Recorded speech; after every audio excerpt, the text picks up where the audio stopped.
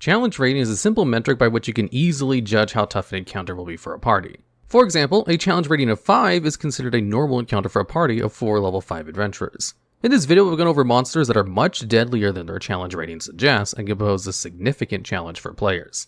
Starting off at number 10, we have the Night Hag. These are CR5 fiend monsters that are incredibly tanky, sporting 112 hit points on average with an AC of 17, along with some very important damage resistances to cold and fire damage, as well as non-magical, non-silvered weapons.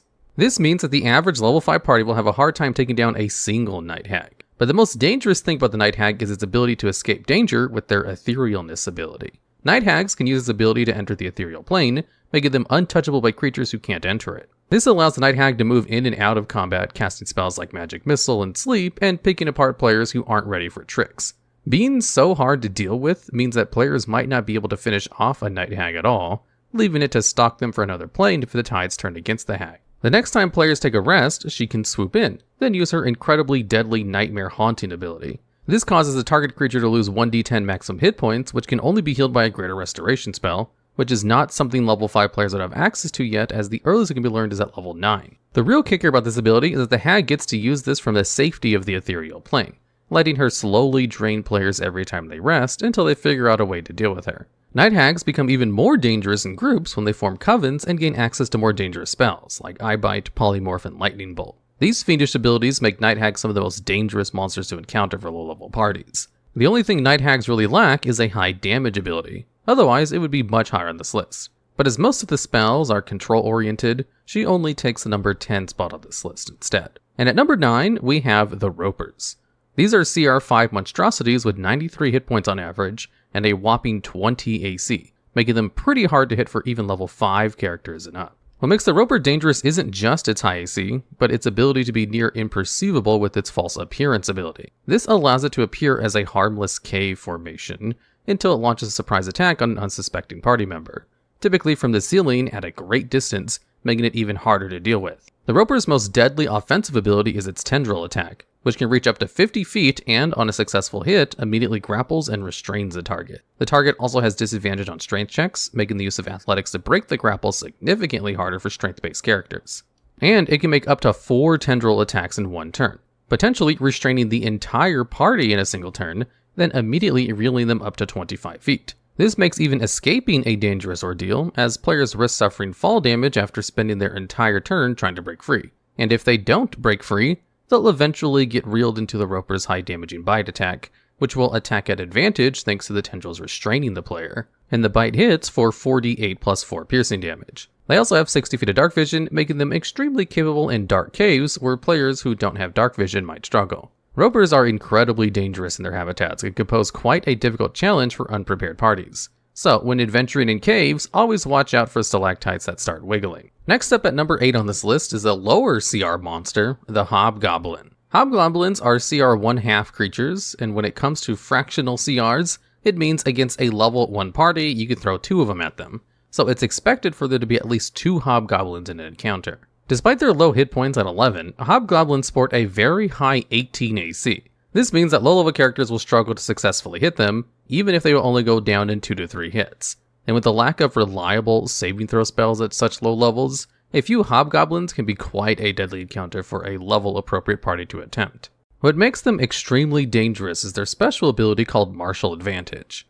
Martial Advantage works similar to a rogue sneak attack ability. Once per turn, the hobgoblin can deal an extra 2d6 damage to a creature it hits, provided there is an ally of the hobgoblin within 5 feet of the creature. Which means that with its longsword attack, if it used 2 hands, the hobgoblin can do 2d6 plus 1d10 plus 1 slashing damage in a single hit, which on average will do 14 damage.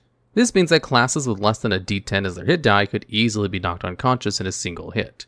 And even the classes with a d10 hit die, unless they start the game with an 18 in Constitution, they would still have less than 14 hit points at level 1. Barbarians have the best chance to live, as their hit die is a d12, and if they have an 18 Constitution on top of that, they'd start with 16 hit points.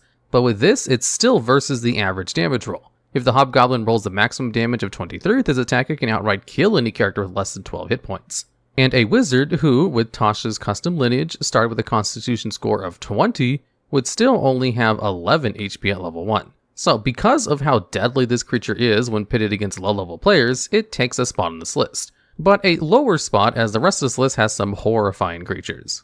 In that same vein, at number 7, we have the firenewt warrior. It has the same CR as the hobgoblin at 1/2, but is arguably tougher to deal with thanks to its 22 hit points and 16 AC. While its AC is lower than the hobgoblin's, 16 is still very good for its CR. But the 22 HP is what really makes this guy a contender, as that is twice what the goblin has, and going from 3 hits max to take down the hobgoblin all the way to now you're looking at more than 4 to 5, meaning they can realistically survive a round of attacks from the party. They don't have quite the damage capability of the hobgoblins, as their attacks aren't as strong as martial advantage. Their bolty attack allows them to make 2 scimitar attacks for 1d6 plus 1 slashing damage each, which is 2 more than martial advantage before you add in the hobgoblin's longsword attack. That said, the firenewt does have some guaranteed damage in the form of their spitfire ability. Once per short or long rest, a firenewt warrior can use this to spit a gout of fire at an enemy for 2d8 fire damage on a failed dexterity saving throw, or a half damage on a success. While the DC isn't high at only 11, the important part is that the firenewt warrior is guaranteed at least half damage with the ability, which can hit from range, though only 10 feet. Since a normal encounter for even a level 1 party is at least 2 of these creatures, they could immediately down a level 1 character with their fire spit if they failed one of the saves, assuming average damage. Guaranteed damage combined with some decent HP makes the firenewt warrior a deceptively intense challenge for low level parties, especially level 1 parties who would be the most likely characters to take on such low CR monsters. Even higher level characters encountering large groups of firenewt warriors for an appropriate CR challenge would struggle to fend off a flurry of fire spit attacks doing damage to any character who doesn't have resistance or evasion. A lesser note, but one that must be included, is the fact that the firenewt warrior also has immunity to fire damage, which means that at low levels, cantrips like Create Bonfire and Firebolt won't help you against them. And when facing hordes of them at higher levels, you can't just throw out a fireball to wipe them out. Due to the added threat from the Spitfire and the significant HP bump, the firenewt warrior does just edge out the goblin for the number 7 spot on this list. And at number 6, we have the ghost. Ghosts are CR4 undead monsters with 45 hit points and 11 AC. This is all fairly low for CR4. While they do have a list of nice resistances and immunities to make up for it, its defensive stats aren't what make it a threat. The real danger of the ghost is in its possession ability. The ghost forces a creature you can see within 5 feet to make a charisma saving throw or be possessed. This incapacitates the target and gives the ghost control over its body. It also makes the ghost untargetable by all abilities except ones that turn undead. Once possessed, the only way to make the ghost leave the possessed creature is by its own will, knocking the possessed character to 0 hit points, or casting the 5th level spell Dispel Evil and Good.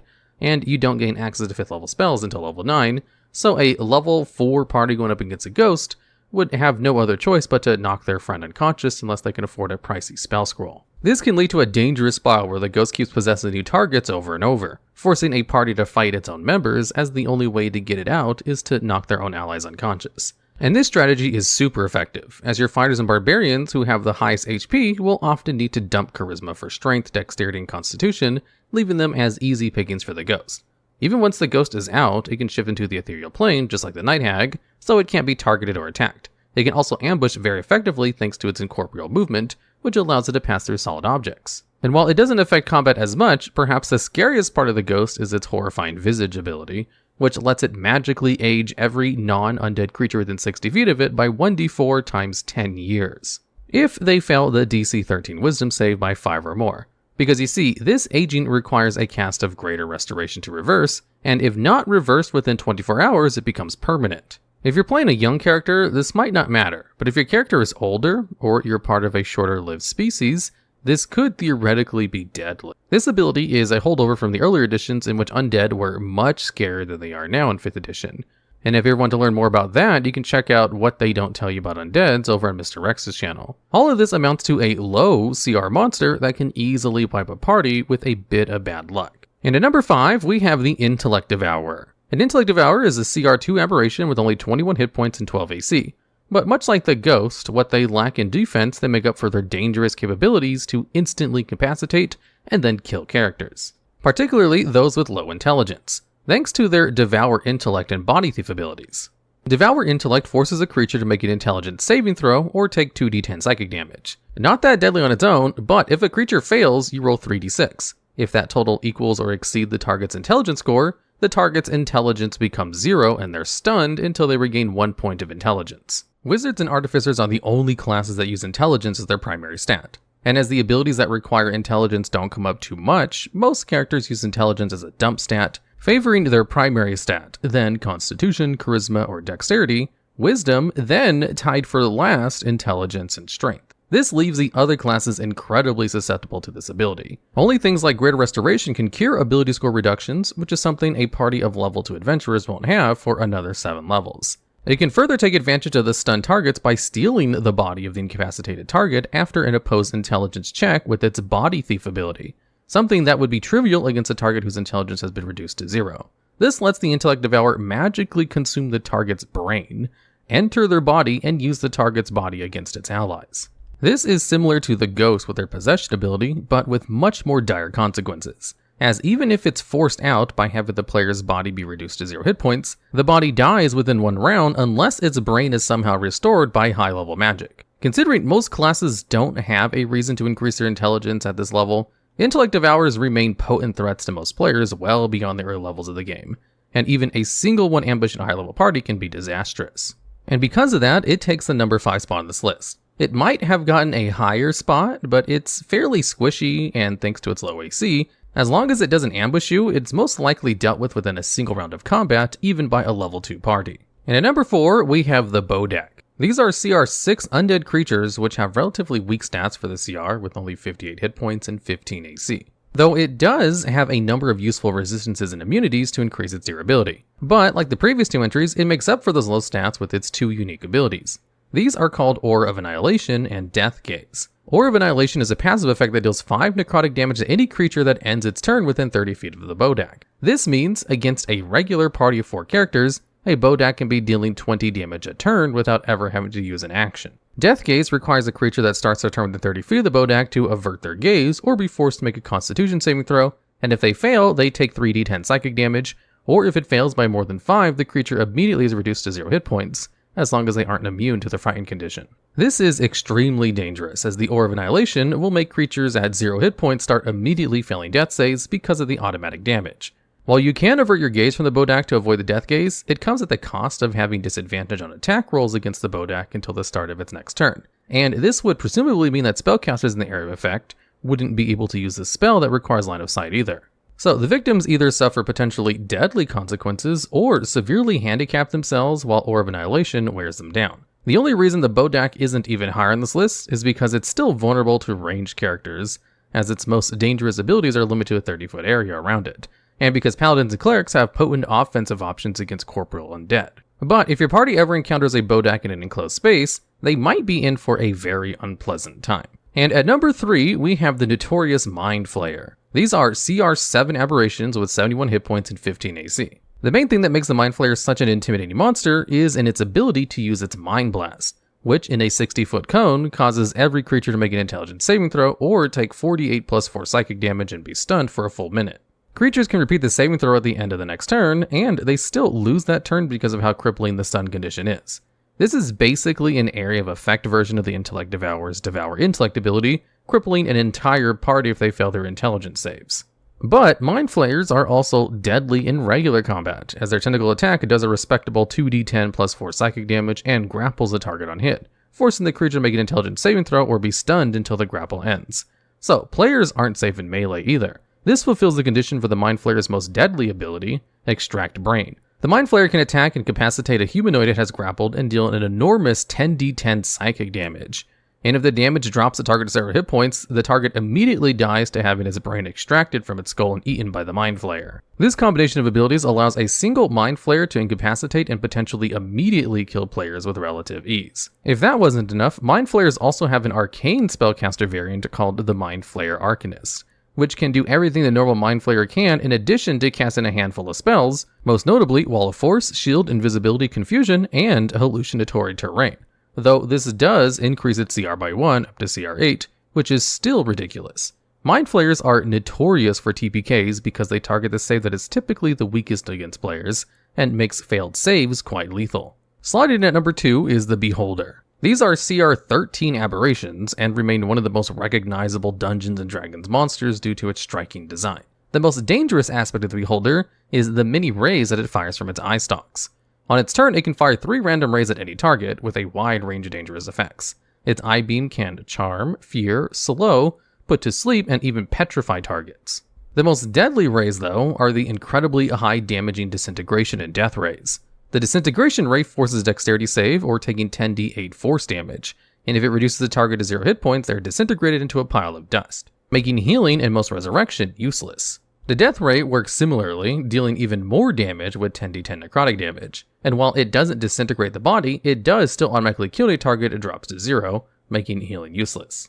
If all that wasn't scary enough, the Beholder has a fly speed of 20 feet, with a hover meaning that it can't be knocked out of the air while allowing it to remain forever out of melee range. Also, it can just delete magic as its main eye functions like an anti-magic field spell, but up to a 150-foot cone, and it can move the cone at the start of each of its turns, or deactivate it completely if it so chooses. Luckily for an adventurer, the anti-magic cone also renders the Beholder's own eye rays inert, as they too are magical. In addition to all of that, the Beholder has 3 legendary accents which it can use to fire off an additional eye ray at the end of another creature's turn, and it even has layer actions if you're fighting it while it's in its lair.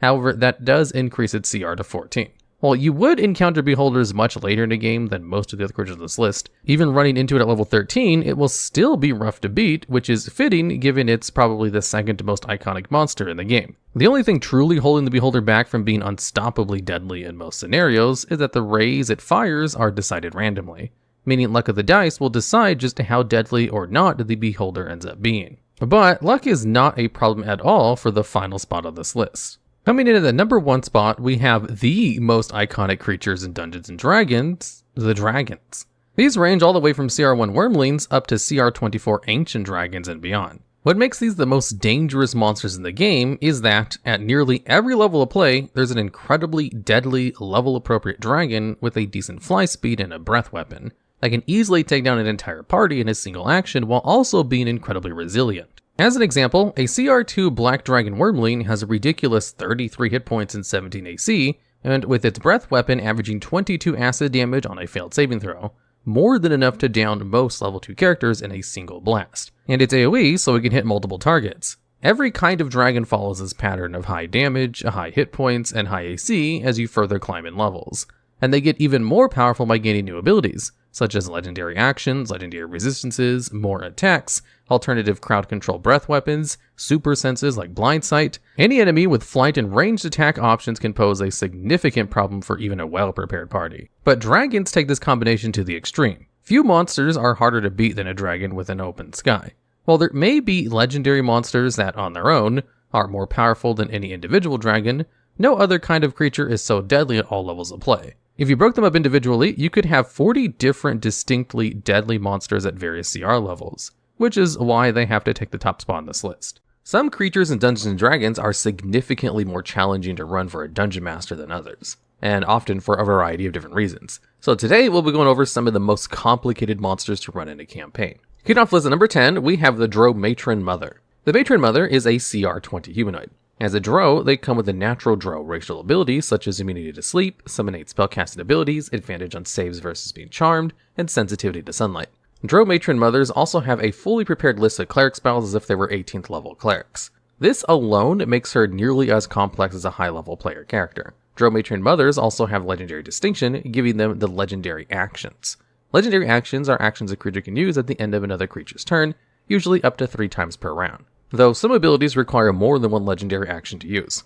A creature that potentially has 4 actions a round is a lot more complex to run in an encounter than one that only has its regular action on its turn. Matron Mothers can use legendary actions to do their normal attacks like most creatures with the feature, but they can also cast a spell as a legendary action, expending 1 action per level expended. The Matron Mother's basic attacks both include nasty side effects. Its Demon Staff attack allows it to do a decent bit of damage, but also causes a Wisdom saving throw to the target or else they become frightened of the Matron Mother. Its other basic attack is a Tentacle Rod, which forces a Constitution saving throw or the target suffers multiple debilitating effects akin to the Slow spell. Halved movement speed, disadvantage on dexterity saves, no reactions, and they can only use an action or bonus action on its turn, but not both. A real nasty side effect, and the Matron Mother can attack 3 times with this. The last Drow Matron Mother ability is to summon a CR10 Yockel demon as an action. A creature that's a fairly interesting shape-changing spellcasting monster in its own right, basically adding all the Yockel's complexity to the Drow Matron Mothers. She can even use 2 legendary actions to allow the Yockel to attack a creature of her choice. On top of all this, they even have a constant useful bonus action ability to give advantage to their allies in their next attack roll, at the cost of a little bit of psychic damage, courtesy of the evil god Loth that they worship. Narratively, drow matron mothers are the top dogs of their entire society.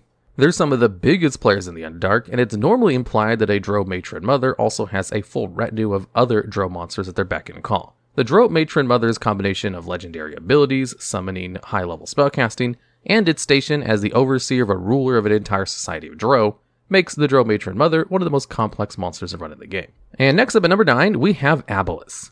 Aboleths are CR10 aberrations. They have a variety of disturbing effects that make them one of the most interesting and complex creatures to run in a game. An aboleth's main stack block isn't too dense. Like the previous entry, they come equipped with legendary actions. In the case of aboleths, they have 3 legendary actions they can use to either make perception checks, do their basic tail attack, or spend 2 actions, deal 3d6 damage to a creature they have charmed, and heal that damage back on themselves. Another challenging aspect of aboleths is that they are strictly aquatic creatures, and aquatic combat naturally adds another layer of complications to an encounter. Onto the regular abilities. They passively project a mucus cloud that can inflict a disease on any creature that attacks it in melee. This disease makes the creature only able to breathe water if they fail a constitution save, which might force the creature to be stuck in the water with the aboleth or risk suffocation. They can also enslave others up to 3 times per day, giving them the inherent ability to add other monsters or even players to their side in and out of combat, and then use the health leeching legendary action on them. Their normal tentacle attack also comes with a similar disease side effect to the mucus cloud, though instead of preventing breathing outside of water, it causes the afflicted to suffer acid damage constantly, and prevents them from gaining health while out of water, inevitably killing them unless they become cured or stay in the water. It even has a unique form of telepathy that lets it automatically know the deepest desire of any creature that communicates with it telepathically, if the aboleth can see the creature. They also have 2 new types of features complicated monsters often have: regional effects and layer actions. These features will be common for most of the creatures on this list due to the added complexity these additional features create. Regional effects are effects that project in a wider area from the creature's lair, allowed to interact with the players even outside of traditional combat. With the aboleth's regional effects, everything underground within 1 mile region of the aboleth's lair is slimy, difficult terrain. It also makes water supernaturally brackish in a 1 mile area, making it impossible to drink. And as an action, it can project an illusion of itself anywhere in that 1 mile region it has seen or somewhere a creature it's enslaved to can see. The aboleth can sense, speak, and use telepathy from said illusion. Next is the layer actions. Layer actions happen automatically on initiative count 20 and are similar to legendary actions, and that they add unique actions the monsters can do outside of their regular turn. Typically, they have restrictions that you can't use the same layer action 2 turns in a row, giving you yet another thing to keep track of. In the case of the aboleth, it can choose between casting Phantasm Force on all creatures it can see within 60 feet, dragging any creature within 20 feet of a pool of water into a pool on a strength saving throw, or mentally assaulting all creatures it can see within 90 feet for 2d6 psychic damage. Aboleth set the bar for complex monsters that's powerful, dangerous, and has far-reaching narrative potential. And at number 8, we have the Beholder. Beholders are CR13 aberrations. Beholders have a slew of iconic features that originated with them. Despite their popularity, this many unique abilities certainly makes them a fairly complicated creature to run. Starting off with its 2 regional effects. Any creature within a mile of the Beholder's lair feels like they're always being watched. Next, when the Beholder sleeps, it creates minor reality warps in a 1 mile radius that vanish 24 hours later. This alone creates nearly infinite options, only limited by your imagination, as it gives you free reign to just make any minor, impossible event happen to players as they get closer to the Beholder. Examples include slime appearing on a statue out of nowhere, marks or signs randomly changing, trinkets of unusual nature appearing out of nowhere, and so on and so on. And then there's the Beholder's layer actions, which allows it to either create a 50-foot square area of slimy, difficult terrain, make walls manifest grasping appendages that can grapple any creatures within 10 feet of the wall, and lastly, it can make an eye appear on a solid surface that shoots one of the Beholder's many eye rays, chosen at random, at a target. Speaking of eye rays, the Beholder's main form of action in combat is its 10 eye rays. On its turn, a Beholder uses up to 3 random rays from a list of 10. These rays can be sorted into status effect rays and damage rays. The status effect rays are the Charming Ray, Paralyzing Ray, Fear Ray, Slowing Ray, Sleep Ray, Petrification Ray, and the Telekinetic Ray. Most of them are pretty self-explanatory, including the stated status effect on a failed save, or with the Telekinetic Ray letting the Beholder restrain and telekinetically move a creature or manipulate objects at a distance. Then there's the 3 damaging rays, the Innervation Ray, the Disintegration Ray, and the Death Ray. The Innervation Ray is the weakest, only dealing 8d8 necrotic on a failed save, but does still do half damage on a success unlike the other 2.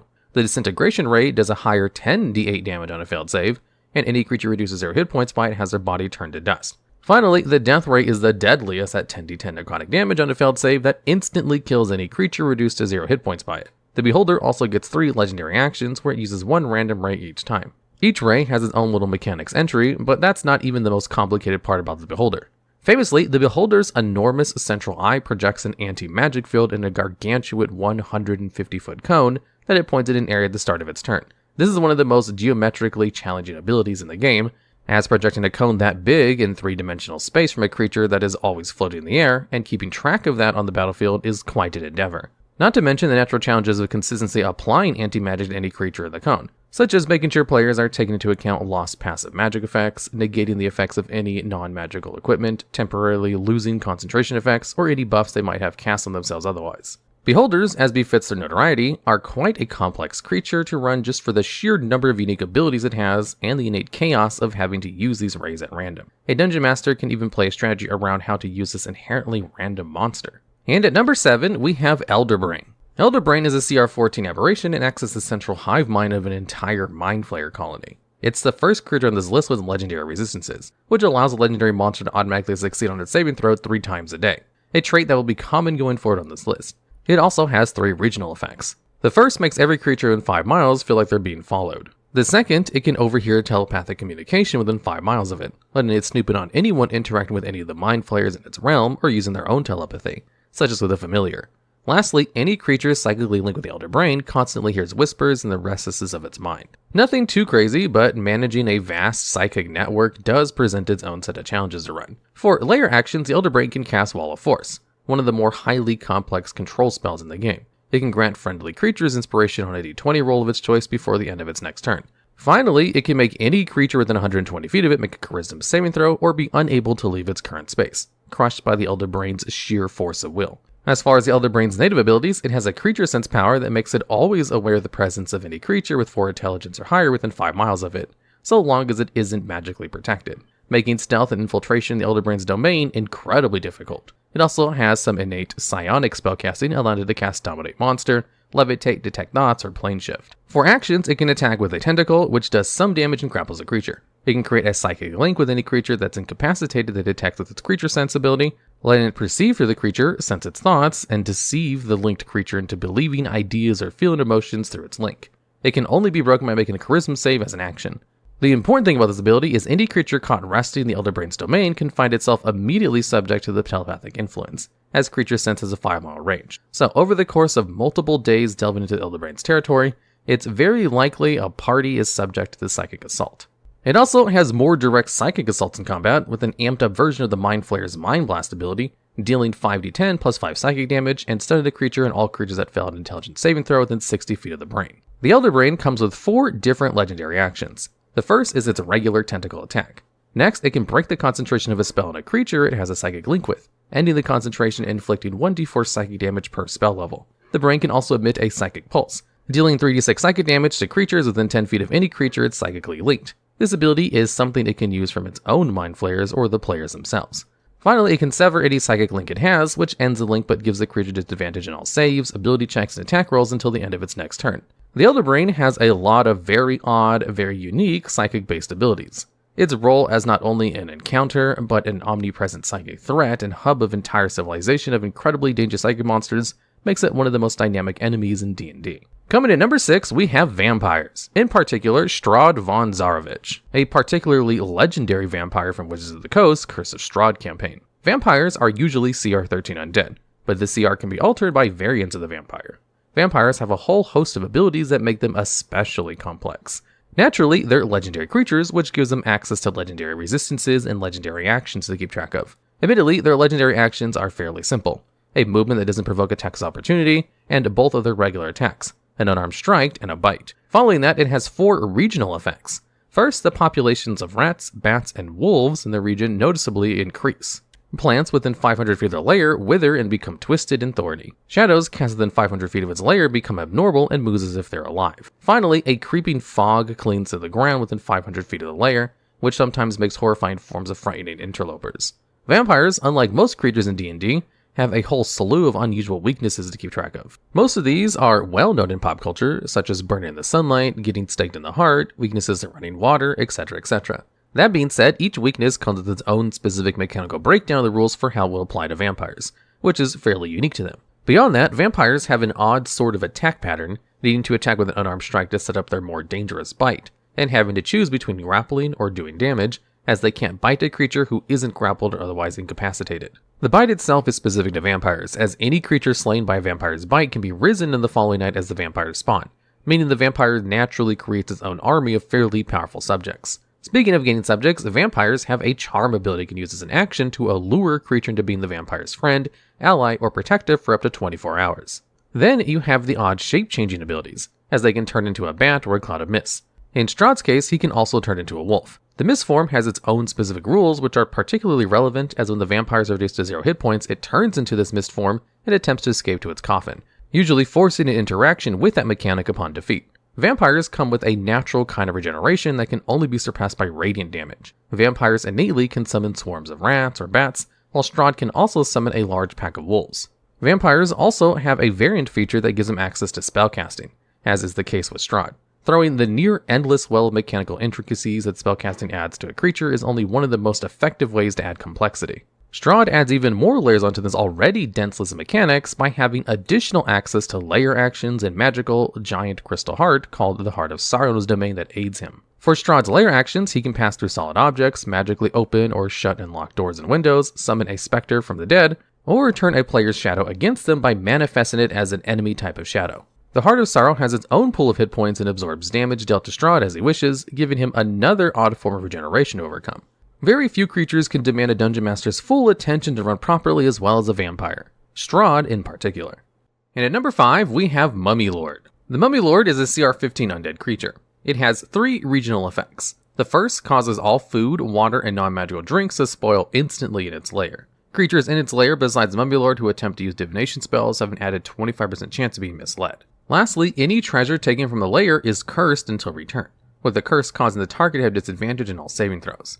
A nasty effect if you don't have the remove curse spell handy. The Mummy Lord also has 3 lair actions. The first allows any undead creature in its lair to know the location of all living creatures in the lair, letting it invalidate stealth as an option. Second, it can give all other undead in the lair advantage on saves against the effects of turn undead, usually a crippling weakness for undead that the Mummy Lord can mitigate. Finally, and perhaps the most powerful, it can make any non-undead creature in its lair that tries to cast a 4th level or lower spell make a constitution save. Now on a fail, the creature takes 1d6 necrotic damage per spell level, and the spell has no effect, wasting the spell slot. The most interesting thing about the Mummy Lord is all of these effects are layer-wide, so the Mummy Lord can activate and use its layer actions even if you're not in direct combat with it. As the players move to the Mummy Lord's lair, it can use its first action to find them, and its other 2 actions to hinder them once it sends its swarm of undead minions after the party, making the Mummy Lord an active threat throughout the entirety of its lair. And that's before we even get to the Mummy Lord's regular abilities.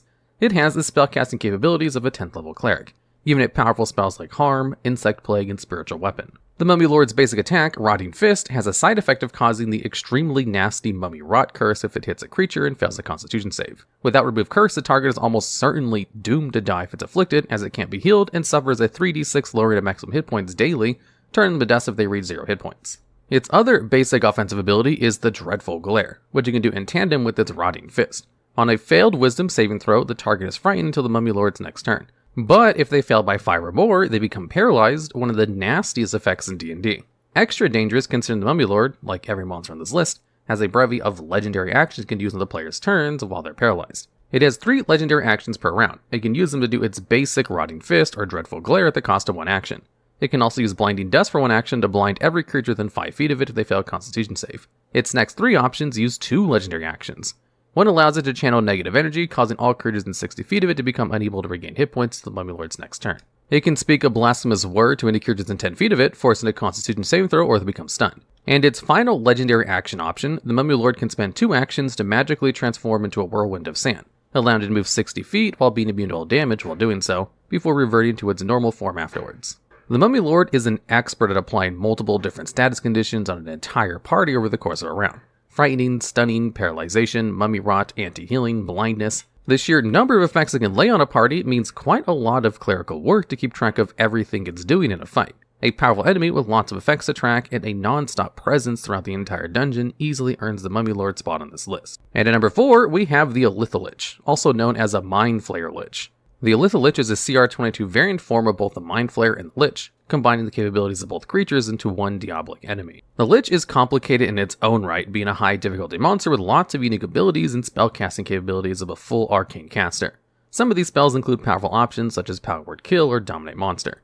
Its basic attack is called Paralyzing Touch, which on hit forces a target to make a Constitution saving throw or be paralyzed for 1 minute. As mentioned earlier, Paralyzation is one of the nastiest status effects of the game with an abundance of downsides to keep track of. The Illithid Lich takes that and adds several Mind Flayer features to its overcrowded list of features. That includes the natural psionic feature, such as the innate ability to cast Levitate, Dominate Monster, Plane Shift, and the Detect Thoughts on top of the Lich's basic spellcasting ability. The Illithid Lich also gains even more powerful versions of the Mind Flayer's Extract Brain, Mind Blast, and Tentacle attacks. The Tentacle attack on hit lets the Illithid Lich inflict 3d10 plus 5 psychic damage, grapple the target, and make them an intelligence saving throw or be stunned until the grapple ends. And it can be quite hard to break out of the grapple if you're stunned.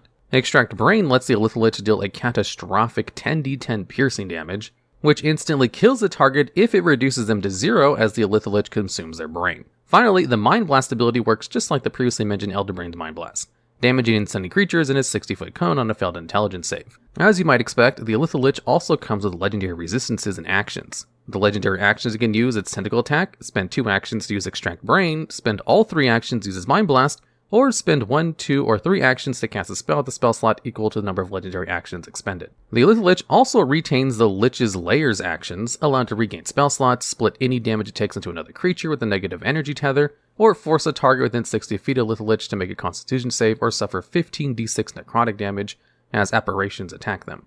Beyond all of that, potentially the ability that requires the most thought and planning about both a Lich and a Illithid Lich is the Rejuvenation ability that allows them to revive themselves through the phylactery when they're destroyed. While not a mechanical problem to deal with, having to come up with a suitable, ingenious place to hide a phylactery that a super intelligent Illithid Lich might come up with does present its own challenge. The only thing the Illithid Lich lacks as a deeply complex creature is a natural way to create or take control of minions and regional effects. But the combination of 2 complicated and very powerful creatures that the Illithid Lich embodies earns it a spot on this list. Following that, the number 3 spot on this list, we have Archdevils, in particular, Zariel. Zariel is the most powerful printed Archdevil and a primary figure in the Descent into Avernus campaign module, although she also appears in Mordenkainen's Tome of Foes with some other Archdevils. Zariel is a fiend that comes in at a whopping 26 challenge rating. Like many high CR creatures, she comes with interesting regional effects, which includes causing gouts of fire to spew out every 60 feet within a 1 mile radius of her lair, causing heavily obscured smoke to fill everywhere within 2 miles of her lair, and manifesting screams, voices, and the smell of burning meat within 9 miles of her lair. Her stat block befits her super high challenge rating as she has several resistances including cold, fire, and most importantly, radiant damage. The latter is particularly odd for a devil, but comes from her previously being an angel before falling. What's more interesting is Zariel has natural regeneration that can only be stopped by radiant damage, forcing players into a suboptimal damage option to risk her constantly healing herself. She has a short list of innate spellcasting abilities that include powerful spells like Fireball, Blade Barrier, Invisibility, and Finger of Death. Like previous entries, she also comes with legendary resistances and legendary actions. She can use a legendary action to teleport up to 120 feet away, or use an immolating gaze that causes a target within 120 feet of her to combust and suffer 4d10 fire damage on a failed wisdom save. Her regular combat capabilities aren't super complicated on their own. As an action, she can use her previously explained teleport, cause a couple of different damaging attacks, and use an ability called Horrid Touch with poisons, blinds, and deafens a creature for 1 minute on top of doing a massive 8d10 necrotic damage on hit. The most complicated aspect of her abilities is her layer actions. While one simply allows her to just cast the Fireball spell, her other layer actions allow her to cast 4 simultaneous major image spells, each targeting different areas, none of which require concentration. The major image spell also forces a wisdom saving throw or frightens any creature that can see them for 1 minute. Major image is already a spell that challenges your creativity and imagination, but doing it 4 times for free every other round is on an entirely different level for a creative exercise. This ability alone is one of the most potentially complex actions in the entire game. All of her statistical abilities aside, nothing stands out more for Zariel than her role as the Archdevil of the first layer of Hell, known as Avernus. In a never-ending war against hordes of demons invading from the Abyss, Zariel stands as the most active Archdevil in the 9 Hells. She commands the similarly endless forces of Hell on the front lines of this war. Just being the most powerful Archdevil alone makes her fairly complex, but her political role as a commander of one of the most powerful armies in the multiverse creates a level of scale to the creature that few others can match, which does bring up her opposition. And at number 2, we have the Demon Lords. The Demon Lords are a group of 8 unique fiend monsters of high CR that share certain similarities. They are some of the most powerful fiends printed in the game, which naturally comes with a certain high level of complexity. Each Demon Lord has a far-reaching terrain-warping regional effect. Though the most interesting trait they all share is that creatures that spend an hour within a mile of the Demon Lord must make a wisdom saving throw or be stricken by a type of madness unique to each Demon Lord. Demon Lords each come with a table of 5 different madness effects that is randomly chosen from when their inflicted creatures fails to save. Examples of this include Jubilix Madness, that makes creatures want to consume everything they possibly can, or Grisit's Madness, which can cause afflicted players to become deeply narcissistic. Demon Lords are all legendary, as you might expect, and come with a lot of legendary actions, legendary resistances, original effects, and powerful layer actions you would expect for creatures of this status. I could talk all day about the intricacies of each Demon Lord, but there are some standout examples. One of the most implicitly complicated abilities is that of the Prince of Deception, firenewt. He has a layer action that allows him to create a perfect simulacrum of any humanoid in his lair, typically a player. This simulacrum disappears and the layer action is up again at the top of the round. There's very few things more complex than a high-level player character. The fact that firenewt can imitate any and all player characters every other turn means that this one ability has the potential to be as complicated and intricate as every single player in a party combined. All of the Demon Lords have innate spellcasting abilities, usually attuned to whatever domain they represent, such as Zugmoy, the Demon Lord of Fungi, Rot and Decay, having access to fungus-themed plant growth and Tangle, and so on. Horcus, the Demon Lord of Undead, has multiple abilities that summon undead monsters for him, including one of his lair actions, his legendary wand's ability to cast Finger of Death and Animate Dead, and the spell Create Undead that he knows as a passive ability. And on top of all of that, he is capable of using Time Stop, which allows him multiple turns to summon an undead horde. There are many more examples of each Demon Lord's unique capabilities that could likely earn all of them a spot on this list. Each of them encompasses an entire domain, rules over endless hordes of demons loyal and fearful to them, and command an extremely high place in their cosmic hierarchy of Dungeons and Dragons. Few, if any, creatures come with the inherent complexities of including a full-fledged Demon Lord in your campaign, with perhaps the exception of the next spot on our list. Topping this list at number 1, we have Auril. Auril is the main antagonist of the Rime of the Frostmaiden adventure module published by Wizards of the Coast. She is an evil goddess of winter and cruelty. As a potential final boss of the campaign, she takes on a weakened form of her usual godlike powers that allows the players to actually fight her. Auril is fairly unique amongst enemies in D&D because she has 3 separate forms: a monstrous humanoid owl creature, a statuesque feminine form made of ice, and a floating gem-like form. Each form has to be defeated in succession, effectively making her as complicated as 3 distinct creatures. She has 3 layer actions. She can teleport anywhere in her lair, telepathically communicate with anyone in it, and automatically knows the health and locations of all creatures there. Fairly straightforward. But it functionally lets her play as if she has all the knowledge the Dungeon Master would, which is a completely different mindset than most monsters can operate with. Not quite as complicated as some of the layer actions of the previous entries in this list, but we're just getting started. Her forms individually aren't super complicated on their own, though bouncing from one form to the next means you have to keep up with a long list of abilities and resources. Each form comes with legendary resistances and actions, although each form has a separate 2 uses of legendary resistances, giving her a total of 6 across all 3 forms. Each form has 1 or 2 distinct legendary action abilities, as well as the ability to attack with the actions. One form has the spell casting feature, one has the ability to summon creatures, and one creates multiple AoE conditions that just need to be juggled with while running her. Her damage resistances, vulnerabilities, condition immunities, and even her armor class all change as she shifts forms, which itself can cause a bit of stumbling confusion, as one turn a player might hit on a 14, but on the next miss on an 18, something the Dungeon Master can easily slip up on as well. Even her size in the battle map changes. While her entry in the book doesn't technically come with any inherent regional effects like the previous entries in this list, the entire premise of the campaign module is that she has created an everlasting winter over a near-continent-sized area of the planet Toril, an effect so powerful it goes beyond a typical regional effect. While the entries in this list have implied armies or storytelling features associated with them, Auril is a central presence of an entire adventure module like Strahd and Zariel, only she has the auspices of being a goddess with an entire religion behind her on top of everything else. Between her near-omniscient and omnipresent status on the battlefield, the full array of legendary abilities, and the density of having 3 separate, complicated creatures all tied together, and her status as an actual deity, Auril easily takes the spot of 5th edition's most complicated enemy so far. In this video, we're going to go over some of the toughest monsters your party might encounter in D&D. The creatures in this video will be ranked in comparison to the challenge rating of the creature that you're technically meant to fight them at. For example, a Banshee has a CR 4, meaning that she's meant to be taken on by a level 4 party of 4 players. Some creatures might give the party a lot more trouble at lower CR levels than other creatures at higher CR levels due to a lot of factors, such as resources and overall party strength, which is why you might see some lower level creatures on this list. With that out of the way, let's get started. And starting us off at number 10, we have the Tarrasque. The Tarrasque is a gargantuan monstrosity whose challenge rating is 30, the highest difficulty rating in the game. It sports 25 AC, 676 hit points, and a movement speed of 40 feet.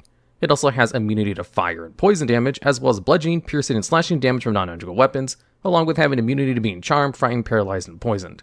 The The Tarrasque is set up to basically be an unstoppable titan of chaos that rampages through cities and causes destruction wherever it goes, with the ability to mostly be unaffected by magic due to having magic resistance to give it advantage in all saving throws against spells and magical effects, and through its reflective carapace making it immune to magic missiles, line spells, and ranged attack rolls from spells, or it can even reflect the magic back if the target rolls a 6 on a d6 with the ability in play, as well as having 3 uses of legendary resistance, which turn failed saving throws into automatic successful ones. The Tarrasque basically shuts down any spellcasting you want to be doing for the most part, unless you have a way to bypass its resistances. In terms of offense, the Tarrasque has a total of 5 attacks that can all be made after it uses its Frightful Presence, an ability which forces creatures of its choice within 120 feet to roll a wisdom saving throw or become frightened for 1 minute, which can be hard to end once it's in effect since you have to repeat this saving throw at disadvantage if you're still within the Tarrasque line of sight. Luckily, each creature can only be frightened by this ability once every 24 hours, which isn't so bad to deal with. As for its attacks, they all hit pretty hard for its challenge rating, and each one of these attacks is a plus 19 to hit to boot. So, unless the Tarrasque rolls extremely poorly, your party will take some heavy knocks while fighting this monstrosity. And if that wasn't enough, its bite attack has the ability to grapple and restrain a creature and requires the target to make a DC 20 athletics or acrobatics check in order to break free. If they don't, then the Tarrasque has the option to swallow the target instead of making another bite attack, resulting in the creature taking not only the bite's damage, but also becoming blind and restrained as they're pulled into the belly of the beast, where they take an additional 16d6 acid damage at the start of each of the Tarrasque's turns. However, the swallowed creature can be freed if it deals 60 damage or more against the Tarrasque within a single turn, causing it to spit out all swallowed creatures into space within 10 feet of it if it fails a DC 20 Constitution saving throw at the end of that turn. And that's not even taking into account any of its legendary actions. Legendary actions are actions a creature can make at the end of another creature's turn that isn't itself. These actions can only be used one at a time, and all charges are replenished at the start of that creature's next turn. As for what the Tarrasque can do with 3 legendary actions it possesses, well, it can spend 1 action to make a single attack with its claw or tail, 1 action to move up to half of its speed, or it can spend 2 actions to make 1 bite attack or swallow if it already has someone grappled and restrained by its previous bite attack. This creature is a massive beast of a monster that can definitely give parties a run for their money if they don't go unprepared. Its high damage potential and ability to be almost completely immune to magic makes a Tarrasque a force to be reckoned with. However, there are 2 glaring weaknesses to this creature, with one of them being the severe lack of a ranged attack. While the Tarrasque can technically jump at a target that's high above it, there's not really much it can do against a fighter or ranger that's taken to the skies via winged boots or the fly spell and taking it out from range using bows. And while the Tarrasque sports a very strong defense against magic that doesn't require melee spell attack rolls, such as inflict wounds, against any martial base unit it will take a hefty amount of damage, since 25 AC at high levels is not exactly hard to meet. Even if the battle ends up taking place entirely on the ground, there's not a huge amount of danger if it ends up swallowing one of your party members, since meeting this 6 damage requirement to force it to spit them out is actually pretty feasible for most classes in general. But even if the swallowed creature can't make the damage check to get free, they'd still be dealing a good amount of damage to keep the fight moving forward. And at number 9, we have the Catoblepus. This CR5 creature possesses formidable attacks that can very easily down an unprepared party. Firstly, with its stench ability, creatures that start within 10 feet of the Catoblepus must succeed a DC 16 Constitution saving throw in order to avoid being poisoned and have their attack rolls and ability checks suffer disadvantage until the start of the creature's next turn. Its tail attack deals a decent amount of damage within a range of 10 feet, but the dangerous part about this attack is that it stuns on a failed DC 16 Constitution saving throw until the start of the Catoblepus' next turn, effectively skipping your turn for that round. But the real threat you want to be careful around is the Catoblepus' Death Ray ability, which deals a lot of damage and has a 30-foot range, and can basically instantly kill any party member at 5th level if they fail their Constitution saving throw against it. The ray itself deals 8d8 necrotic damage to a single creature, which can be manageable, but if a creature fails their Constitution saving throw by at least 5, they take a flat 64 necrotic damage, which can basically kill any party member at 5th level outside of maybe Barbarian with high amounts of hit points. Also, the Death Ray does exactly what it says in the name by actually killing their target if their hit points are reduced to 0 by the ability, making it very hard to recover from since your only way to resurrect dead party members at 5th level would be through the Revivify spell, which also has a cost of diamonds worth 300 gold and gets consumed whenever you cast it, which could make an encounter with a single Catoblepus pretty hard to recover from. The one saving grace is that its Death Ray ability uses the recharge mechanic, where it must roll a d6 at the start of each of its turns, and it must also roll a 5 or 6 on the d6 in order to be able to cast it again, which can give your party a few turns to finish off the Catoblepus or retreat if the situation doesn't seem to be going in your party's favor. However, even without access to its Death Ray, the Catoblepus can still be a real menace simply by having the ability to stun creatures with its tail and poison creatures that come near it, and a DC 16 Constitution saving throw is actually pretty high for 5th level parties, since very few classes have a lower focus on the Constitution stat in general, such as most spellcasters and ranged martials. Luckily, the Catoblepas lacks the multi-attack feature, meaning that it can't stun a party member and follow it with a second attack with advantage, so it mostly serves as a way to prevent you from retreating or fighting back, which isn't as deadly as taking advantage of your ability to successfully make strength and dexterity saving throws due to being stunned, like the Empyrean might. And if you succeed against its stench ability, you are immune to its effects for 1 hour, which eliminates the problem altogether. Overall, not the worst monster you could encounter in the game, but for its CR level, it can be very deadly, and easily kill a party member that isn't prepared to fight it due to its insanely high damage potential via Death Ray, and its ability to just be a nuisance in general with its ability to stun unlikely creatures on hits. And at number 8, we have Flame Skull. This is a CR4 creature that can be extremely dangerous to even higher level parties due to all the things it can do. Firstly, the Flame Skull possesses a 40-foot fly speed and has the hover property, making it so you can't knock it out of the air. In terms of defense, however, not only does the Flame Skull resist lightning, necrotic, and piercing damage, which can make it tough for bow users and party members with inflict wounds to take down properly, it also has immunity to cold, fire, and poison damage, as well as immunity from being charmed, frightened, paralyzed, poisoned, or being knocked prone. And while cold and poison damage aren't incredibly common at lower levels, being immune to fire damage means that you can't damage a Flame Skull by the likes of the spells Firebolt or Scorching Ray. Even so, this isn't so terrible due to the Flame Skull's low number of hit points at 40, so having a spell like Shatter or Magic Missiles can still make quick work of the Flame Skull, which you're going to want to do because it has a lot more going for it besides the resistances and immunities. For example, the Flame Skull is one of, if not the earliest creature you can encounter with magic resistance, granting it advantage against your Shatter or other spells and magical effects that force a saving throw, and it can regain all of its hit points in 1 hour after it's destroyed unless you take precautions to kill it for good, such as sprinkling holy water in their mains or using Dispel Magic or remove curse spells. But arguably, the most dangerous thing about Flame Skulls are their spells. Magic Missile gives it a way to guarantee damage on creatures, while Shield allows the Flame Skull to boost its 13 AC to a reasonable 18 AC as a reaction. Blur makes it hard for creatures to hit the Flame Skulls with attack spells, and Flaming Sphere can be a bit of an annoyance since it gives a Flame Skull a bonus action during its turns and deals extra fire damage to creatures. However, by far, the most dangerous spell is Fireball, with its 20-foot radius sphere and 8d6 damage. Fireball can deal a tremendous amount of damage to any creature it hits that fail the dexterity saving throw to attempt to only take half the damage. While the spell save DC for it is relatively low, it can deal an unexpected amount of damage or even down party members who were either low in hit points or were unlucky enough to fail their saving throw against the Fireball. To put this damage into perspective, the average player character would roughly have around 27 hit points, give or take at 4th level. Fireball deals 8d6 fire damage, or an average of around 28 damage, which can be truly devastating for most player characters that don't roll high for the hit points or outright resist fire damage. And the worst part about this is the fact that because the Flame Skull is immune to fire damage, it can cast Fireball even when it's inside the spell radius, since it would take no damage from it. So it would have no problem finding an optimal position to engulf your entire party in exploding flames with a point-blank Fireball if it wants to. Luckily, it can only cast the spell once a day, but that doesn't take away how deadly an early game creature with Fireball and magic resistance can be to a low-level party. And while not as deadly, let's not forget about its fire reaction, which it can fire 2 of for 3d6 fire damage each as a multi-attack option. While not as deadly, it does have a range of 30 feet, giving it the option to attack spellcasters that might be concentrating on something, or just attack from the air with its 40-foot fly speed. And at number 7, we have the Ancient Solar Dragon, a CR21 gargantuan dragon that lives inside a star's core or equivalent. It sports a relatively high amount of hit points and insane fly speed of 120 feet, as well as the hover trait and flyby, making it immune from being knocked out of flight and can't be opportunity attacked while flying out of enemies' reach. Its mind also cannot be read even through magical means, and doesn't need air to breathe. It also counts as a siege monster, meaning it deals double damage to objects and structures, such as spaceships that's trying to approach its lair. The Ancient Solar Dragon has 2 main attacks, a tail attack and a bite that it can use as part of its multi-attack option. The bite deals respectable piercing damage and some additional radiant damage, while the tail just does a lump sum of bludgeoning damage. The tail attack can also be used as a legendary action as well. As for its third action, the Ancient Solar Dragon possesses a photonic breath, where it can exhale a flashing mode of radiant energy that blossoms into a 40-foot radius sphere, centered on a point that it can see within a range of 240 feet of itself, dealing 12d10 radiant damage to creatures that fail a DC 23 Constitution saving throw, or half as much on a success. While the damage of this ability is relatively high, it does have to recharge first in order to be used again.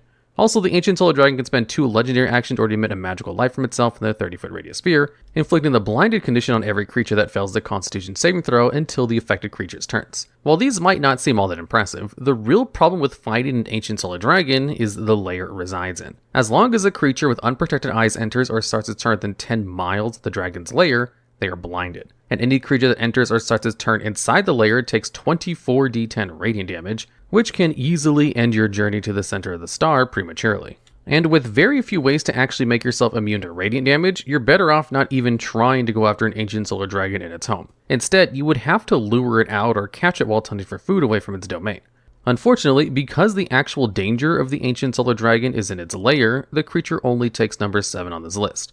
Since, unlike some of the other creatures that will show up on this list, without its lair, the ancient solar dragon is kind of weaker than other dragons by comparison due to their wider range of attacks and spells, granting them more versatility. However, with its lair taken into account, the ancient solar dragon does definitely win in terms of raw damage output. Plus, this is a dragon that was born and lives inside a star, which is really neat for Dungeons & Dragons. And burrowing into number 6, we have the Purple Worm, a CR-15 gargantuan monstrosity that can tunnel through solid rock and deal a frightening amount of acid and poison damage to unsuspecting creatures that encounter it. It has a burrow speed of 30 feet, and half of that when burrowing through solid rock while leaving a 10-foot diameter tunnel in its wake. It also possesses blind sight and tremor sense, making it hard to hide from or surprise since it can detect movement and vibrations beneath the Earth's surface. As for what it can do in combat, the Purple Worm has 2 options using its multi-attack feature, a bite attack and a tail stinger. The tail stinger has a range of 10 feet and is a melee attack that deals 3d6 plus 9 piercing damage, and additional 12d6 poison damage if the creature fails a constitution saving throw.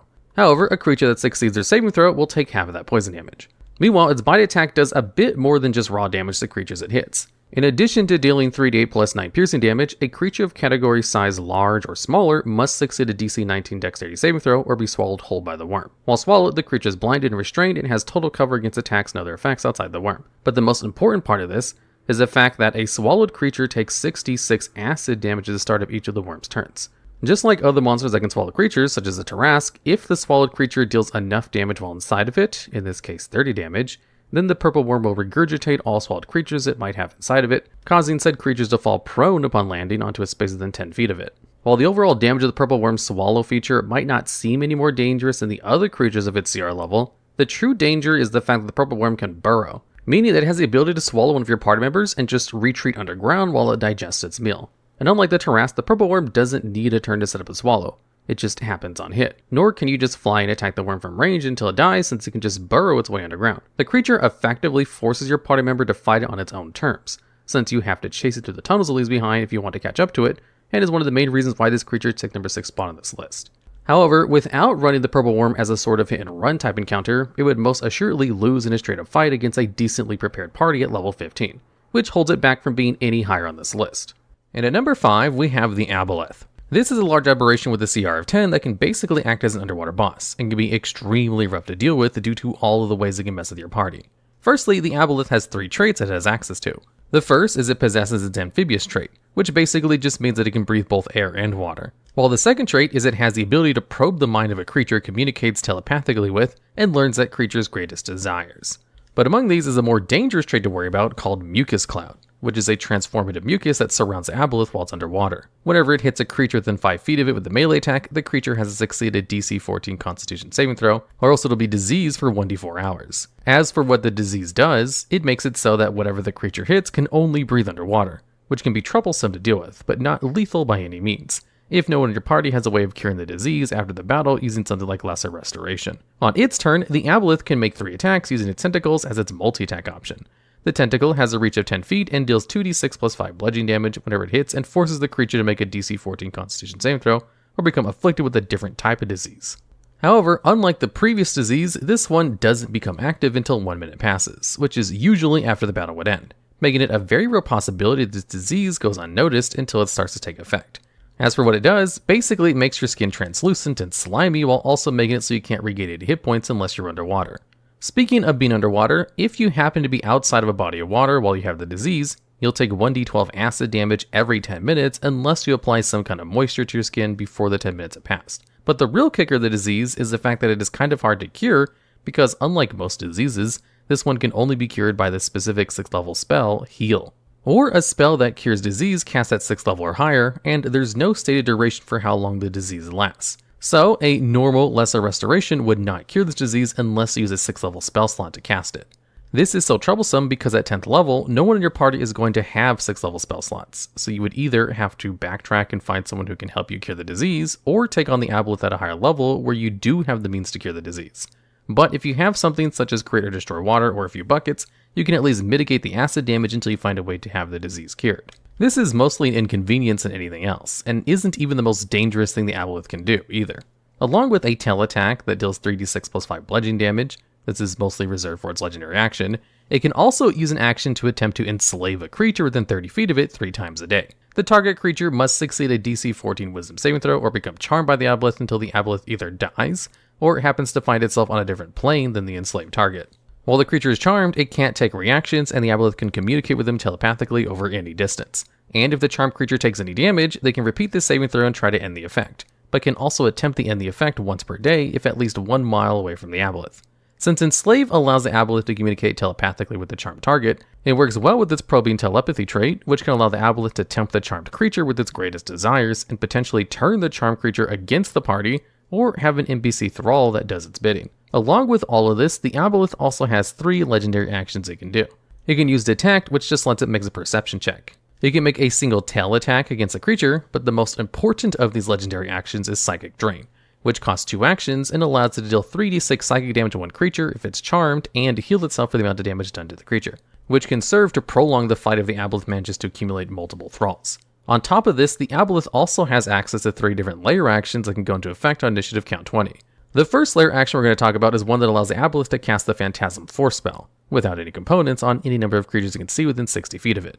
In a nutshell, this is a 2nd level concentration spell that lasts for up to 1 minute, and basically roots an illusion into the target creature's mind and can cause a minor amount of psychic damage per round during the time the creature is affected. It requires an intelligence saving throw to avoid being affected, and an investigation check using a reaction to end the spell early if you do manage to become affected by the spell. The good news about this layer action is that the aboleth does need to maintain concentration in order to keep the spell active. While concentrating on Phantasmal Force, the aboleth can't use any other layer actions, which might actually be a small upside in the favor of the party. Furthermore, if the creature breaks out of the Phantasmal Force or otherwise succeeds in being affected by it in the first place, then that creature is immune to layer actions for 24 hours unless the creature chooses to be affected, such as a creature that's been charmed by the aboleth's enslave action. The next layer action the aboleth can do is conjure pools of water that surge outward within 90 feet of itself and will cause creatures within 20 feet of the pool to be knocked prone if they fail a DC 14 strength saving throw, as well as being pulled up to 20 feet into the water. This can be an annoying bit of crowd control to your party if you rely on movement a lot, since standing back up from being prone costs half your movement. The upside, however, is that it doesn't deal damage and can't be used multiple times in a row. It must first use a different layer action altogether. However, this next layer action does actually do damage by turning any body of water the aboleth can see within 90 feet of it into a conduit for its own rage, forcing creatures in those bodies of waters to make DC 14 wisdom saving throws or take 2d6 psychic damage. And just like the previous layer action, this one can't be used again until another layer action is used. So, along with being able to charm creatures using his enslave ability, manipulate them through their deepest desires, and actively deal damage to those charmed creatures while also being able to inflict diseases and heal itself, the aboleth is definitely a force to be reckoned with for a CR10 creature. It might even seem a bit overwhelming at first if it's your first time facing one. And if that wasn't bad enough, there are the regional effects related to the aboleth that need to be discussed as well. So, there are 3 regional effects that occur within 1 mile of the aboleth's lair. The first is nice and simple, but annoying. Underground surfaces are slimy, wet, and considered difficult terrain, which can make it hard to traverse through the aboleth's lair due to your hindered mobility. The second is that any water source is contaminated, which causes enemies of the aboleth to vomit within a few minutes of drinking water from it. The third and final regional effect is that the aboleth can use its action in order to create an illusionary image of itself within 1 mile of its lair. And there are 2 places this copy can appear in: a place it's seen before, or a location a creature charmed by the aboleth is able to see. The image lasts as long as the aboleth maintains concentration and allows the aboleth to basically communicate with its charmed thralls from a greater distance.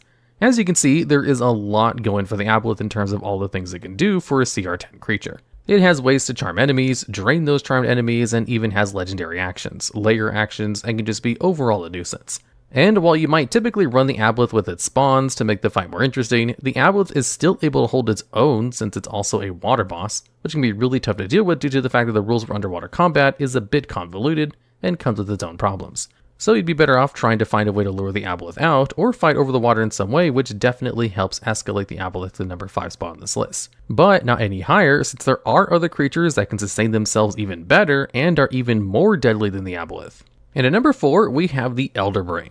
This large aberration is a CR14 creature that's considered the ultimate expression of mind flayer domination, able to author the thoughts and dreams amongst the canvases of creatures' minds. The Elder Brain acts as a central communication hub for mind flayer colonies, interconnecting the minds of all the mind flayers therein and creating a hive mind.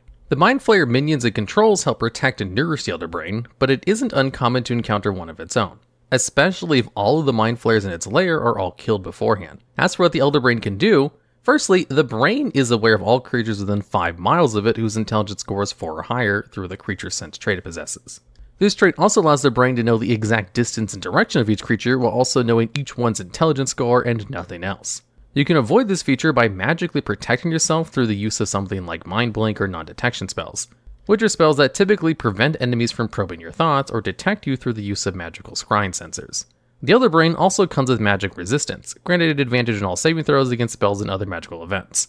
And even if you do manage to get a spell through, it also sports legendary resistances 3 times per day, turning any of those failed saving throws into successful ones. The brain can also initiate and maintain telepathic conversations with up to 10 creatures at a time within 5 miles of itself, while also allowing connected creatures to hear each other while communicating in this way. Combat-wise, the Elder Brain sports a formidable kit that actually makes it a challenging encounter even when it's on its own.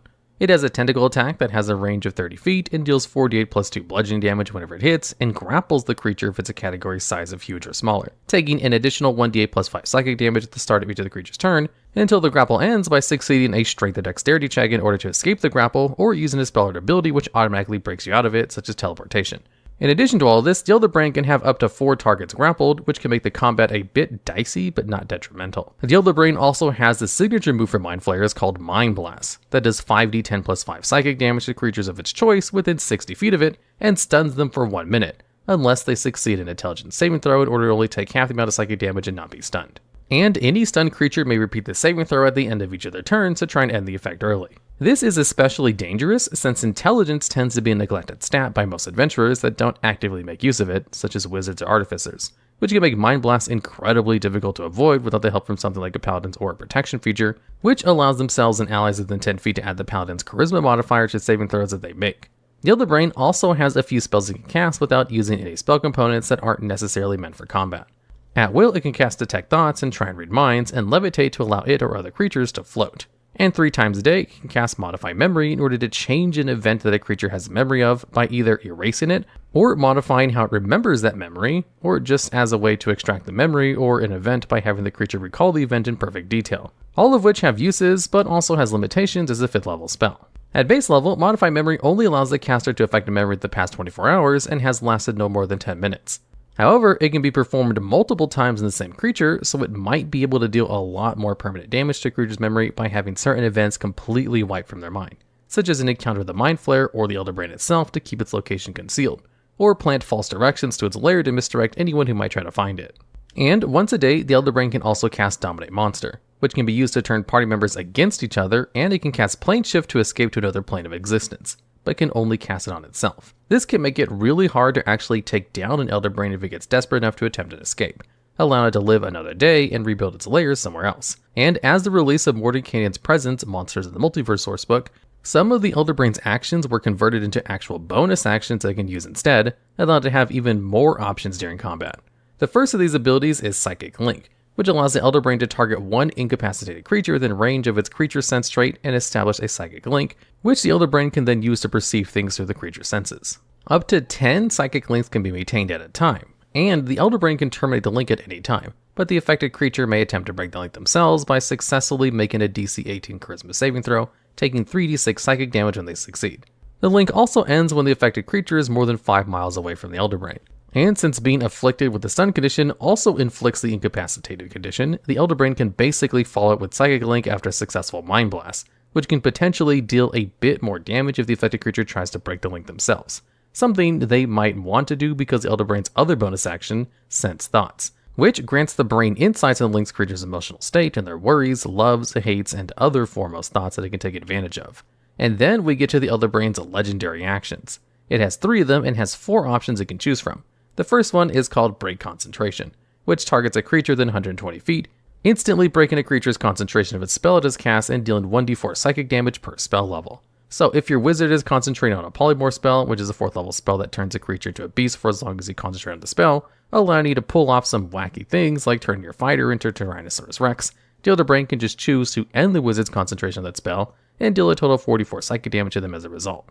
The second thing the Elder Brain can do is use Psychic Pulse, which targets one creature within 120 feet of itself that has a psychic link with it and resonates a pulse of psychic energy from it that deals 3d6 psychic damage to the linked creature and any enemies of the Elder Brain within 30 feet of the target. The next legendary action the Elder Brain has access to is its ability to completely sever a psychic link it has on a target within 120 feet of itself. When this happens, the creature that had the link will now have disadvantage in all ability checks, attack rolls, and saving throws until the end of the creature's next turn. Lastly, at the cost of 2 legendary actions, the Elder Brain can make a single tentacle attack.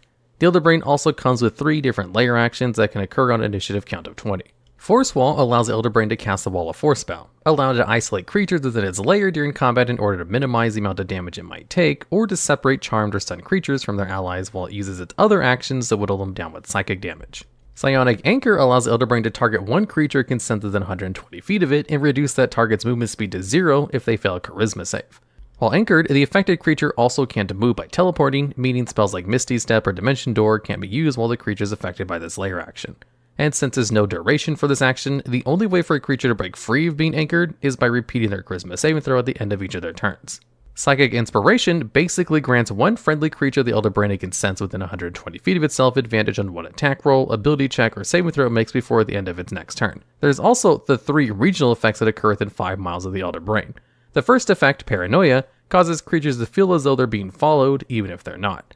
The second is Psychic Whispers, which causes creatures psychically linked to the Elder Brain to hear whispers in the deepest regions of their mind that are incomprehensible. And Telepathic Eavesdropping allows the Elder Brain to be able to overhear any telepathic conversation within its region. When this happens, the creature that initiated the telepathic conversation must make a wisdom saving throw in order to determine whether or not someone is eavesdropping, but won't know any information outside of that. Overall, the Elder Brain is a formidable opponent for a CR14 creature, and a strong boss fight that can chip away at a party's health in multiple ways. It also sports a very unconventional way of dealing with intruders by attempting to form psychic links with them and messing with the party in various ways using his mind abilities. Bosses that mess with the minds of the party to the extent the Elder Brain does are few and far between, so when it happens, you're almost completely caught off guard. And when you mix this with the fact that it also has the following: strong abilities that target the intelligence stat, the most neglected stat in the game in terms of character building, the ability to deal almost strictly psychic damage, a rare enough damage type with few ways to actually resist, the ability to stun creatures in AoE multiple times in combat if it's lucky with a recharge Mind Blast, a way to just break concentration spells your spellcasters might be trying to maintain, and overall good defense through the use of its magic resistance trait, you're dealing with a force to be reckoned with, and regardless of whether or not it's fighting on its own or with the minions, which is why the Elder Brain takes number 4 spot on this list. It does have one glaring weakness compared to the rest of what it's going for, which is its low AC of 10, meaning almost any normal attacks will hit. And with its movement speed of 5 feet, it's not going to be going anywhere unless it uses Levitate spell to get away from melee attackers. And it's this weakness that keeps the Elder Brain from taking a higher spot on this list. And at number 3, we have the Kraken. This is a gargantuan CR23 monstrosity that possesses some of the deadliest attacks in the game, while being extremely hard to fight due to being another water creature like the Aboleth. It has damage immunity from lightning damage, and damage from non-magical bludgeoning, piercing, and slashing damage, and cannot be frightened or paralyzed. It's amphibious and can breathe in air as well as in water. It ignores difficult terrain and magical effects that restrain or restrict its movement speed, as well as has the ability to spend 5 feet of movement to escape a non-magical restraint or being grappled. It also is considered a siege monster, meaning that fighting one out in the sea is an incredibly dangerous endeavor since it will deal double damage to your ship. It possesses a total of 4 actions, but you can make 3 attacks using its tentacles with its multi-attack feature, but can replace any of these with the use of its fling action, which we'll be going over shortly. It does possess a bite attack that can swallow a creature in a similar manner to the purple worm can as part of the attack, but requires at least 50 damage to be dealt to it by the swallowed creature to escape. Attacks made with the Kraken's tentacles have a reach of 30 feet while also grappling and restraining creatures until it can break free by 16 athletics or acrobatics check. Along with this, the Kraken can fling a creature that it has grappled, throwing them up to 60 feet in a random direction and knocking them prone. This doesn't deal damage on its own, rather the creature takes damage based on how many feet it travels before striking a solid object after being thrown, which is 1d6 for every 10 feet they've been flung. And if the flung creature is thrown at another creature, both take the same amount of damage and are knocked prone if one being hit fails a dexterity saving throw. This action is especially notable because it means the Kraken can just use its tentacle to grab someone and then fling them into the ocean the same turn before the grappled creature even gets a chance to escape on their own, which will lead into an even worse situation due to its layer actions that we'll go over later. And lastly, in terms of the Kraken's actions, the Kraken can create 3 bolts of lightning that can strike targets it can see within 120 feet of it, and deal 4d10 lightning damage if the creature it's trying to hit fails a dex save. And since his ability doesn't specify that it has to be on different targets, the Kraken could strike the same target with it 3 times if it wanted to. It can also use Lightning Storm by spending 2 of its 3 legendary actions as well, or it could spend 1 legendary action to make a tentacle attack or fling a grappled creature if it has a hold of one. But for the cost of 3 legendary actions, it can dispel an ink cloud in a 60-foot radius while it's underwater, creating a heavily obscured area that effectively blinds creatures while inside of it, except for the Kraken itself. Additionally, any creature except the Kraken that ends its turn within the cloud will take 3d10 poison damage if they fail a con save. The good news is that the cloud is temporary, disappearing at the end of the Kraken's next turn, or dispersing if a strong current blows it away. For its layer actions, it has 3 that can occur on initiative count 20. The first layer action creates a strong current that can push creatures up to 60 feet away from the Kraken if they fail a strength save, but will still be pushed 10 feet away even if they succeed. The second layer action that can happen is will make creatures in the water that are within 60 feet of the Kraken have vulnerability to lightning damage until initiative count 20 of the next round, which makes its ability to fling creatures into the water and using Lightning Storm as a legendary action as an extremely dangerous combination of attacks that can potentially one-shot players, especially since all this can happen within 1 round of combat. And while this next layer action can't benefit from making creatures vulnerable to lightning, it can still shock creatures in the water by electrifying the sea within 120 feet of itself, forcing creatures to take 3d6 lightning damage upon failing a con save. On top of all this, there are 3 additional regional effects that take place while the Kraken is alive, all of which occur within 6 miles of the lair. It can control weather, similar to the control weather spell. Water elementals will coalesce, but are restricted to living in the water while also having a charisma and intelligence score of 1. And all aquatic creatures that have an intelligence score of 2 or lower are charmed by the Kraken and will aggressively attack intruders in the area. Overall, the Kraken is a formidable foe which sports a plethora of deadly attacks, and is a solid contender for being the most powerful creature in the game, which is why it sits at number 3 on this list. It possesses a lot of deadly combinations of attacks, and because it lives underwater, can be extremely hard to hit if it wants to be, similar to how the purple worm can just escape underground after swallowing its prey. But unlike the purple worm, in a straight fight, the Kraken is still powerful enough to cause heavy casualties to your party and ship, even if you are prepared for the encounter. The only problem with the Kraken is that it lacks legendary saves for a high CR creature, which can make it a breeze to counter if you have high enough level spellcasters in your party. And at number 2, we have the Gelatinous Cube, a CR2 large ooze that can deal lethal damage to creatures at the same level if they're not careful. And while this creature might not seem like much at first glance, especially compared to the Tarrasque Kraken on this list, the Gelatinous Cube does have a few things going for it if we're considering a party of level 2 adventurers. For starters, it possesses blind sight at a range of 60 feet, making it difficult to hide from since they can always know your location, but for only as long as you're within its range. Beyond that, the Gelatinous Cube is blind and will not be able to perceive anyone beyond that range. The cube itself is also transparent and can't be seen easily unless a creature successfully makes a DC 15 perception check to spot a cube that hasn't moved or attacked yet. Additionally, if a creature that's aware of the cube tries to enter the cube space, they'll be surprised by the cube, which basically means you can't move or take actions on your first turn of combat, including reactions until the end of your turn in initiative. And if the Gelatinous Cube ever moves into the same space as a creature occupies, and that creature is a large or small creature, then the creature will need to make a DC 12 strength saving throw or else they'll be engulfed inside the cube, and will immediately start taking acid damage. While engulfed, the creature is restrained and has total cover, but can be seen inside of it. Another creature can attempt to free their target ally by succeeding a strength check, but will take 3d6 acid damage regardless of whether they succeed or fail. Meaning the creature stuck inside the cube will take 3d6 acid damage upon being engulfed and 66 acid damage at the start of the cube's turn. The trapped creature may also make a DC 12 strength check in order to try to break free from its jelly prison. For a CR2 creature, taking a guaranteed 3d6 acid damage before you can even attempt to escape from inside a Gelatinous Cube, followed by another 66 acid damage if you fail to escape, is pretty much enough to bring any level 2 adventurer to 0 hit points. To put this damage into perspective, the average adventurer usually has around 17 hit points, give or take, at level 2. So if you get caught by surprise, and therefore can't take any actions on your turn, and get stuck inside Gelatinous Cube, you will first take an average of 10 acid damage, which will then be followed by an average of 21 damage at the start of the cube's next turn, which is just way too much damage for low-level parties to handle all at once. And a creature has to take 10 acid damage on average just to even attempt to rescue a trapped ally. And since the cube can hold up to 4 medium-sized creatures, this means it could engulf your entire party if you aren't careful. However, there are some weaknesses the Gelatinous Cube has that can make it easier to deal with. Firstly, it only has 15 feet of movement, meaning that it must use its action to dash towards a creature to keep pace with them, as most creatures have 30 feet of movement or higher by default, barring a few exceptions. So as long as you keep on the move, the cube won't be able to catch up very easily. But because of this slow movement and the fact that the cube is transparent while it's not moving or attacking, most Gelatinous Cubes would wait until something bumps into it on accident, choosing to rely on its hard-to-see status to try and take things by surprise. Normally, however, Gelatinous Cubes act as giant Roombas that scour dungeons, keeping them clean and dissolving soft organic matter while leaving bones and the like undissolved. And it might be easier to spot a cube that's been well fed due to all the flesh that's yet to dissolve. So if you find a dungeon that is particularly clean, that might be the first sign of there being a gelatinous cube in the area, which can make encounters a little easier since you can be more cautious of your surroundings.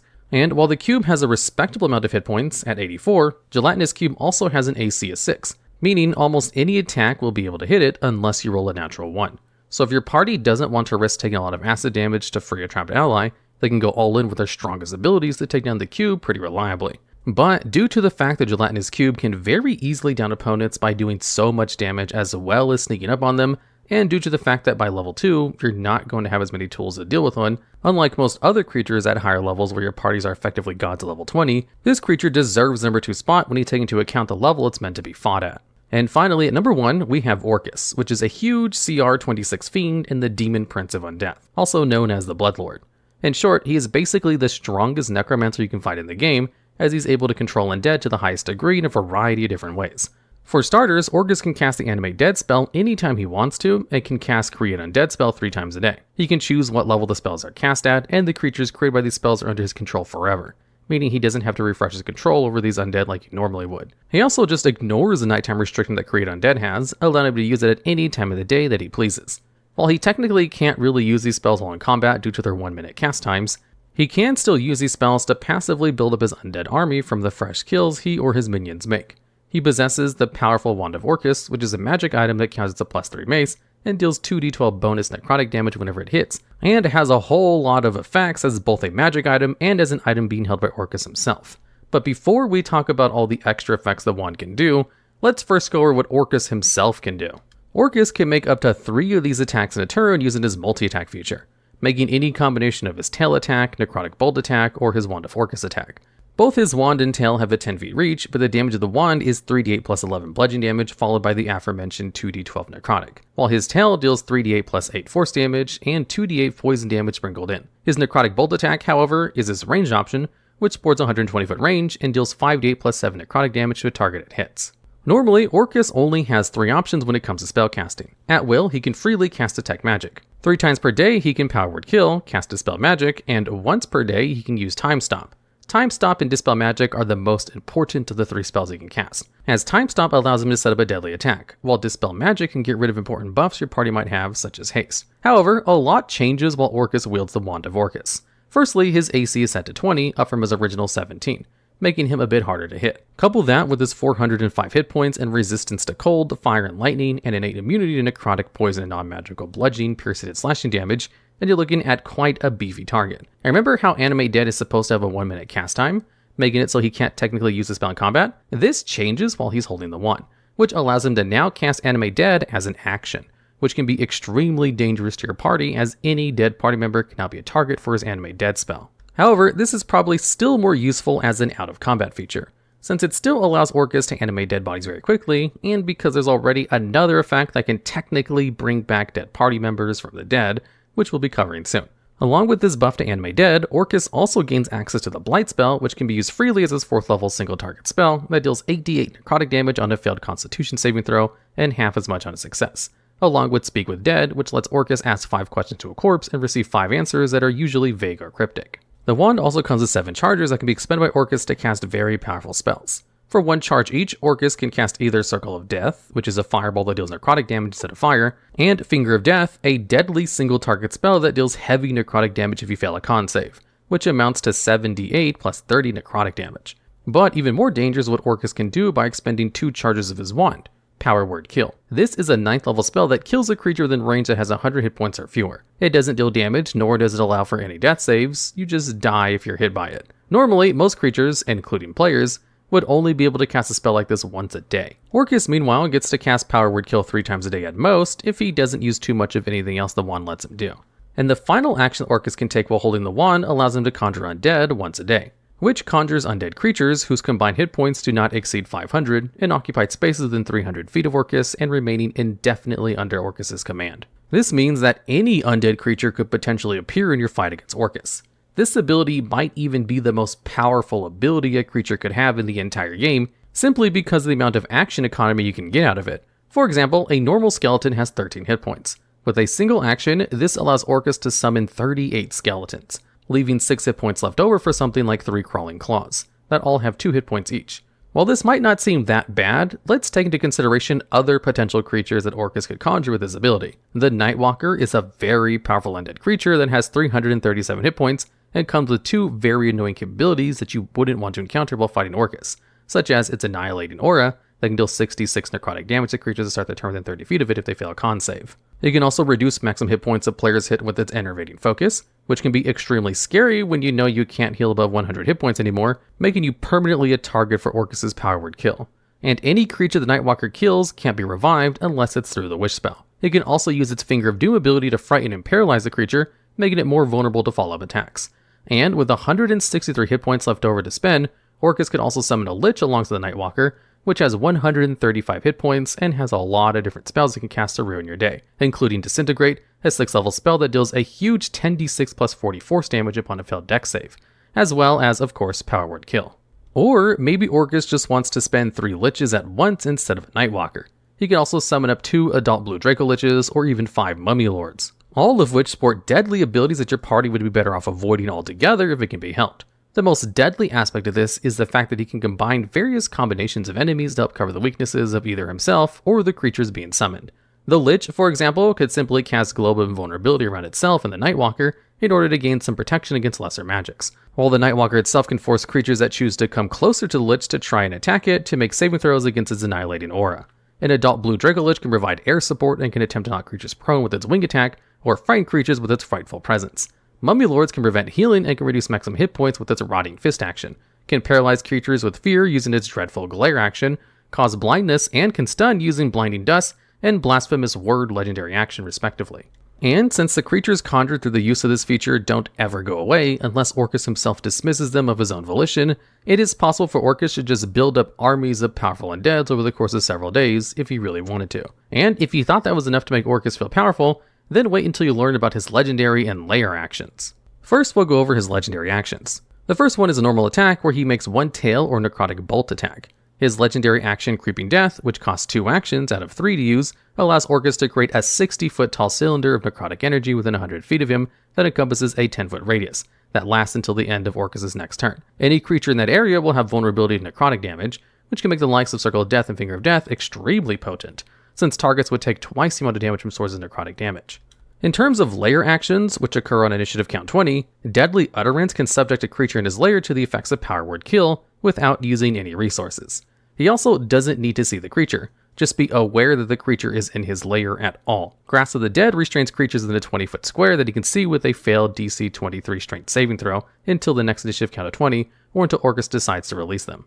And his Undead Servant's action raises up to 6 corpses within Orcus's lairs as skeletons, zombies, or ghouls and obey his commands telepathically, which reaches anywhere in his lair. This lair action is also the reason why he doesn't really need Animate Dead to take any action to raise one of your dead party members unless he aims to try and do it on one of his turns. His original effect, Carnal Realm, basically fills the air with stench of rotting flesh and a lot of buzzing flies. However, Undead Beasts is actually pretty dangerous. Essentially, any beasts that are dead in the region will occasionally animate as undead versions of themselves. So you might find a lot of skeleton or zombie wildlife traveling the region Orcus's lair resides in. And to top it all off, Orcus also receives 3 random buffs while he's attuned to the wand itself. Normally, the one attuned to the wand gains 2 minor beneficial and detrimental properties and 1 major beneficial and detrimental property. The detrimental properties don't affect Orcus himself, but the power of the beneficial ones kind of vary depending on what the DM rolls for or decides to grant him. If you take a look at the list of minor beneficial properties, you might see how some of these might work real well with Orcus, while others not so much. Immunity to being charmed or frightened would be a dead benefit to Orcus since he already has immunity to both. But being able to have resistance to random damage types of the DM's choice can make the fight a bit harder to deal with. As for the major beneficial properties, there are some pretty good choices for Orcus to have, such as dealing an extra 1d6 damage to make him slightly deadlier, or healing 1d6 hit points at the start of his turns to grant him more sustain. Giving him the ability to cast a 7th level spell of his choice, such as Draconic Transformation, can provide more flexibility or versatility to his fight. Granting him immunity to being stunned would make him impossible for monks to bait out his 3 legendary resistances as well. Overall, Orcus is such a formidable opponent, even if he chooses not to use his Conjure Undead feature to spawn minions, you're still dealing with a monster that has high hit points, high AC, magic resistance, legendary resistances, multiple power word kills, including the layer action ones that don't even require the creature to be in Orcus' line of sight, and the ability to make creatures take twice amount of necrotic damage, making Finger of Death deal a whopping 123 average damage on a failed saving throw against it. And if you add the benefits of the Wand of Orcus, you can potentially grant him buffs and abilities that he wouldn't normally have, and can provide a bit of randomness to the fight as well. Like, for example, Orcus casting Polymorph on a party member to make them a creature with less than 100 hit points instantly, and then follows with his Power Word Kill layer action if no one breaks them free of it in time, is an extremely dangerous combo since a creature that's wild shape or forced to be changed by the Polymorph spell is still killed by Power Word Kill, regardless of how much hit points are remaining in the original form. There are just too many potential ways you can make this boss fight more interesting or more powerful based on the kinds of spells he might have access to due to the benefits of the wand alone. Even without the wand, Orcus still sports everything else in his kit that will still prove to be a challenge for players looking for a good fight. Because of his ability to stand on his own, even without the things that make him challenging, it feels apt to name him the most powerful creature in D&D 5e by putting him number 1 spot on this list. In this video, we'll go over some of the most deadly creatures from the official 5e sourcebooks that are of CR 1 or lower. So things you can reasonably expect to encounter at level 1 or in a low level group. And at number 10, we have the Giant Poisonous Snake, which is a CR 1/4 creature from the Monster Manual. Now, the Giant Poisonous Snake definitely has the highest damage of all the CR 1/4 or lower creatures, as it has the potential to deal around 16 damage on average with its one hit, even beating out creatures with multi-attack at the same CR range, as the snake has a bite ability, which has a chance to also poison. The bite itself only deals around 6 damage on average, which is pretty standard for a low CR creature, but the poison damage is a whopping 3d6, which is crazy high for its low level. For comparison, this creature can outdamage some CR1 monsters with the added poison damage, and can even deal more damage than some CR1 creatures that have multi-attack. Although this high damage is conditional, they only do the extra poison damage if the target fails a DC 11 Constitution save, or half as much damage if they do save, which is a pretty easy check to meet for high-level characters, but that's actually kind of difficult for low-level players, as generally, outside of a few martial classes, players don't really put too much stock into their Constitution scores, especially not most spellcasters, so this thing can potentially one-shot a spellcaster if it hits them in the background. And on top of that, it also has a 10-foot reach to its bite attack, so it can hit things without ever entering melee range and avoid most classes' attacks of opportunity, and has 10 feet of blind sight so it can see invisible creatures. I should also mention a similar beast at this level called the Giant Centipede, which is just like the snake, only it has less damage on its bite, and its poison has an extra effect if it manages to bring the target to 0 hit points, where they do not need to roll death saves as they're automatically stabilized by the poison, but they stay poisoned for 1 hour after they get up, and are considered paralyzed while poisoned in this way. Now, a poison just gives you disadvantage on basically everything you do, which is definitely a condition you don't want to have, but paralyzed is much worse. Basically, all attacks against you have advantage, and any hits dealt to you within 5 feet are treated as critical hits, so this is one deadly creature to encounter at low levels. Although some cons for the Giant Centipede, it does have incredibly low HP, at only 4 on average. So most classes can one-shot this thing as long as they manage to hit it, which isn't very difficult with its AC of 13. And that's where the snake beats out the centipede. It has 11 HP on average, and can actually survive a single hit. It has reach, so it can be more mobile on the battlefield and avoid hits by just never entering melee range. And with both of these creatures being CR 1/4, I think the snake is just a little bit better because it has higher health, and the fact that its poison at least does half damage on a failure, whereas the centipede does no damage at all if they succeed the con save. And what do you know, both of these hard hitters are beasts and fit perfectly into the specifications for a BM Ranger's companion, which makes the Giant Poisonous Snake one of the best choices for that as well, if you're looking for the hardest hitter. And at number 9, we have the Cockatrice. This is a CR 1/2 creature, so definitely of a higher CR than the previous spot, and actually deals less damage than the snake with only 3 damage on average with its one attack. But what makes this creature so deadly is that on hit it has a chance to petrify its target. Although thankfully the petrification from a Cockatrice is only temporary and lasts 24 hours instead of forever. The only way to remove a petrify is with Greater Restoration, which is a 5th level spell. Definitely not something you're going to have at the lower levels. So if you fail the DC 11 Constitution save, which is the exact same as the poison from the snake, then you get turned to stone if you fail it a second time at the end of your turn. So at least you get 2 tries before being turned into stone. And you may not die after being turned to stone for 24 hours, but it does basically take you out of the adventuring day, and the rest of your party is going to either have to wait around for you to be unpetrified, or just leave you behind and go on without you. And then maybe come back for you later, depending on where you get petrified. So it could be a minor inconvenience depending on the circumstance, or it could be the end of your character if you get petrified when you're trying to run out of a collapsing tunnel or something.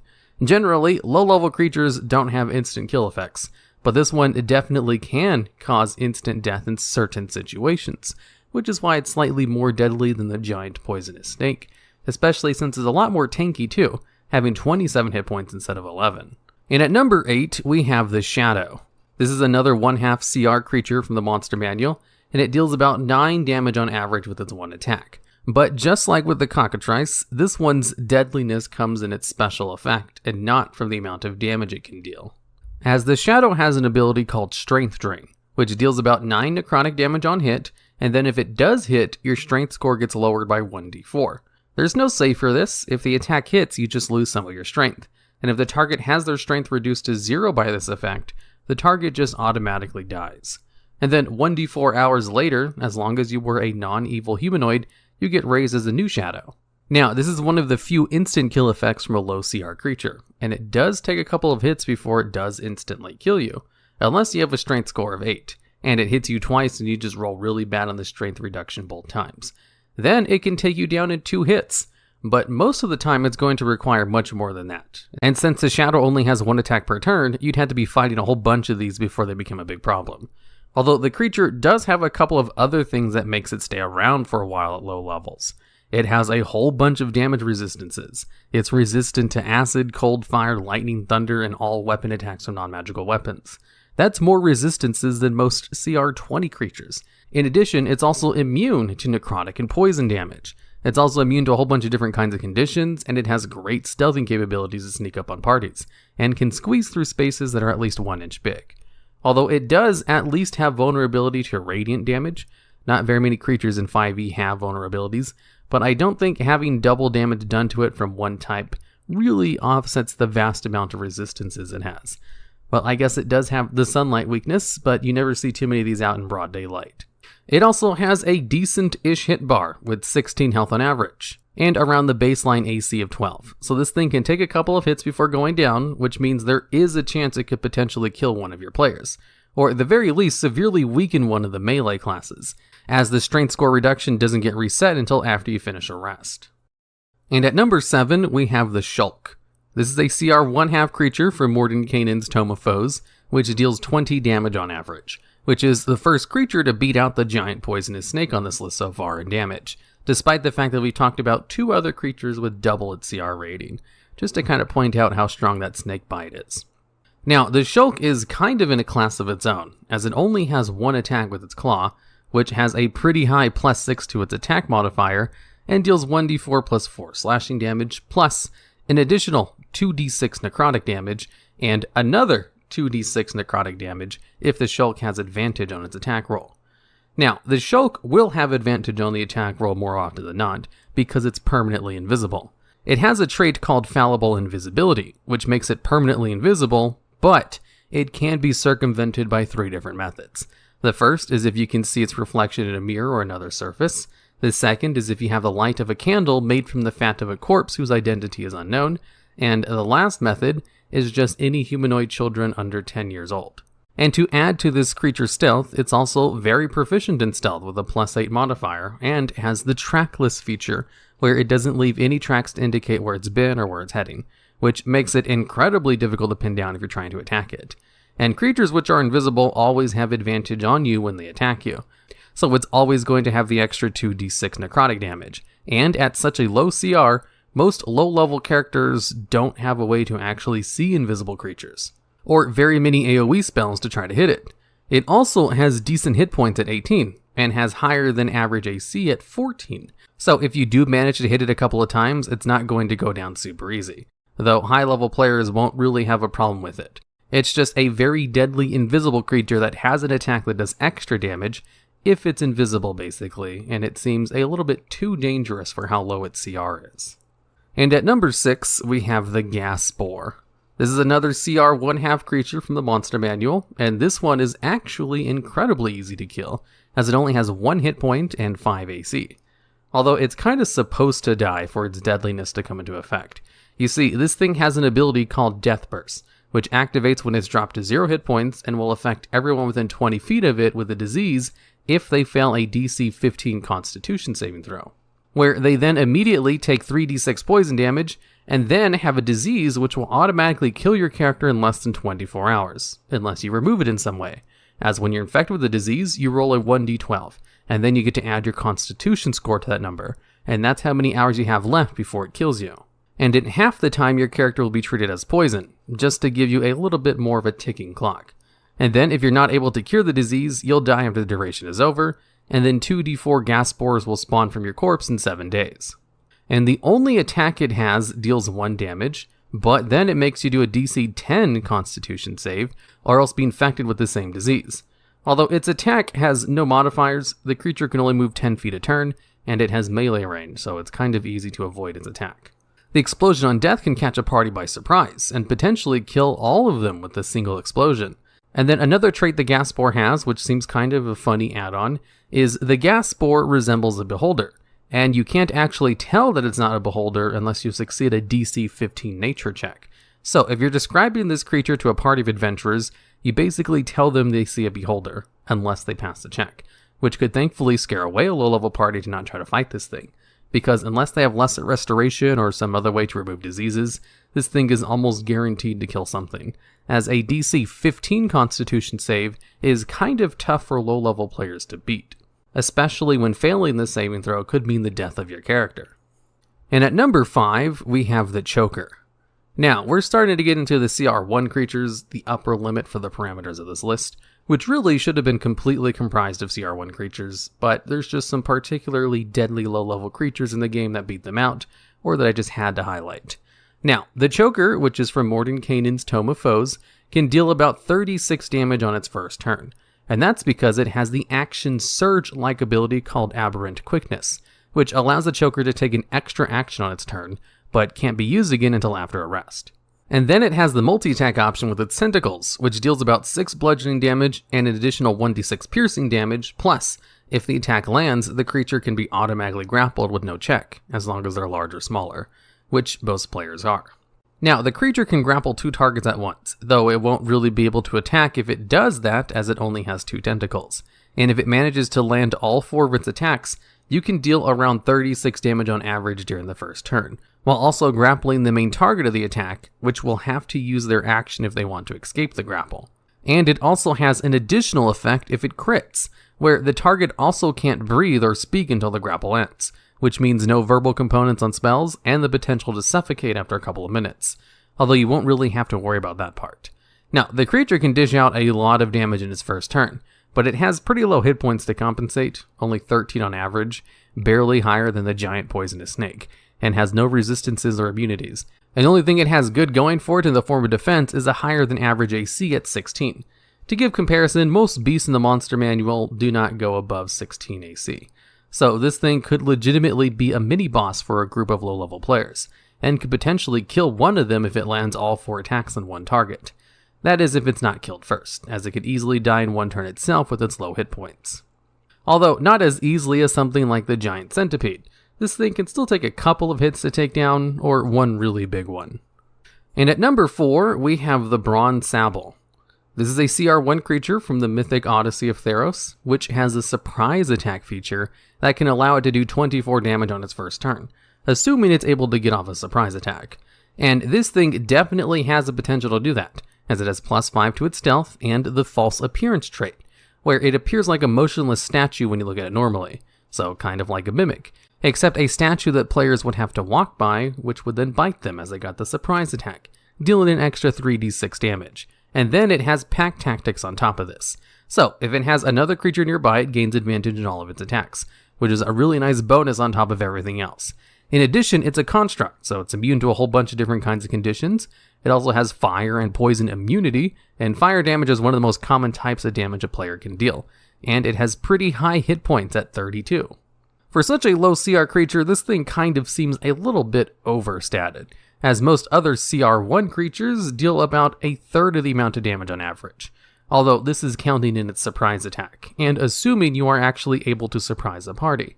Most of the time I run games, I have players that are incredibly cautious of everything, while also taking the observant feat, and are never surprised by anything, so against those kinds of players it would be kind of useless, and only really have the advantage on its pack tactics and a couple of damage immunities. This creature really needs a surprise attack to be used to its full potential. And at number 3, we have the Skull Lasher of Microl.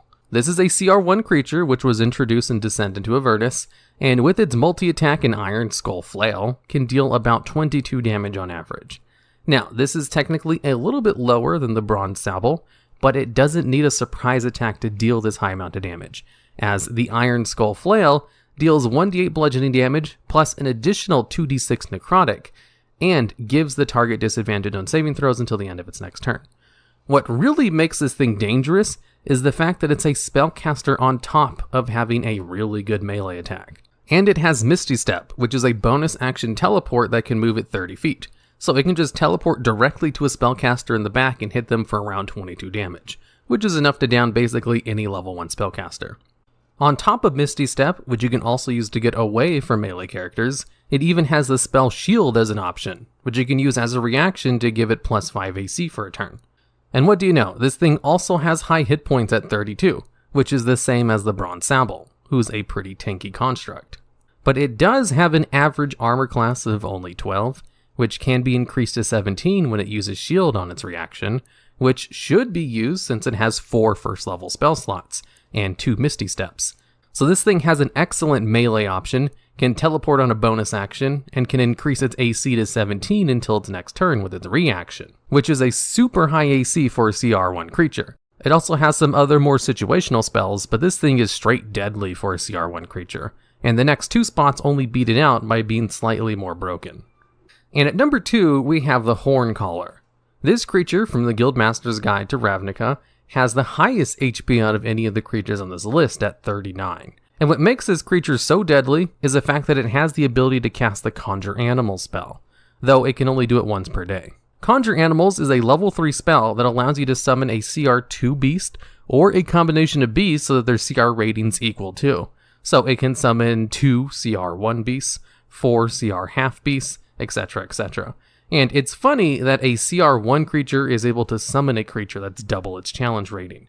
But that's not all. It also has a multi-attack, which allows it to attack 2 times with its staff, and then use its One with the World Soul action, which is an ability that allows a Horncaller to choose any beast it can see within 30 feet, and then force that beast to use its reaction to do 1 melee attack against a target it can see. And due to the wording of this ability, it technically works on enemy beasts as well, including druids who might be transformed with wild shape. Now, this creature's damage is very reliant on which beast it decides to summon, as generally the DM is the one who decides which animals get summoned with Conjure Animals.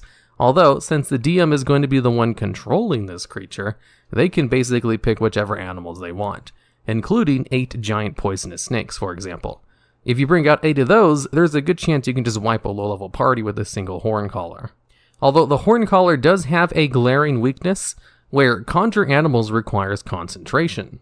So if you just hit the Horncaller enough times, there's a good chance you can just cancel the ability, as she has to succeed a DC 10 Constitution save every time she's dealt damage in order to maintain it, unless you deal more than 20 damage to her in one attack, of course. Although she does have a +2 to her Constitution, so that's not really her weak point, but I wouldn't really call it a super good point either.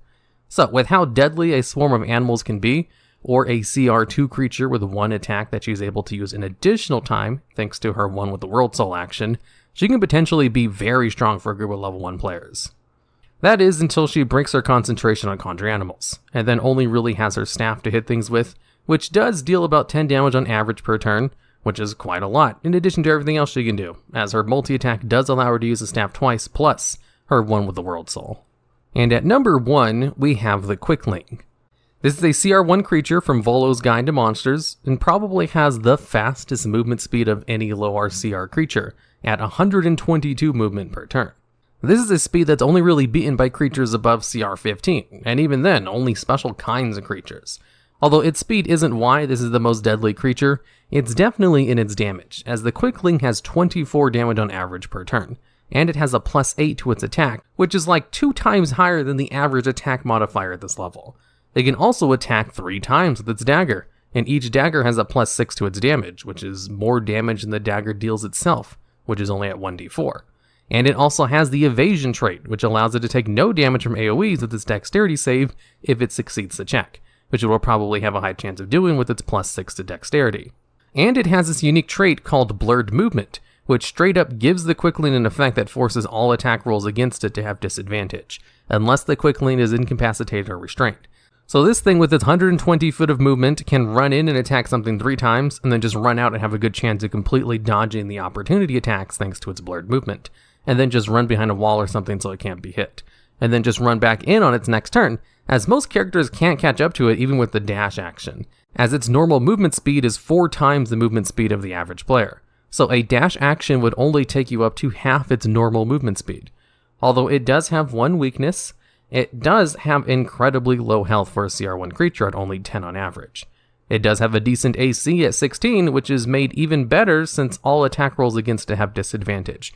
So it's hard to hit, it's real easy to land its own attack against players, but if you do manage to hit it, there's a good chance it will go down very quickly. A quickling against a party of level 1 characters could probably wipe the group if the DM plays the quickling smartly, having them go in and attack the squishy casters first, and then running behind cover after it downs them. So it probably will down them with its high damage and attack modifier, and even if it does have to take an opportunity attack, there's a good chance it will miss. And you can't really catch up to a quickling unless you have some kind of teleport, or you're in a confined space where it can't run its full movement speed. But I think due to its insane movement, how hard it is to hit it, and its high damage on top of that, the quickling definitely has to take #1 spot on this list, as the most deadly low CR creature. In this video, we'll be looking at some of the most deadly creatures an average adventuring party can encounter, which are CR2, which means that the rating in which 4 average adventurers will be able to take on at level 2. And at number 10, we have the gibbering mouther. This is an aberration with about 70 hit points and an incredibly slow speed of only 10 feet. Now, what makes this thing dangerous is its bites ability, which deals 5d6 damage on hit. Now, this thing technically does have a multi-attack, but only if you use its recharge blinding spittle ability, which just has a chance to blind some creatures. So the only damage it's actually dealing is its 1 bites attack, and it's one of the hardest hitting single attack creatures at this CR level.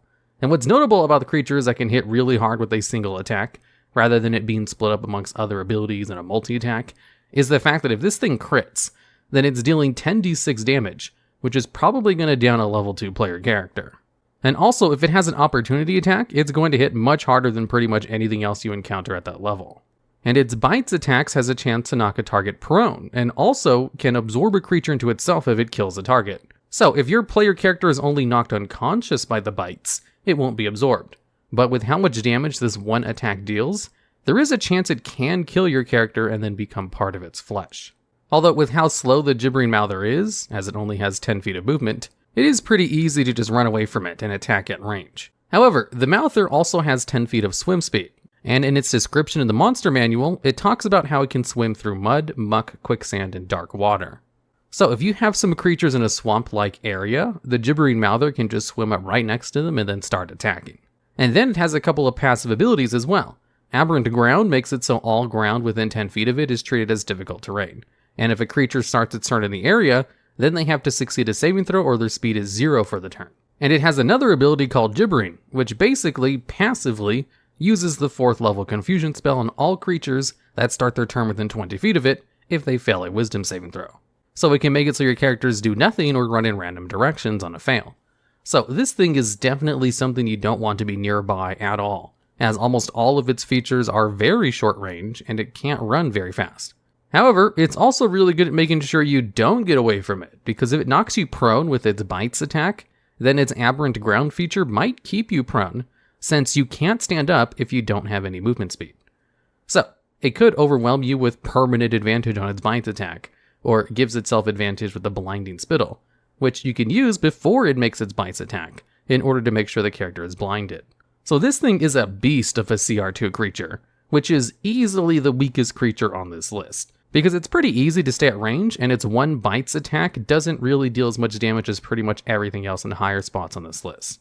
There's also some swarms which technically deal more damage than the gibbering mouther as well, with only 1 attack, like the swarm of giant poisonous snakes, which I believe is the hardest hitting single target melee attacker at the CR2 level.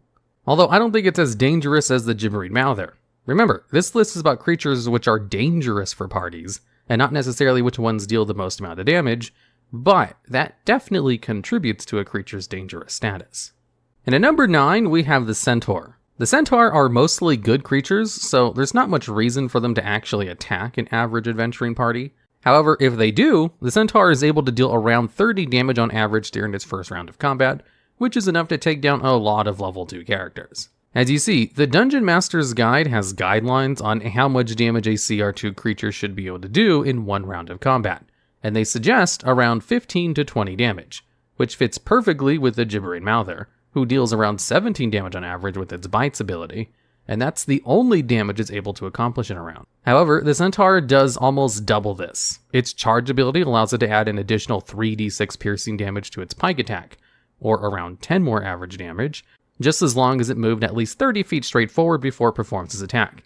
It also has the multi-attack feature where it can attack once with its pike, and then another with its hooves. Its pike attack deals around 9 damage on average, and its hooves ability deals around 11 damage on average. So, with all that added up, it can accomplish a theoretical 30 points of damage with its charge and multi-attack, assuming all of its attacks land.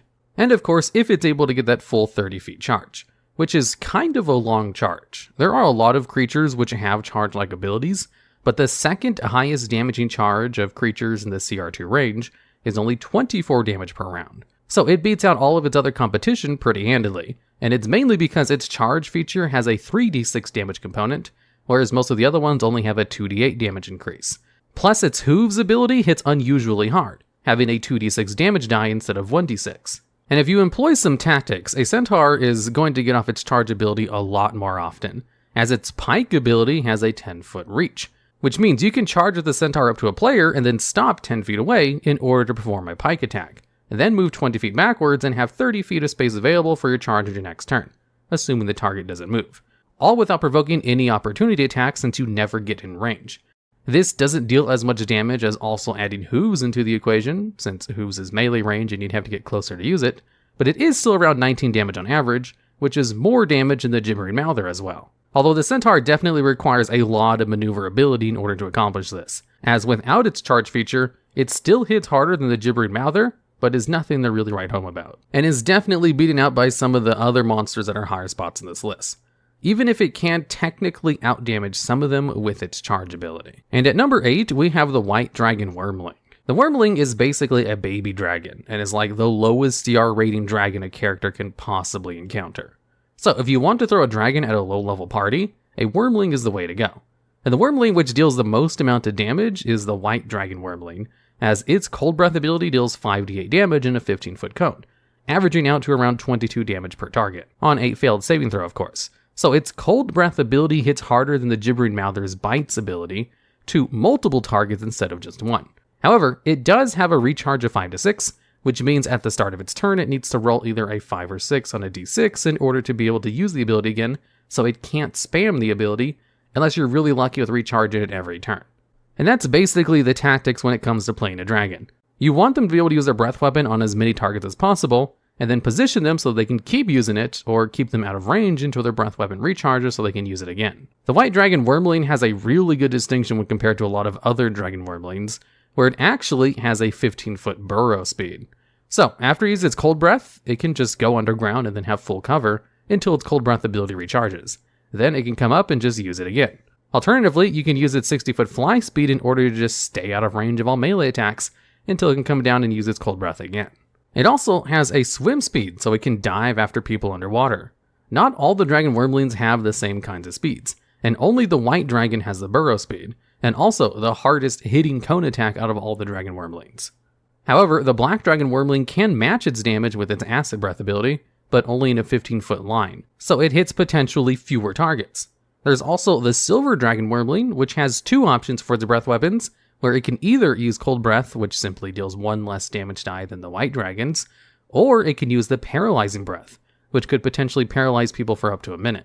And the paralyzed condition is really good. It could potentially disable a full party of characters. Although when it comes to pure damage and being able to hide every turn so it can recharge its hard-hitting ability, none of them can really beat out the white dragon wormling. And since this list takes into consideration how strong these creatures are against an average party, there aren't a lot of ways for the average party to have cold resistance at early levels. So it's probably going to be hitting for full damage. Whereas cold damage isn't the best kind of damage for player characters to have against monsters, it's a perfectly fine damage type for a creature to have against players. And at number 7, we have the intellect devourer.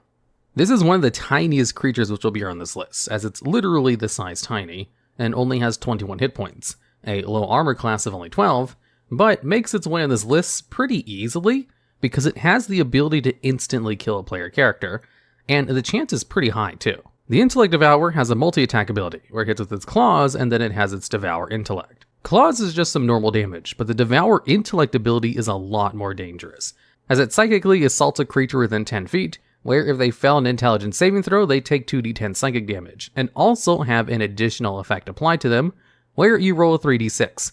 Then, if the total number of that roll exceeds the target's intelligence score, then their intelligence score is reduced to 0, where they're then considered stunned until they regain at least 1 point of intelligence. Now, the average result of 3d6 is around 10, and the average intelligence of a player character is around 10, since intelligence is routinely a dump stat, meaning players rarely put any of their extra stat points into intelligence because it doesn't provide much benefits, outside of classes that use intelligence like wizard or artificers. So there is a very good chance the 3d6 will beat the average of 10 and cause a creature who fails the saving throw to devour intellect to have their intelligence reduced to 0 and be stunned. And the only way to regain the intelligence is to cast the 5th level spell Greater Restoration, or take a week of downtime and choose a relaxation ability, which allows you to restore lost ability score points. So a whole bunch of level 2 characters are not going to have the means to reverse this stun when it comes up, as you don't get 5th level spells until level 9. So, you want to be very careful to not have Devour Intellect succeed on your character, otherwise there's around a 50% chance that the second roll will succeed and reduce your intelligence to 0. Additionally, it has another ability called Body Thief, where, using a full action, it enters an intelligence contest with an incapacitated humanoid within 5 feet of it, where, if it wins, it basically teleports out its brain and takes control of their body. And being stunned or unconscious counts as being incapacitated. So it basically will spam Devour Intellect until it succeeds in stunning something, then will try to steal their body, which makes it almost impossible to get that character back. Or just very difficult. Now, an intelligence contest means you basically just roll straight intelligence against the intellect of the intellect devourer, and it only has a +1 to its modifier, so it's not the hardest contest to win in the world, unless you just have negative intelligence modifiers. So there are a couple of checks that happen before this instant kill effect takes place. The intellect devourer also has resistances to all weapons except magical ones, which gives it a little bit more protection, but otherwise, ignoring its instant disable abilities, it only deals around 18 damage per average on round, which is only 1 more than the Gibbering Mouther, while also having 1/3 as much health as the Mouther. So while it is unusually deadly for its CR rating, it's mainly because of its instant kill mechanics, which do have a couple of layers of protection behind them because of all the rolls involved for any of them to resolve, which makes them a little bit easier to deal with than some of the higher spots, which just murder you with a whole bunch of damage. And at number 6, we have the Droki. This is a CR2 creature from the Out of the Abyss module, and is able to deal around 29 damage on average in its first round of combat, which is 1 less than the maximum potential of the Centaur, but has a whole bunch of other things to it which make it a lot more versatile, while being able to deal a similar amount of damage. The Droki has a short sword which is coated in a special venom, which is consumed on the first target it attacks, where if they fail a Constitution saving throw, they take an extra 3d6 poison damage, or half as much on a success. It also has a sneak attack feature, so if it has advantage on an attack, it deals an additional 2d6 damage. The short sword itself deals 1d6 plus 3 damage, and it's able to use the short sword twice with its multi-attack. So, assuming sneak attack is active, and it only deals the poison damage a single time, during the first round of combat, a Droki hits for about as much damage as a full charge Centaur. However, that's not the end of the Droki's usefulness. It's also equipped with a pair of the Boots of Speed, which on a bonus action allows it to increase its movement speed to 60 feet for 10 minutes, so it can actually move faster than a Centaur, and also makes any attack of opportunities it provokes done at disadvantage, so it's a lot more mobile too. It has the Magic Resistance trait, which gives it advantage on saving throws from spells and magical effects, which is a trait usually only found on boss monsters, and is incredibly good for survivability. Plus, is able to cast an array of spells, and of the spells it's able to cast once per day, one of them is Shatter, which is one of the hardest hitting second level AoE spells in the game, which deals 3d8 thunder damage to all targets in a 10-foot sphere. which is around 14 damage on average to each target. So, it's able to deal a whole bunch of damage in its first round of combat with its melee abilities, it's able to run away back in range thanks to its boots of speed, and then it can hit the party with a shatter on its next turn, which is also really good damage. The Droki is almost a mini boss fight in of itself, and the encounter for running the Droki in its module is basically akin to trying to catch the White Rabbit, where he basically just tries to run away. And it's really good at running away with its boots of speed, plus being able to cast darkness to cover its tracks. And at number 5, we have the Githzerai Monk. The Githzerai Monk is able to deal 30 damage on average, but without needing to do anything special like getting a charge or having sneak attack active, as it's able to do all that higher than average damage with just its multi-attack alone, where it just allows it to make 2 unarmed strikes, and its unarmed strikes deal 15 damage on average each, as the first part of it hits for a full 1d8 plus 2 damage, which is the same as a Warhammer, and the second component is 2d8 psychic damage, which is like a mini mind blast. And then it's able to do this twice. Just one of its attacks is almost as much damage as the Gibbering Mouther's Bites ability, and a majority of that damage is psychic damage, which is rarely resisted. In addition, it's able to cast a couple of spells, including the shield spell 3 times a day, which means it bumps up its AC to 19 3 times in a counter, which is actually an incredibly difficult AC to get over for level 2 characters. So this thing can just run in and start attacking while being very hard to hit with attack rolls, but it doesn't really have any protection to spells or other magical effects like the Droki does. Although it being able to deal more damage than the Droki easier, and also being able to have 19 AC for 3 rounds, definitely makes this a monster of a CR2 creature, which is definitely way more damage than it should be able to deal for a CR2 rating. I should note, these monsters all have unusually high damage. A majority of CR2 creatures deal less than 20 damage a round. And at number 4, we have the Triton Shorestalker. This is a CR2 creature from the Mythic Odyssey of Theros, and has a multi-attack which allows it to hit for 32 points of damage on average per round. 2 more points of damage than the Githzerai Monk, and basically in the exact same way, i.e. just using its multi-attack like normal without any special setup, as its multi-attack ability allows it to use 2 Urchin Spine Shortsword attacks. The Urchin Spine Shortsword deals an additional 3d6 poison damage with each of its hits, does not require a saving throw like the Droki's poison damage does, while doing the exact same amount of poison damage, and deals the poison damage every time you use it instead of only the first time, and just has an additional effect where if it reduces a target's hit points to 0, they're stable but poisoned for 1 hour, similar to what the Giant Centipede does. So without any other kind of setup or special abilities, the Triton Shorestalker is the hardest hitting multi-attacker in the CR2 rating. Although, since its extra damage is from poison damage, there are a couple of player characters which will be immune or resistant to this type of damage, which is something to note. It also can cast a couple of niche spells, none of them as useful as something like Shatter, and has the Nimble Escape feature, which allows it to disengage as a bonus action, which means it can go in, make its multi-attack, and then disengage in order to get some range. So it's not vulnerable to a whole bunch of melee people trying to gang up on it. Although with just how much damage it's able to dish out, it probably will just down whatever attacks without needing to escape. And at number 3, we have the Quarry Vessel Inspired. This is a creature from Eberron, and it's another one which deals an unusually high damage with its multi-attack, as it's able to use its Crysteel Dagger twice, which deals an additional 3d6 force damage with each of its hits.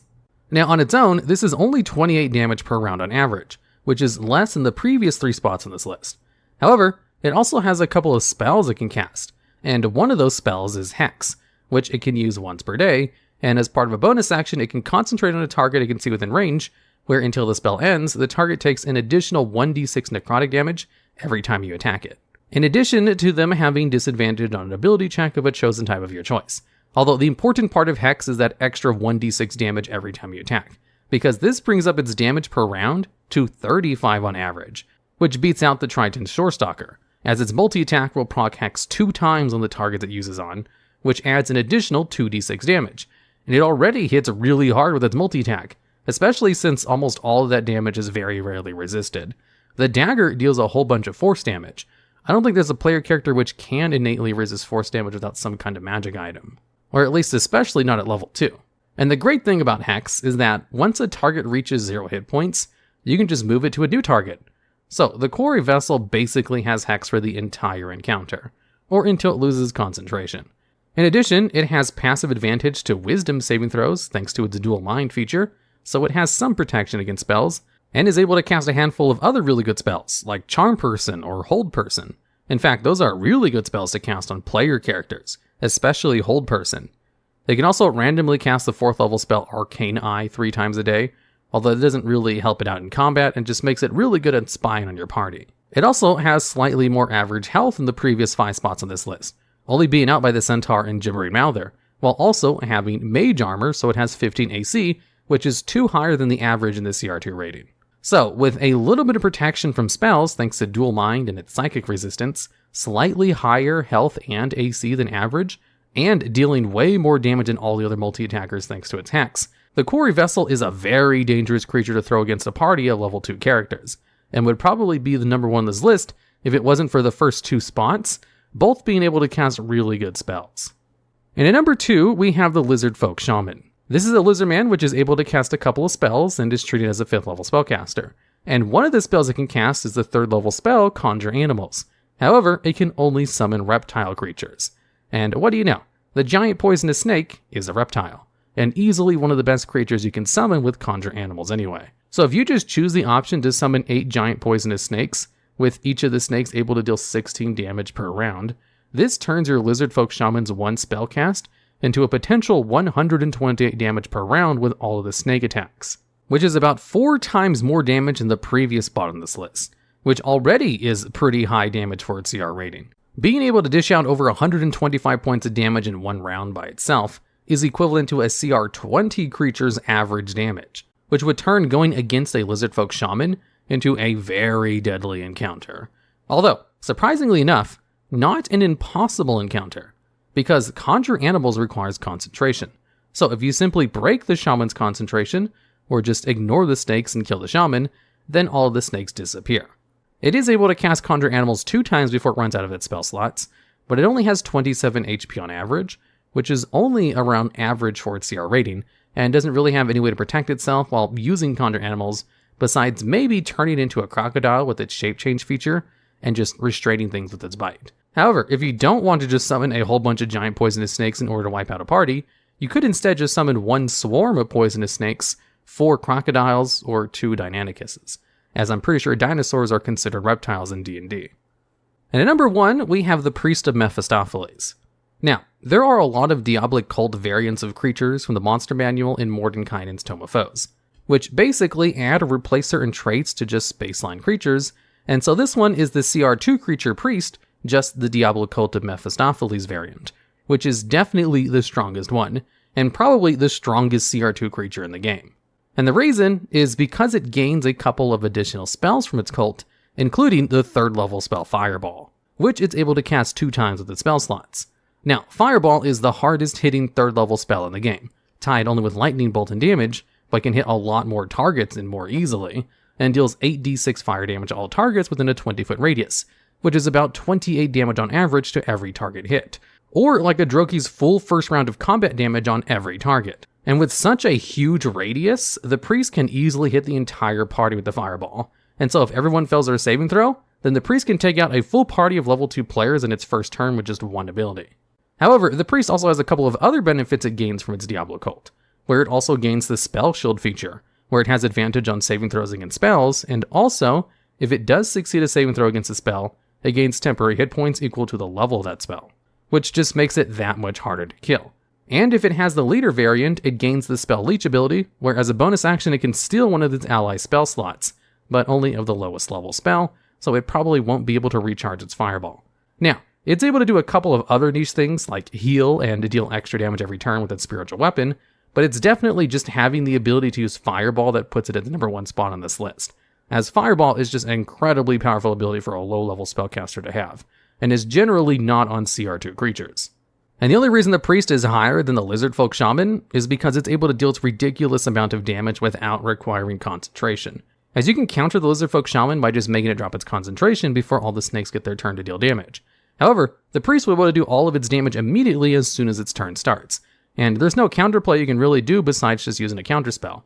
So if you really want to throw a very deadly creature at your players at 2nd level, you can probably wipe the entire group with just a single Priest of Mephistopheles, without having to keep track of 8 giant poisonous snakes, as the Lizard Folk Shaman could also easily wipe out an entire group of level 2 players. To continue this series of dangerous creatures, in this video we'll be going over the most dangerous creatures you can encounter at the CR3 rating. And just a reminder, the CR level of a monster is balanced around 4 players at around that level fighting at once without magic item. And at number 10, we have the Basilisk. The Basilisk has the flavor text in its journal, which states that no one carves statues of frightened warriors. If you see one, keep your eyes closed and your ears open. As the Basilisk only has one trait, and that's its petrifying gaze, where if a creature starts its turn within 30 feet of the Basilisk and they can see each other, then you have to make a DC 12 Constitution saving throw or else become incapacitated, which means your speed becomes 0 and the Basilisk will have advantage on its attacks against you. Then at the end of your next turn, you're able to attempt the saving throw again, and if you fail, you get petrified and turned to stone. Now, the petrified condition is nasty, as you basically become incapacitated, where you can't move, speak, and you're unaware of your surroundings. Plus a whole bunch of other combat conditions, like attacks against you have advantage, but you have resistance to all damage. So it just fully takes you out of the fight once you're petrified, and the petrification applied by the Basilisk is permanent, unless someone has greater restoration to remove it from you, or some other kind of great magic. So if you encounter a Basilisk at level 3, which is the level appropriate for fighting a Basilisk with a full party, chances are, if you get petrified, that's it for your character.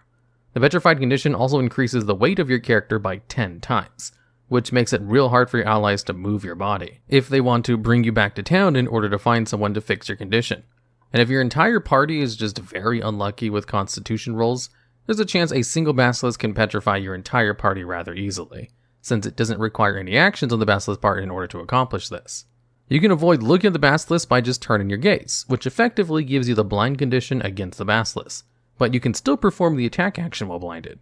There's just a lot of spells and stuff that you can't use when you can't see a creature, so it's not impossible to fight a Basilisk without looking at it, but you always have to run the risk of possibly losing your character if you do decide to look at it, and if not, then you have disadvantage on all your attack rolls. The only saving grace of the Basilisk is that it's kind of slow with only 20 feet of movement, and its one action doesn't really hit that hard, as it only does around 17 damage on average. Whereas the average damage per round for a CR3 creature is supposed to be 26, so it's well below the average. Now, the only reason the Basilisk is low on this list is basically because it's not that hard to counter the petrifying gaze, and a DC 12 Constitution check is not that difficult to overcome, especially since you get 2 chimes to try it. Unless you literally have a negative Constitution modifier, which is not a good dump stat for any class. So the Basilisk makes this list purely for its special ability, as its damage is not much to write home about, and definitely has one of the most dangerous special abilities of all the CR3 creatures. All the other creatures that beat this on the list are a lot more battle focused, and deadly when it comes to dealing damage. And at number 9, we have the Dalgaunt. This is a creepy looking aberration, which makes it on this list for its rather high single target damage, as it's able to dish out an average of 30 damage per round. The creature's multi-attack allows it to attack 4 times, 2 times with its tentacles and 2 times with its unarmed strike. And its tentacle attack has a 15-foot range and auto-grapples on hit. And also, if the Dalgaunt is grappling a creature, it's able to replace any of its tentacle attacks for a vitality drain, which deals 2d8 necrotic damage on a failed constitution save, and heals the Dalgaunt for half of the damage. What makes this especially good is just the staying power of being able to heal while attacking provides. If it's able to successfully land 2 of its vitality drains, then it can heal up for around 10 health per round, without having to sacrifice any damage, as Vitality Drain actually deals more damage on average than its tentacles. Although Vitality Drain does require a failure of a pretty easy Constitution save, at only DC 11, but unless it's trying to drain from a ridiculously high Constitution target, like maybe a frontline Barbarian, generally, it's worth the use of Vitality Drain over Tentacles anyway, because the potential damage and healing from Vitality Drain is better than what Tentacles can put out in damage. And it also has a 40-foot movement speed, so it's able to close into tentacle range pretty easily, and it has blind sight, so it's great against invisible targets, and even has evasion, so it has some advantages against a lot of spell saving throws, where it takes no damage if it succeeds a dexterity saving throw, where it has a +4 to that dex. If a Dalgaunt gets a drop on a party with its +6 to its stealth, it can easily take out a party member before anyone gets a chance to do anything, with its pretty high single target burst damage, which it can do consistently every turn, while also healing itself slightly. It even has a higher than average AC at 16, with the average AC for a CR3 creature only being 13. So despite having pretty low health at only around 33 on average, it should actually be pretty hard to take down with its high AC, evasion, and that little bit of self-healing it does each turn when it deals damage. And while there are a couple of other CR3 creatures which can deal slightly higher single target damage, the reason the Doggaunt is on this place over some of them is mainly because of its other combat advantages. In addition to its heal, it just makes it slightly more dangerous, as the Snow Golem can also deal the same amount of damage, but it only has 10 feet of movement and a built-in weakness. The Githyanki Warrior definitely gives the Doggaunt a run for its money though, as it can deal about the same amount of damage as well while having 1 more AC, and the ability to Misty Step 3 times a day. But the Doggaunt also has sufficiently high AC, has control with its grapples, and with its range and movement speed, it's actually pretty maneuverable. And at number 8, we have the Giant Scorpion. This is a beast which deals the second highest amount of single target damage at the CR rating. Well, kind of third, but we'll talk about that later. Clocking in at a grand total of 41 damage on average. And it is absolutely the king of single target damage at this rating without requiring legendary actions or special abilities. It also has 20 more health than the Doggaunt, only 1 less AC, the same movement speed, and also has 60 feet of blind sight. Although, it has no other special abilities, and it requires a target to fail a Constitution saving throw in order for it to take the maximum damage, as a lot of that damage is definitely tied to its Sting ability. The Scorpion is able to make 3 attacks with its multi-attack, 2 claws, which both can grapple on hit, and the Sting, which only deals 7 damage on application, but then the target also has to perform a Constitution save, where on failure, they'll take 4d10 poison damage, or only half as much on a success. So the Giant Scorpion has some control of those grapples, while also just doing a ton of damage with that Sting. The Giant Scorpion is also just one of the best wild shapes for Circle of the Moon Druids to turn into once they gain CR3 creatures, because a Giant Scorpion can also outdamage CR4 and 5 beasts as well. The Giant Scorpion is kind of a monster when it comes to its single target damage, and can easily down pretty much any 3rd level player in 1 round of combat, if it's able to land all 3 of its attacks. Although that's only against 1 target, which is why it's a little bit lower in this list than all the other ones that are higher up, which are able to affect more targets and can potentially wipe out an entire group by themselves within only 1 or 2 rounds of combat. Although not the next spot. The next part on this list is the last one, which is here purely for single target damage. Kind of. And at number 7, we have the Fleecemane Lion. This is one of the few CR3 creatures which has legendary actions, which allows it to perform one of its actions after a player's turn in combat. And with one of its legendary actions, it's able to make a claw attack. So if you count the lion's multi-attack using its legendary action to perform the claw attack 3 times, then it's able to barely outdamage the Giant Scorpion in single target damage with 43 damage on average. Which really goes to show just how strong the Giant Scorpion is if the Fleecemane Lion requires 3 legendary actions to barely match it in power. Although the lion also has a couple of other benefits. It's straight up faster with 50 feet of movement speed. It can pounce things in order to knock them prone and then gain a bonus action bite. It has the spell turning ability, where it has advantage on saving throws that target it.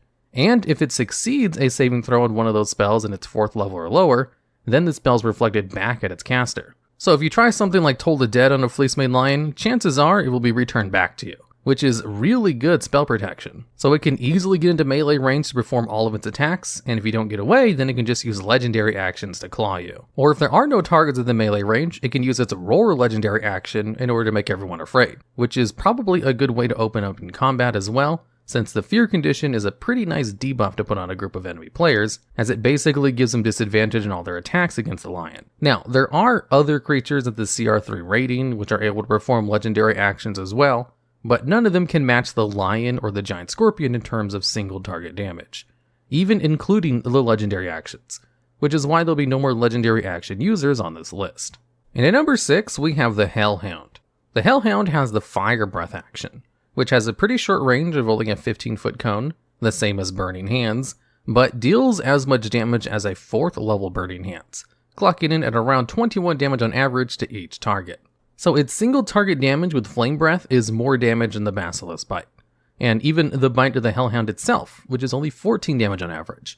So if the Hellhound is able to position its Fire Breath to hit all 5 adventuring party members, if they're bunched up for whatever reason, then it's able to deal a potential 105 damage to a whole party on average, which is definitely more damage than what a Giant Scorpion is able to put out in 1 round. That's kind of the power of just having abilities that can hit multiple targets though.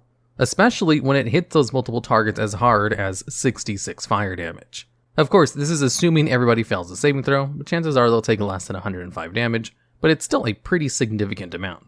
The Hellhound itself is also really fast with 50 feet of movement speed, so it's able to easily position itself for a perfect fire breath, especially since all Hellhounds are immune to fire damage, so they don't care about hurting their allies in case there's other similar creatures nearby. And since Hellhounds rarely hunt alone, chances are there might be another Hellhound too, trying to position fire breath to hit as many targets as possible. So if you really want to kill a party of level 3 players, just send 2 Hellhounds after them, and they'll quickly burn through most of them with their fire breath. And while their fire breath is recharging, they have pack tactics, so there's a good chance they'll be able to land their bite attacks. Although definitely the power of the Hellhound is just that fire breath, as it's one of the hardest hitting AoEs that a CR3 creature is able to put out, which is not from a spell. And at number 5, we have the Blue Dragon Wyrmling. This Wyrmling has a lightning breath ability, which deals 22 damage on average to each target it hits, and shoots out in a 30-foot line. So it's a little bit easier to hit 2 targets with this than it would be with the Cone of the Hellhound, depending on the situation. Although lightning breath only hits slightly harder than flame breath, and they both don't have super good radiuses on how they deal their damage. So what really puts the Blue Dragon Wyrmling above the Hellhound is just its movement speeds. It has 60 feet of fly speed, so it's a way better position itself in order to get the perfect lightning breath, and it also has 15 feet of burrow speed, which means it could instead just hide underground after it uses lightning breath, so that it has full cover and it just waits for it to recharge. So the Blue Dragon Wyrmling can pop up from the ground, shoot its lightning breath, and then just hide again without having to stay out in the open for attacks. Although outside of its lightning breath, its one bite attack hits for even less damage than the Hellhounds. So it's really kind of useless outside of a lightning breath. But its lightning breath is good enough, with its movement speed, that it's definitely slightly more dangerous than the Hellhound. As if you're able to hit a full party of adventurers who are lined up for whatever reason, then they can deal a grand total of 110 damage to those 5 players. Although even hitting just 2 people will match the damage of a giant scorpion who lands all 3 of its attacks. And at number 4, we have the Sahuagin Warlock of Ukotoa. This is a spellcaster mob who's able to cast the spell Hunger of Hadar once a day. This is an AoE spell which fills up a 20-foot radius sphere with blackness and bitter cold, which makes the area difficult terrain, and any creature who starts their turn inside of it takes 2d6 cold damage immediately without any save. Additionally, if a creature ends their turn in the area, they have to succeed a dexterity saving throw or take an additional 2d6 acid damage. So assuming a full party of adventurers is not able to escape a Hunger of Hadar for a turn, then that's 70 average damage to 5 players, which technically isn't as high as lightning or flame breath from the previous 2 spots, but it's much easier to actually deal all this damage since the radius of Hunger of Hadar is huge, and the difficult terrain makes it hard to get out of. In addition to the Warlock just having some other useful spells, they can also cast Counterspell once a day, go invisible, or even use Crown of Madness in order to take control of a hard-hitting melee player character. Although the melee and defensive capabilities of the Warlock are nothing to write home about. It has lower average hit points and doesn't hit particularly hard in melee with its multi-attack. It's definitely a powerful caster that wants to stay in the back line, and deals the most amount of its damage with its Hunger of Hadar ability, which can be very deadly if comboed with just any other melee creature to keep them in the area longer. As Hunger of Hadar lasts for a minute, just as long as they're able to keep concentration, so it has the potential to just deal more and more damage, while it blasts people with Eldritch Blast from range on subsequent turns. And at number 3, we have the Anchorite of Talos. This is another spellcaster creature, as I've been grouping all these different types of creatures together, that way half the list isn't just spellcasters, as spellcasters are just very strong, especially ones that are able to perform 3rd level spells like a Lightning Bolt. Lightning Bolt hits harder than the Lightning Breath ability from the Blue Dragon Wyrmling, and also has a much longer range of 100 feet. If Lightning Bolt is able to hit 5 party members, then that's 140 damage on average to everyone, which is definitely more than what a giant scorpion can put out in one round. Although positioning Lightning Bolt to hit 5 targets is almost impossible. This is more of a theoretical damage example. Although when it comes to theoretical damage, this creature is very good at putting out tons of damage. Although its other abilities aren't much to write home about, it can also use Blast and Thunderwave, and it can transform itself into a boar. Although just a normal boar, so it's not that big a deal. The main reason it takes a high spot is because it can just use Lightning Bolt, which is strong enough to take down 3rd level party members that it hits pretty easily, because just a single target damage of Lightning Bolt is more damage than the average damage for a CR3 creature in a round, at 28 damage per target hit. And when it comes to no-name characters who can cast spells, There's only 2 others which are also able to use lightning bolt. One of those will be talked about later. The other is the green hag, but only if the green hag is part of its coven, which means it has its 2 other party members within 30 feet of it. Without its coven, it can't use lightning bolt, and isn't really that dangerous when compared to all the other creatures on this list. However, the green hag can also cast polymorph when it's part of its coven, which is a pretty powerful control spell but not super useful at low levels, because the best you could use it for would be to turn yourself into a giant scorpion, or to try and transform one enemy target into a small little creature to keep them out of the battle. And there's a lot of other control spells you could use instead that don't require 4th level spell slots. Polymorph is a really good spell to have at level 7 for a player when they're able to learn that spell, but not super useful at low CR ratings for creatures who have it, since it's actually kind of easy to counter if you just break their concentration, and they can't really turn into something super scary. And at number 2, we have Portentia Dran. This is a named NPC which has the ability to shape change, and turn into a humanoid or beast that has a challenge rating equal to its own. But also it gets to keep its game statistics and abilities, which means it can turn into a giant scorpion, and then sneak attack, to bring its potential single target damage up to 55 on average, making it the hardest hitting creature at this level if you use that combination, and if it actually works.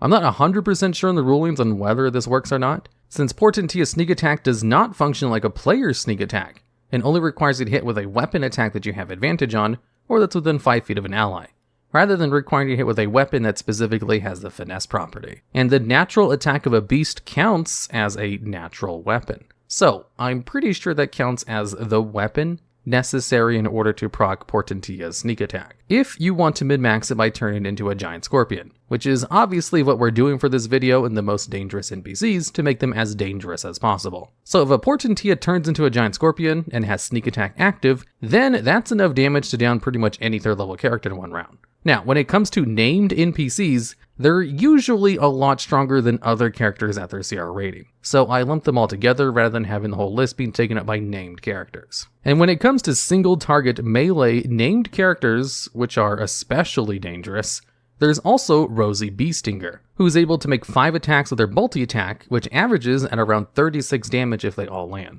And Rosie can also teleport into darkness or dim light, and has the ability to cast the darkness spell once a day. And there's also Sapphic Caltro, who's able to deal 26 damage on average with his multi-attack, but also has the ability to Misty Step 3 times a day in order to bonus action teleport near any target at once, and can regenerate 5 health each turn, which also allows it to resurrect even if he's at 0 hit points. And he has an impressive 75 hit points on average. So Sapphic is able to hit hard, teleport into range to do damage, and is incredibly hard to take down since it has a very high health and the regeneration trait. And also, I played the module in which Sapphic is from, and that module sets it up in a way where it's possible for a 1st level party to face off against him, which can easily result in a TPK. And is also the reason why the early levels of Rime of the Frost Maiden is very difficult. And at number 1, we have Darrow Savant. Now, I'm not 100% sure if this is a named NPC or just a spellcaster NPC.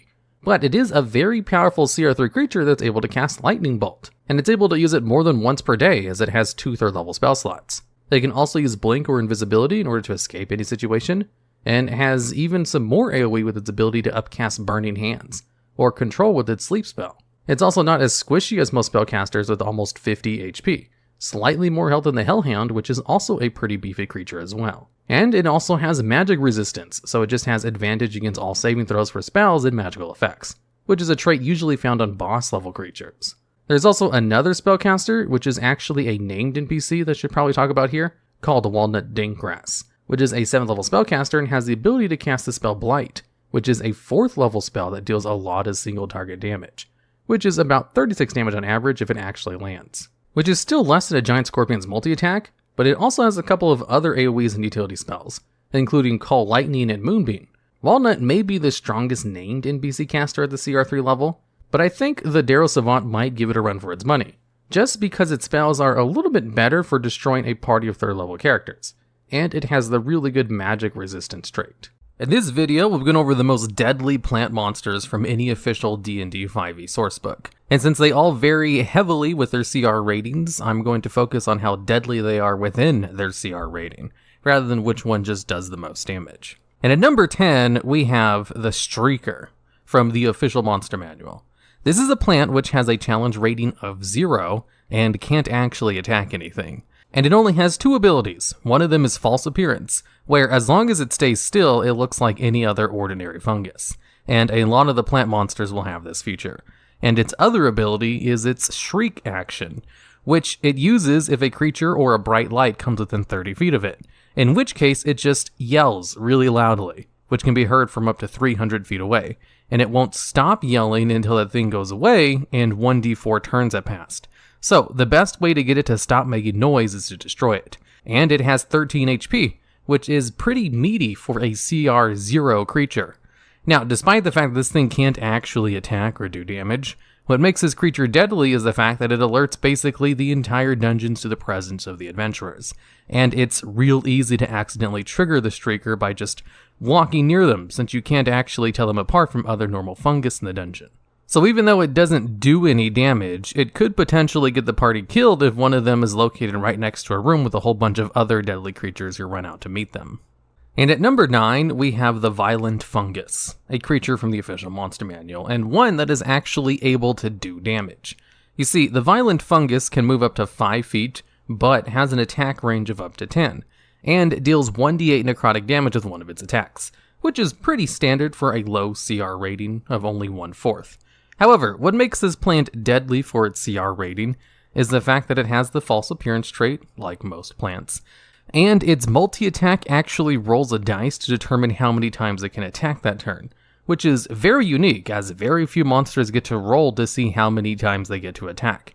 And if you roll the maximum amount at 4, that's essentially doing 48 points of damage at an incredibly low CR rating, which is about the same amount of damage as a giant poisonous snake, who has the same CR rating and is also an incredibly deadly creature. If you're not careful, a small pack of Violent Fungus in a narrow hallway could kill a player very easily with a high roll in their multi-attack, especially if you have them all situated in a choke point in the dungeon, and you don't have any of them activate until someone's right in the middle of a group of them. I run a one-shot dungeon that has this trap with these fungus, and it has taken down level 3 adventurers in pretty much every game because one of them always rolls high on their multi-attack, and getting in a whole bunch of attacks. And at number 8, we have the Man Trap, a CR1 plant from the Tomb of Annihilation and the Tyranny of Dragons. Now, like all the other plants, this one has false appearance, but it also has a feature called Attractive Pollen, which affects all creatures within 30 feet of it, and if they fail their saving throw, forces them to use their turn to walk towards the plant. And this little feature doesn't break until they succeed a saving throw at the end of their turn. So it can then use its Engulf action on them once they're in range, where on hit, it basically eats them up, where they're blinded and restrained and take 4d6 acid damage at the start of each of their turns. Now, the creature will let you go if it dies, and you can still attack it while inside of it, so it's not the end of the world if you get eaten, unless you go down while you're inside of it, and your party members aren't able to get you out in time. Like, say they're all still affected by its Attractive Pollen trait, and aren't using their actions to attack the trap. The acid damage inside is pretty high, so it'll most likely kill low-level players after a few turns, in which case it will keep doing damage to you while unconscious, and then eventually kill you. And at number 7, we have the Woodwode, a CR5 creature from Volo's Guide to Monsters. This creature has the Magical Club trait, which adds an additional 3d4 damage to its club attack and makes it magical, and it has the multi-attack option to attack twice with its club, which allows it to do around 28 damage on average, which is slightly higher damage than other creatures in the same CR rating. On top of this, it has the regeneration feature, where it gains 10 hit points at the start of each of its turns as long as it hasn't taken fire damage and is in contact with the ground. Which means you have to deal fire damage if you want to kill it, as it will get back up if it recovers hit points at the start of its turn, even if it's at 0 HP. And it also has the Tree Stride ability, where it can use its movement to walk into a tree and then walk out of another tree that's within 60 feet. So it can essentially teleport as a free action using its movement, assuming you're facing this thing in a dense forest with a lot of trees. And it also has an 18 AC, which is decently high for a monster, as generally they don't go above 16.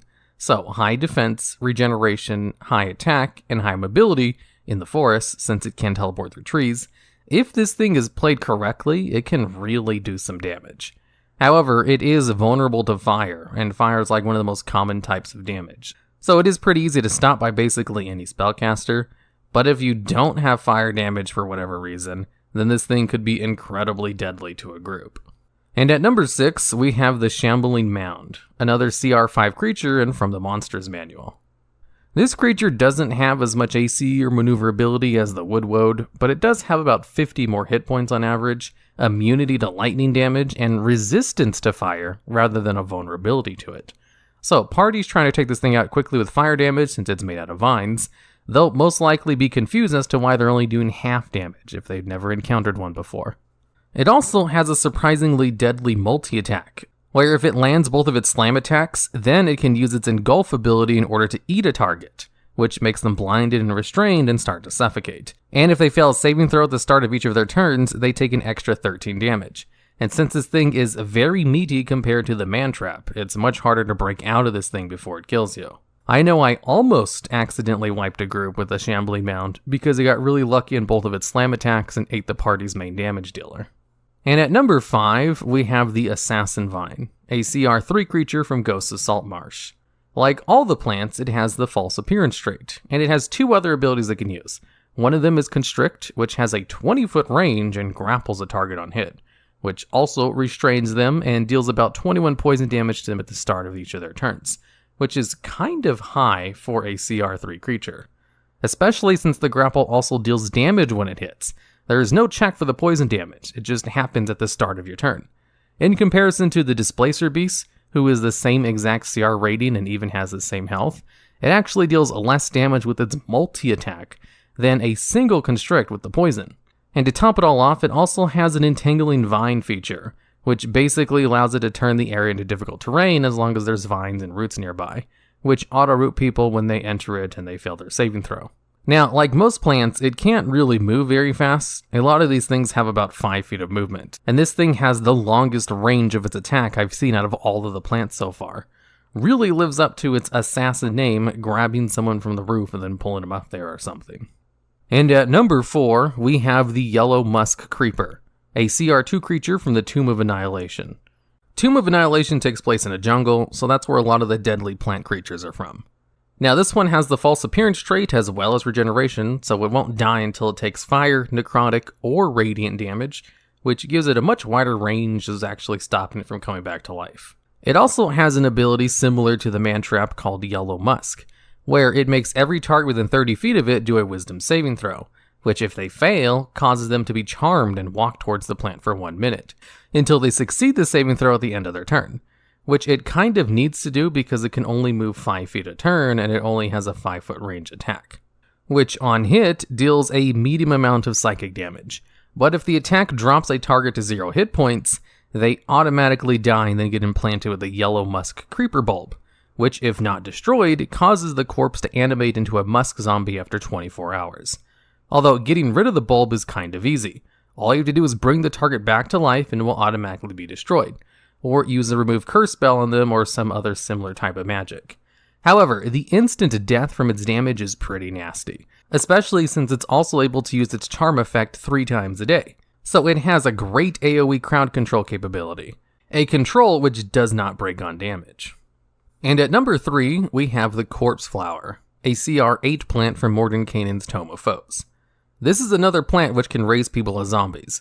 However, this one's able to do it much more effectively. You see, when you start the fight with this thing, it will have a number of corpses already inside of it, and as a bonus action, it's able to convert any corpses it has into a zombie, which will act as an ally to him and share its Stench of Death trait, where it has the trait that if a creature starts its turn within 10 feet of a corpse flower, or one of its zombies, they have to succeed a saving throw or else be incapacitated for that turn. So if you fail, you lose your turn, but if you succeed and save, then you don't need to worry about it for 24 hours. It also has a tentacle attack, which doesn't hit very hard for its high CR rating. However, he does have another action called Harvest the Dead, which allows it to take a corpse within 10 feet of it and put it inside of itself, which it can then convert into a zombie as a bonus action. So, if a party member dies on the battlefield, the Corpse Flower can scoop them up and then turn them into a zombie before they have a chance to resurrect them, which makes it much harder to resurrect them later as a zombie.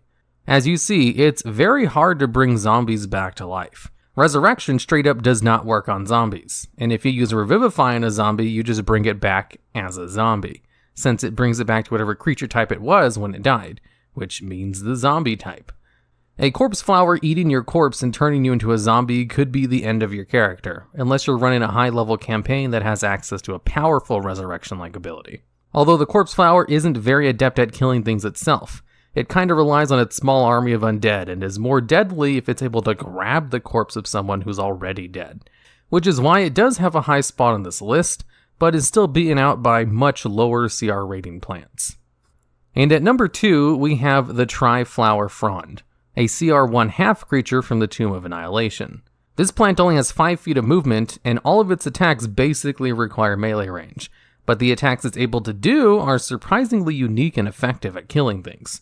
You see, it has a multi-attack, which allows it to use 3 blossoms. First one is the Orange Blossom, which forces a target within 5 feet to do a saving throw, and if they fail, they're poisoned for 1 hour and become unconscious. So it can automatically knock out a party member with its first attack, until they end this poison if they repeat the saving throw after a minute, so they're essentially out of the fight. Its second attack is Yellow Blossom, which requires the target to succeed a saving throw or else be covered in a corrosive sap, where they just automatically take 5 acid damage at the start of each of their turns, and they don't stop taking this damage until they douse themselves in water.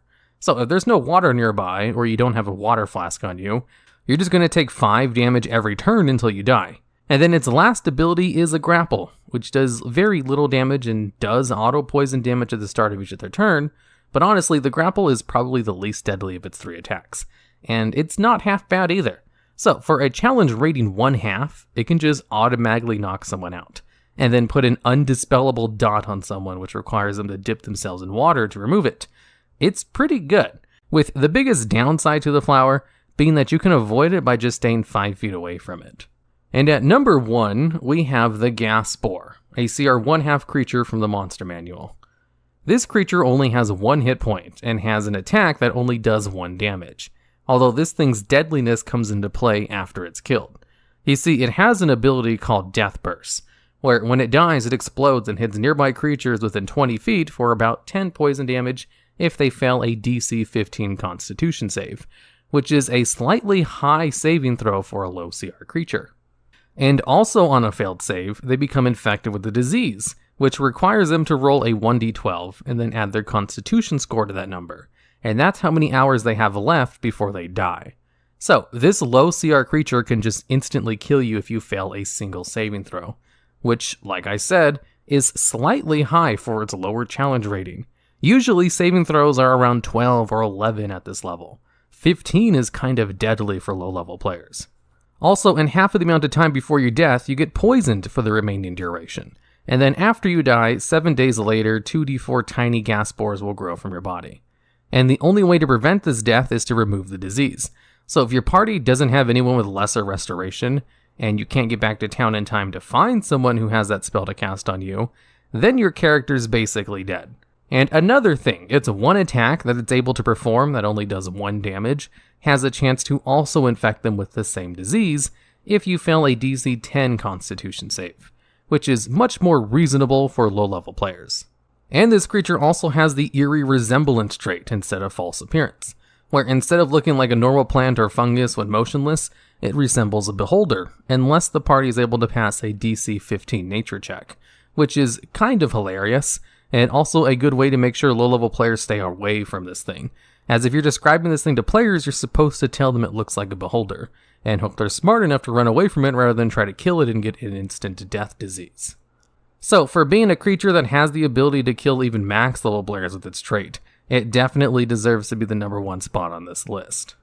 In this video, we'll be going over 10 creatures that would fit perfectly into a Halloween or horror themed game, all of which will be CR 5 or lower, and also I'll leave out a whole bunch of very common monster types, as I'm pretty sure you don't need me to tell you that a vampire makes a good horror boss. And at number 10, we have the Skulk. The Skulk is a CR 1/2 creature who has the distinction of being permanently invisible, and has a trait where it can only be seen through 3 different unique methods, in addition to the normal methods of seeing invisibility like blind sight or see invisibility, of course, where you can only see it through the reflection of a mirror, or if there is a light from a candle rendered from the corpse of an identity that is unknown, or through a humanoid child who is age 10 or under.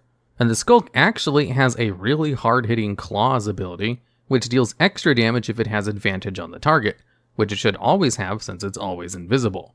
The Skulk makes an excellent monster for low-level games, because it has a description like it's straight out of a horror movie. Some children have imaginary friends that their parents can't see. Sometimes those invisible friends aren't imaginary. You can have your party members walk through a town and just hear rumors of children seeing an invisible guy who's walking through the city, where eventually they might be hired to track him down. And trying to defeat the thing at low levels is a quest in of itself, as it's really hard to track down since it has the trackless feature and a +8 to its stealth. And seeing as skulks are usually summoned into the material world through a ritual, it's really easy to just kind of add it to any town to make it a little bit more spooky. And at number 9, we have the Gibbering Mouther. The Gibbering Mouther is an abomination of eyeballs and mouths, and definitely makes this list for just looking like a horror monster, while equally being a pretty dangerous one, as it made into my list of the top 10 most dangerous CR2 creatures. Its one attack is called bites, plural, because it has so many mouths that they all just kind of bite at once. And it has one of the hardest hitting single target attacks for its CR rating. It also passively slows creatures who are nearby because it turns the ground into a dough-like structure. And it can also knock targets prone with its bites ability.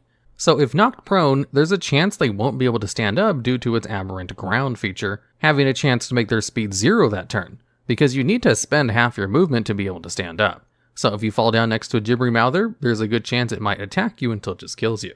And then absorbs you into itself, as its bites ability has the ability to absorb creatures that it kills with it. In addition, it has a passive confusion effect if you start to turn within 20 feet of it, and it can even spit to blind creatures within a 5-foot radius of its impact. The only downside to the Gibbering Mouther is that it's really slow. Like, ridiculously slow at only 10 ground and swim speed. Although, since it does have a swim speed, that makes it an excellent ambush predator, especially if they're near any kind of source of water, like an underground water dungeon or some kind of swampy area. And at number 8, we have the Intellect Devourer. This is a small CR2 creature which has the ability to steal an opponent's brain and then take control of that body. This is one of the few low CR creatures which has the ability to instantly end a character's career, and generally has this feature because it's supposed to be a minion of a higher CR creature. And it's also a walking brain, which definitely gives it the creepy factor that allows it to make this list. Now, how exactly it instantly disables a character is through a series of checks. First off, it has its multi-attack, which allows it to attack with its claws and then use its Devour Intellect ability. Devour Intellect requires a target to fail a DC 12 intelligence saving throw, where they'll then take some psychic damage and then have to perform a unique check, where the Intellect Devourer rolls a 3d6, and if the value of that roll is equal to or larger than the intelligence score of the creature, then their intelligence score is set to 0, where they're permanently stunned until they regain at least 1 point of intelligence, which can't be done unless someone in the party has greater restoration, or some higher level magic. And then once a target is permanently stunned through this feature, they'll then attempt a body thief on their next turn when they get a chance, where, as an action, the Intellect Devourer initiates an intelligence contest with an incapacitated humanoid within 5 feet of it. An intelligence contest is just rolling a straight d20 and then adding your intelligence modifier to it, without any kind of proficiencies. The Intellect Devourer only has a +1 to its intelligence. However, the Devourer will wait until it's succeeded on its Devour Intellect in order to use Body Thief, which means the target it's using the ability on will have an intelligence of 0, and have a -5 to that intelligence roll. So there's a very high chance it will succeed, and if it does, then it will instantly magically consume the brain and teleport into the skull of the body, taking control of it. And then that's kind of donezo for that character. The only way to get the body back is through a wish spell, or through some other way that you can regrow the brain immediately as soon as the Intellect Devourer leaves the skull, as the body dies within 1 round, unless you somehow manage to get a replacement brain in. And at number 7, we have the Dalgaunt. This is a CR3 creature that just looks really creepy, and kind of makes on this list for that alone. Plus, it's one of the hardest hitting single target damage dealers at the CR3 rating.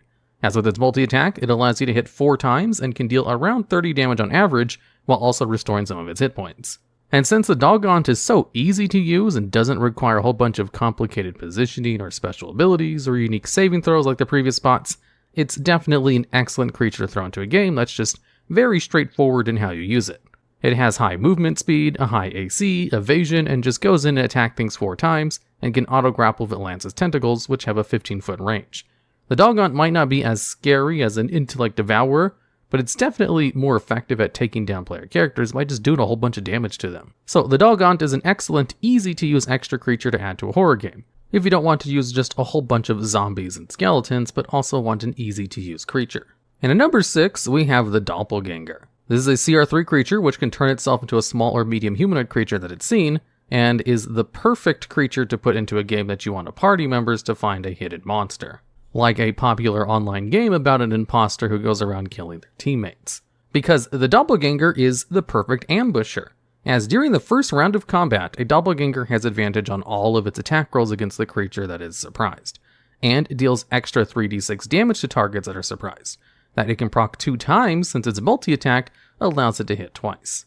In addition, it's just really good at pretending to be someone else and convincing everyone that it's not a monster disguised as a regular person, because it has the read thoughts action, where it can just read the surface level thoughts of one creature within 60 feet of it, and even has the added benefits of giving it advantage on insight, deception, intimidation, and persuasion checks against that target. It also has a passive +6 to its deception, so it's just really good at pretending to be someone else and convincing everyone else that it is in fact not an imposter.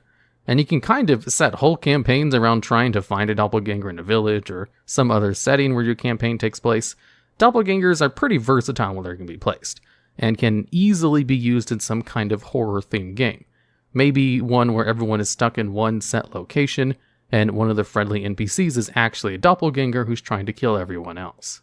And at number 5, we have the Neogi. This is a CR3 creature which kind of looks like an eel spider thing, and definitely makes it on this list for its creepiness factor, as well as some of the lore tied to it. Basically, the Neogi are an alien race that considers everyone who's weaker than them to be servants or prey, including other Neogi. And because they have a compulsion to just control everyone they consider weaker, they have an enslave trait, where once a combat they can force a DC 14 wisdom saving throw on a target, where on failure they magically charm that creature for 1 day. And the creature has to obey the Neogi's commands, but each time they take damage they have a chance to break this mind control. And they also have a bite ability which has a chance to poison every time it hits. When it comes to the combat capabilities of the Neogi, they can definitely hold their own, especially if they're able to successfully land one of their enslaves. But what I found especially creepy about the Neogi was the little section that details their cycle of death and life, which states in so many words that when the Neogi reaches old age and starts weakening, the other Neogi will transform the old creature with a whole bunch of toxins to make them a bloated, helpless mass of flesh called the Great Old Master, where the young Neogi will then lay their eggs on top of it, and when the hatchlings emerge, they'll devour the Great Old Master and one another, until only a few of the strongest newborns are left, which definitely lets the Neogi fit in with a horror theme. And at number 4, we have the Ghost. This is a CR4 creature and definitely the most generic monster that will appear on this list, but I kind of have to mention the standard Ghost in this video because it just fits in so well with Halloween and horror themed games, specifically because of its horrifying visage ability, where as an action, you make all non-undead creatures within 60 feet of the Ghost who can see it perform a DC 13 wisdom saving throw, or be frightened for 1 minute. However, if anyone fails this saving throw by 5 or more, then the target also magically ages 10 years times 1d4. So if you're really unlucky, you can age 40 years by just failing this one saving throw. And this aging is basically permanent, and can only be reversed if you have a greater restoration spell cast on you within 24 hours of it occurring. And being forcibly magically aged creates all kinds of role-playing moments, and can sometimes cause the death of some characters that are already old. I was in a game where one of the players was playing a retired paladin, who failed this saving throw by more than 5 and aged to a point where he was going to die really soon. And it kind of created its own branching side story after the fact, which expanded the campaign into its own thing. In addition, the Ghost is also pretty capable in combat. It can sometimes possess a creature in order to control their body, and has a whole bunch of resistances to damage and immunities, so it's definitely hard to take down. But really, the best part of the Ghost is just the extra effect from the horrifying visage, even if it is a pretty easy saving throw for a lot of classes to make. And at number 3, we have the Dybbuk. The Dybbuk is a CR4 demon who has the ability to possess corpses, and while it's possessing a corpse, looks exactly like the creature looked like in life. It also gains the statistics and knowledge of the creature it possesses, and gains a whole bunch of temporary hit points equal to the creature's original hit point value. Although, what definitely lands the Dybbuk on this list is the horror potential it has in games. If there was a friendly NPC that died recently, you can have the Dybbuk possess their corpse and then come and meet the party later on. The Dybbuk is not proficient in pretending to be the corpse it possesses, so it's slightly different from the doppelganger, who's really good at pretending to be someone else. The Dybbuk relies more on shock value, as it has a trait called Violate Corpse, whereas a bonus action it's able to contort the corpse it's occupying in unnatural ways, such as vomiting blood or twisting their neck around, where it forces everyone who can see it perform a DC 12 Wisdom saving throw or become frightened for 1 minute. However, while it's possessing a corpse, it's not able to cast its innate spells, so it just has whatever basic melee attacks the corpse previously had, as it also gains the proficiencies to use whatever weapons they had. But as soon as the Dybbuk is ejected from the corpse, they can simply run away with Dimension Door, as they can cast it at will in order to possess another corpse and then attack the party again later. Just having a single Dybbuk constantly harass the party makes it an excellent creature for this list, even if it's not super deadly when it does engage the party in combat. It's just a creepy creature that's really good at getting away, made even better if one of the player characters dies, and it takes over one of their bodies later, to just have a really unsettling feature where the players will have to attack one of their previous friends, especially since Dimension Door allows it to bring the corpse with it when it tries running away. And at number 2, we have the Catoblepus. This is a CR5 creature that is a very smelly looking animal-like thing, with a serpent-like neck that has trouble lifting its head up, and one glare from its bloodshot eyes can rot flesh, as it has the ability called Death Ray, which it can use on one creature within 30 feet of it and force them to perform a DC 16 Constitution saving throw, where on failure they just take a whole bunch of damage, and if they fail by 5 or more, they take 64 necrotic damage instead of 8d8. And if the ability lowers a target to 0 hit points, it instantly kills the target. And this ability does so much damage that even if a player character succeeds the saving throw, if they're level 3 or lower, they might still just die from even taking half the damage. So this creature is just very dangerous with that Death Ray. But thankfully, it has a recharge of 5/6, so it might only be able to use it 1 round the entire time you fight it. Although without its Death Ray, it has the Stench trait, where creatures that start their turn within 10 feet of it have to succeed a Constitution saving throw or be poisoned until the next turn. And it also has a tail attack, where it has a chance to stun creatures for a turn if they fail a Constitution saving throw. Which is neat, but definitely the danger of this creature lies in that Death Ray. And with the lore of the creature being a walking, rotting calamity, where any territory it occupies becomes blighted, it definitely allows it to take a nice spot on this list. And at number 1, we have the Adult Obelix. The Obelix is actually an ooze creature, but a very smart one that's able to create clones of creatures that it's eaten the memories of. You see, it has an ability called Eat Memories, which it's able to perform as part of its multi-attack, where if the creature within 5 feet of it fails a DC 15 Wisdom saving throw, they take some psychic damage and then have their memories drained, which basically puts a debuff on them, where when they try to perform an attack or ability check, they have to subtract a d4 from those results. And the Obelix learns all the languages and proficiencies the targets it drains the memories from, and then is able to create a copy of them with its Sulphurous Impersonation ability. Where as a bonus action, the Obelix can extrude a piece of itself in order to create the appearance of a medium or small creature whose memories it had stolen. And this simulacrum that it creates looks, feels, and sounds exactly like the creature it's impersonating, with the only difference that it smells faintly of sulfur. And the Obelix is able to control it from up to 120 feet away, and is able to control the simulacrum as if it was its own body, and uses all of its traits and abilities through it, so that its real body can stay 120 feet away behind a wall or something, just as long as there's an opening 1 inch wide from the little tether to connect the two. And the Obelix is able to impersonate up to 5 creatures at a time, and it's able to create a new one as only a bonus action. So, if it successfully eats the memories of a player character, it can then immediately use a bonus action to create a simulacrum of one of them, which has all their memories and can impersonate them perfectly, which could cause some situations similar to what a doppelganger might be able to create, since the Obelix is smart enough to cause social confusion. In addition, the Obelix is able to cast some pretty good control spells. It can cast Charm Person at 5th level 3 times a day, which means it can target up to 5 characters, and has the chance to instantly charm an entire adventuring group. It can also hold Person at 3rd level, which means it can disable 2 party members at once, while it tries to eat the memories of everyone else. And just like the doppelganger, the Obelix can just impersonate a friendly NPC that it probably killed earlier, and have it interact with the party since it has their memories and appearance, just as long as the main body is within 120 feet. Killing the Obelix can be done by just destroying the simulacrum, since they both share the same body, as you can think of the simulacrum it creates as being one of its body parts, and not an actual magical created thing. So even if it's able to create multiple copies with its simulacrums, that doesn't necessarily give it extra actions, So the Obelix is a creature that definitely requires some creative use to get the full creepy aspect out of it, but is definitely one of the more unique oozes that exists in the game, as it's basically a more advanced doppelganger. In this video, we'll be going over the best Druid wild shapes. Since the level for Druid wild shapes caps out at CR1 for all but one archetype of Druids, I'm going to be focusing on CR1 and below beast for this video, and probably going to higher level ones for a Moon Druid video in a different video. And at number 10, we'll have the Scouting Druid wild shape, which is the little spider.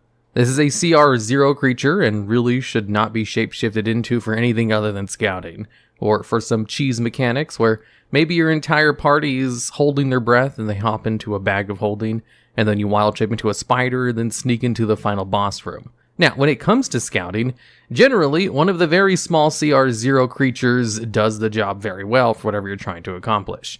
If you want to sneak through a cave, you can just turn into the CR0 spider. And most of the time, you won't even need to do a stealth roll, as most dungeons and indoor things just have spiders in them naturally. It's very easy to assume you would just fit right in.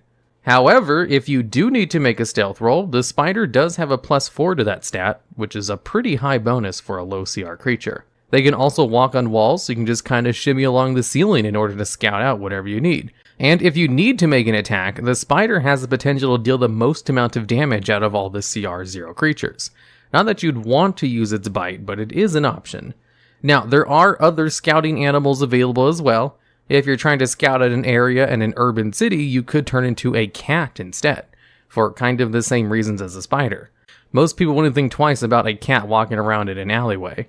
However, even in situations in which the cat might be useful, the spider also works in those situations. The only situations it's not better than the cat is if you specifically need more speed, since the cat does have 2 times the movement speed. So if you want to use one of your 2 wild shapes in order to scout ahead in a dungeon, you can't really go wrong with the spider.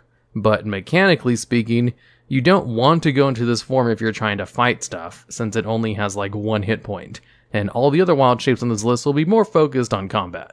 And at number 9, we have the Wolf, who's a CR 1/4 creature, so it can be used as soon as you hit level 2 and gain the wild shape feature. Now, when it comes to CR 1/4 rating, there are a lot of diverse beasts to pick from, and the Wolf definitely does not beat out most of them when it comes to damage. But the reason it makes this list is because it's very well rounded while also dealing decent damage for its challenge rating. If you want the highest damage, that's definitely the giant poisonous snake. Although since that beast technically has a swim speed, you can't use it until level 4, when you unlock the ability to transform into beasts with swim speeds. At which case, the CR will increase as well, so it won't be viable. Although excluding the giant poisonous snake, there is the giant centipede, which is usable, and is tied for dealing the second most amount of potential damage. Although the giant centipede has a crazy low amount of health for only 4 on average, so it'll probably die to any one hit. But it does have the potential to deal around 14 damage on average, if your opponent fails the Constitution save for its poison damage. Otherwise, it will only deal around 4 damage on average, which isn't very much. And it's a pretty low Constitution save too.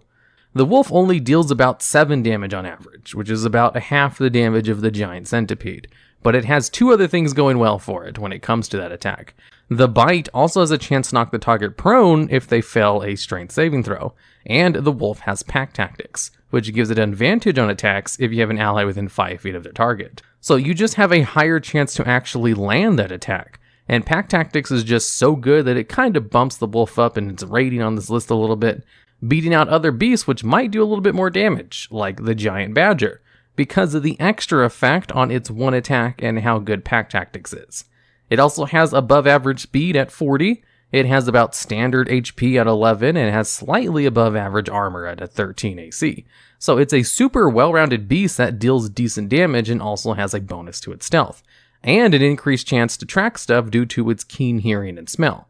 Most beasts have one or the other, not both.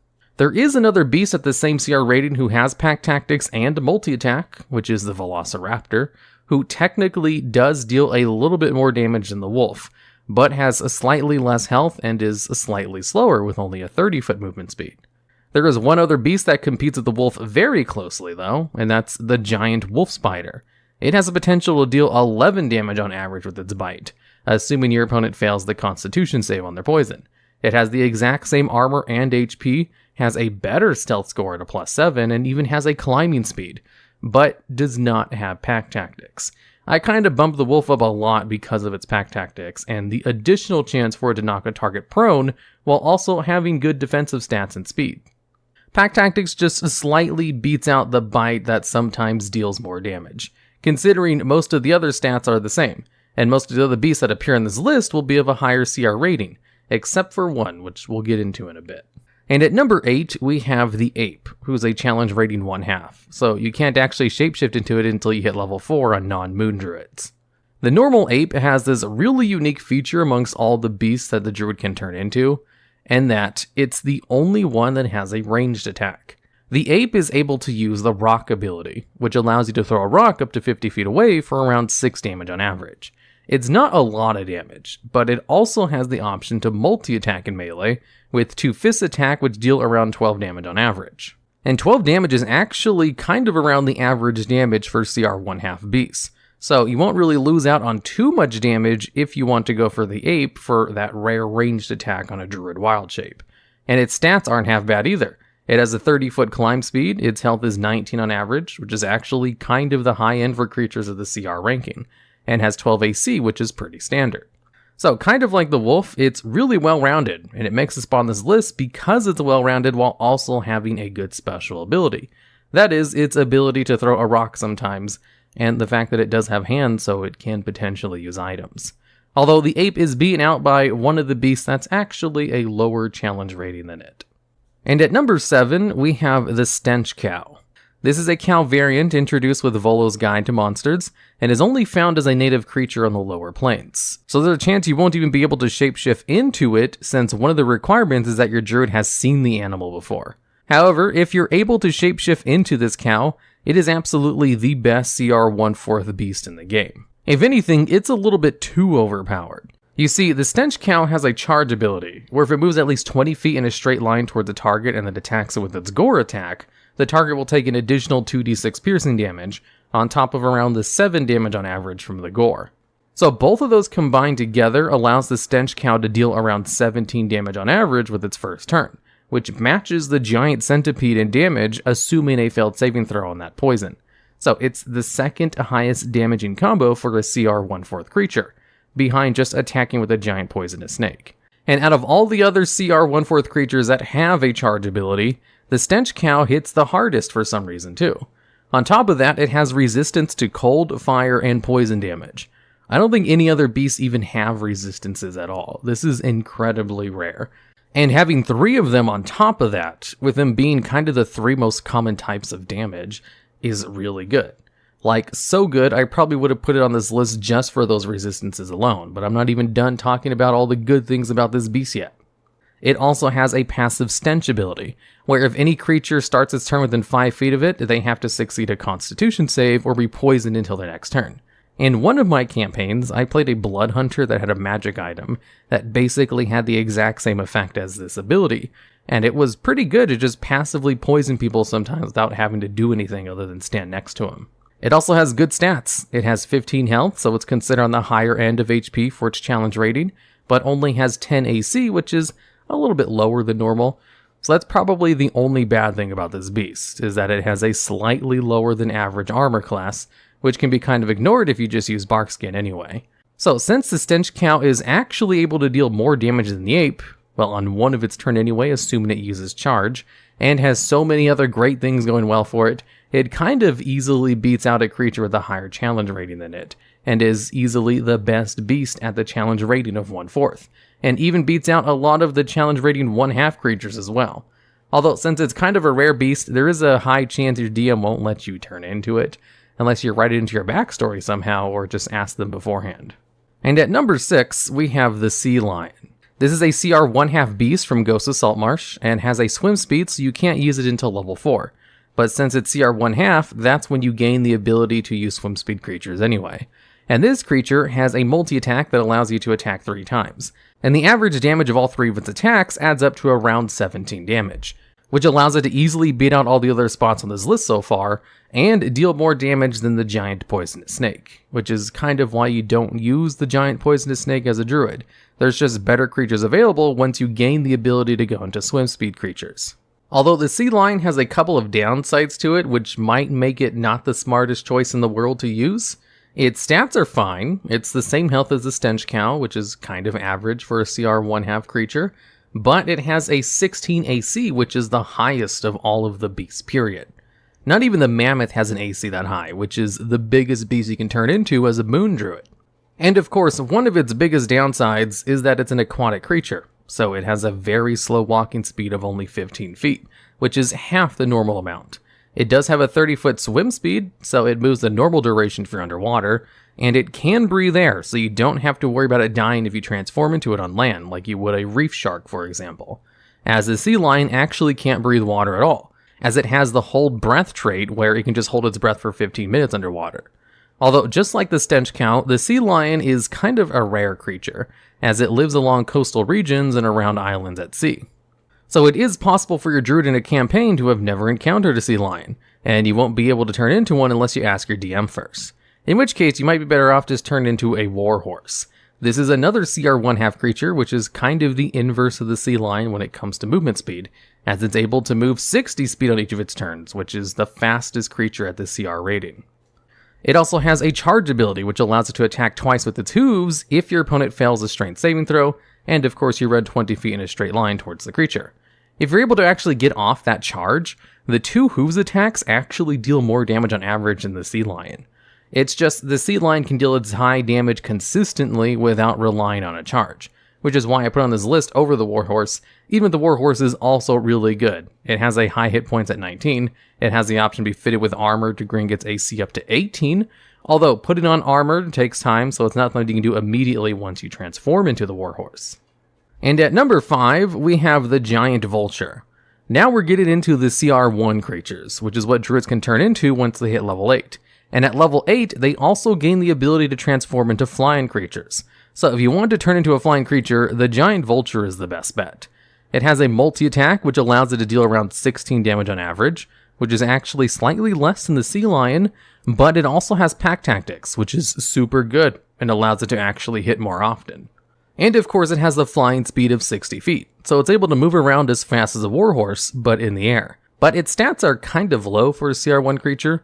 It only has 22 health and an AC of 10. The average AC around this level is about 12, so it's 2 less than the average, and its health is kind of on the low end as well, with some of the more beefy CR1 creatures like the giant hyena having as much as 45 health. Although the hyena can't fly, which is a huge advantage that the giant vulture has over it, and it also deals more damage and has pack tactics.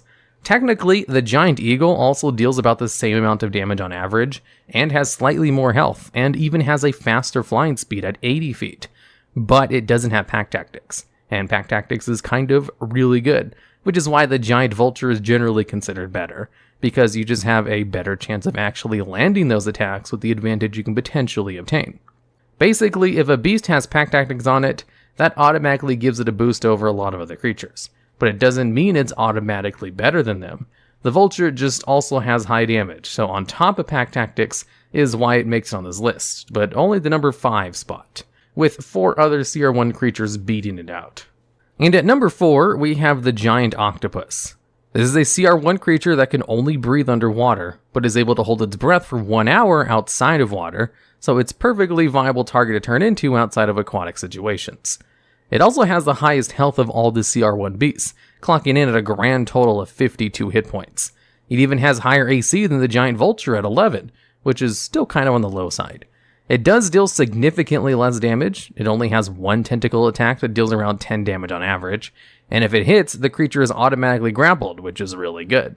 But it can only move 10 feet on land per turn, so kind of like with the sea lion, it's more useful underwater, but it definitely can be used outside of it as well, and is the tankiest thing you can turn into at this level.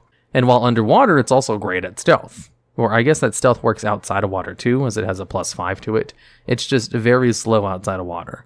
And if you use the giant version of the octopus to scout, it has a way to get out with its ink cloud ability, which creates a 20-foot radius of ink that heavily obscures the area and lets you get away, as it also allows you to dash as a bonus action. Although if you want to use the giant octopus to scout underwater, and only to scout, then you're probably better off just turning into a normal octopus, which is a CR0 creature. The normal octopus has all of the same feats and abilities as the giant octopus, except it's much smaller, so you could potentially allow it to scout in the same way as a spider, where things might just kind of ignore it. And if it's caught, it could just use its ink cloud to run away too. Although even with the downsides of the giant octopus outside of water, it's still definitely a viable option to pick while inside a dungeon or on land, because of its high HP, and the ability to grapple on its attack, which hits for a moderate amount of damage. At higher levels, you kind of want utility anyway when it comes to these things, so the more utility you can get, the better. And at number 3, we have the dire wolf. This is just a stronger version of the wolf. It has all the same things except it has more stats and higher damage. And of course, the ever elusive pack tactics. At level 8, a druid doesn't care very much about the damage of the creature. However, moon druids are able to turn into CR1 creatures at level 2, as soon as they pick their subclass.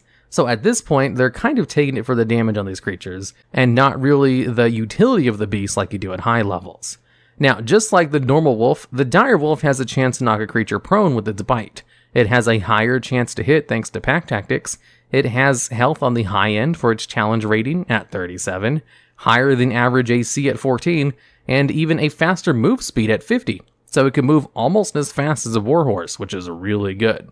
If you want just an all-around beast to turn into that's kind of good at everything, then it's kind of hard to go wrong with the direwolf, since it also has the keen hearing and smell to track targets, plus its +4 to stealth. Although the next 2 spots on this list definitely deal more damage, if that's all you really care about when it comes to transforming into creatures at the CR1 level.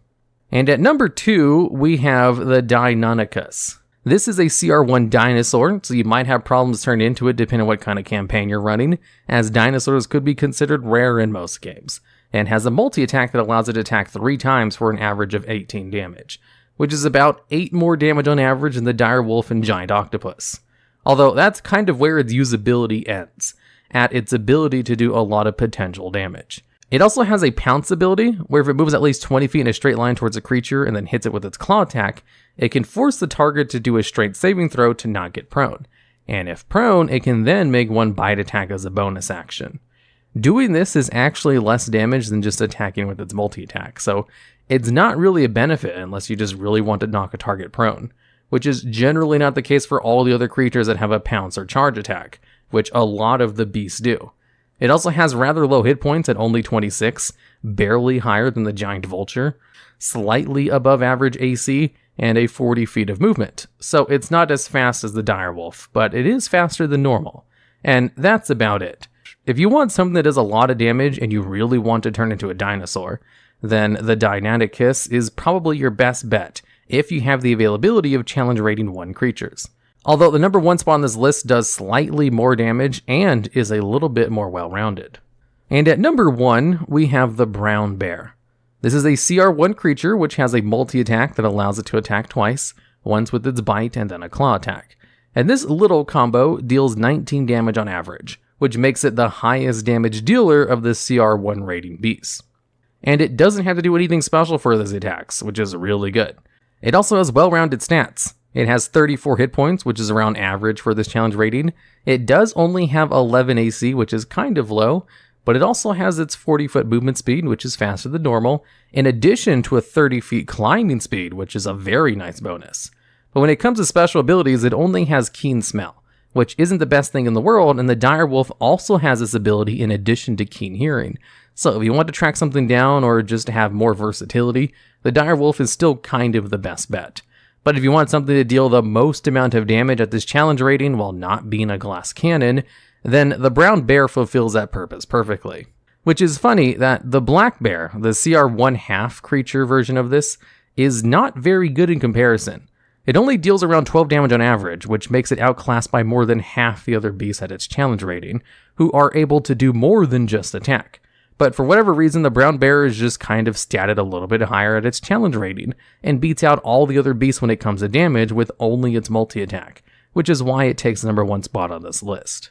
The Circle of the Moon subclass of Druid has a distinction where they're able to shapeshift into higher CR creatures than normal Druids, starting off at CR1 as soon as they gain the ability to use Wild Shape at level 2. So in this video, we'll be going over the best Moon Druid Wild Shapes to complement the normal Wild Shape video. And at number 10, we have the Dire Wolf. Starting off immediately at level 2, a Moon Druid is able to transform into a CR1 creature. And the direwolf is one of the best all-rounders you can turn into, as it's kind of good at everything, and incredibly powerful at level 2.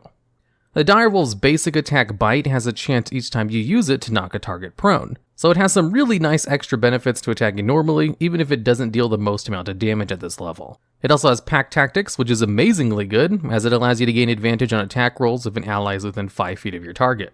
Which means, if you really want your attacks to land, the direwolf is the best one to go into. In addition, the direwolf has 50 feet of movement, so it's one of the fastest beasts when it comes to wild shape. It has an impressive +4 to its stealth, so it's good at succeeding at stealth rolls. It has advantage on perception checks for hearing or smell, so if you're trying to look for something, the direwolf is really good for that.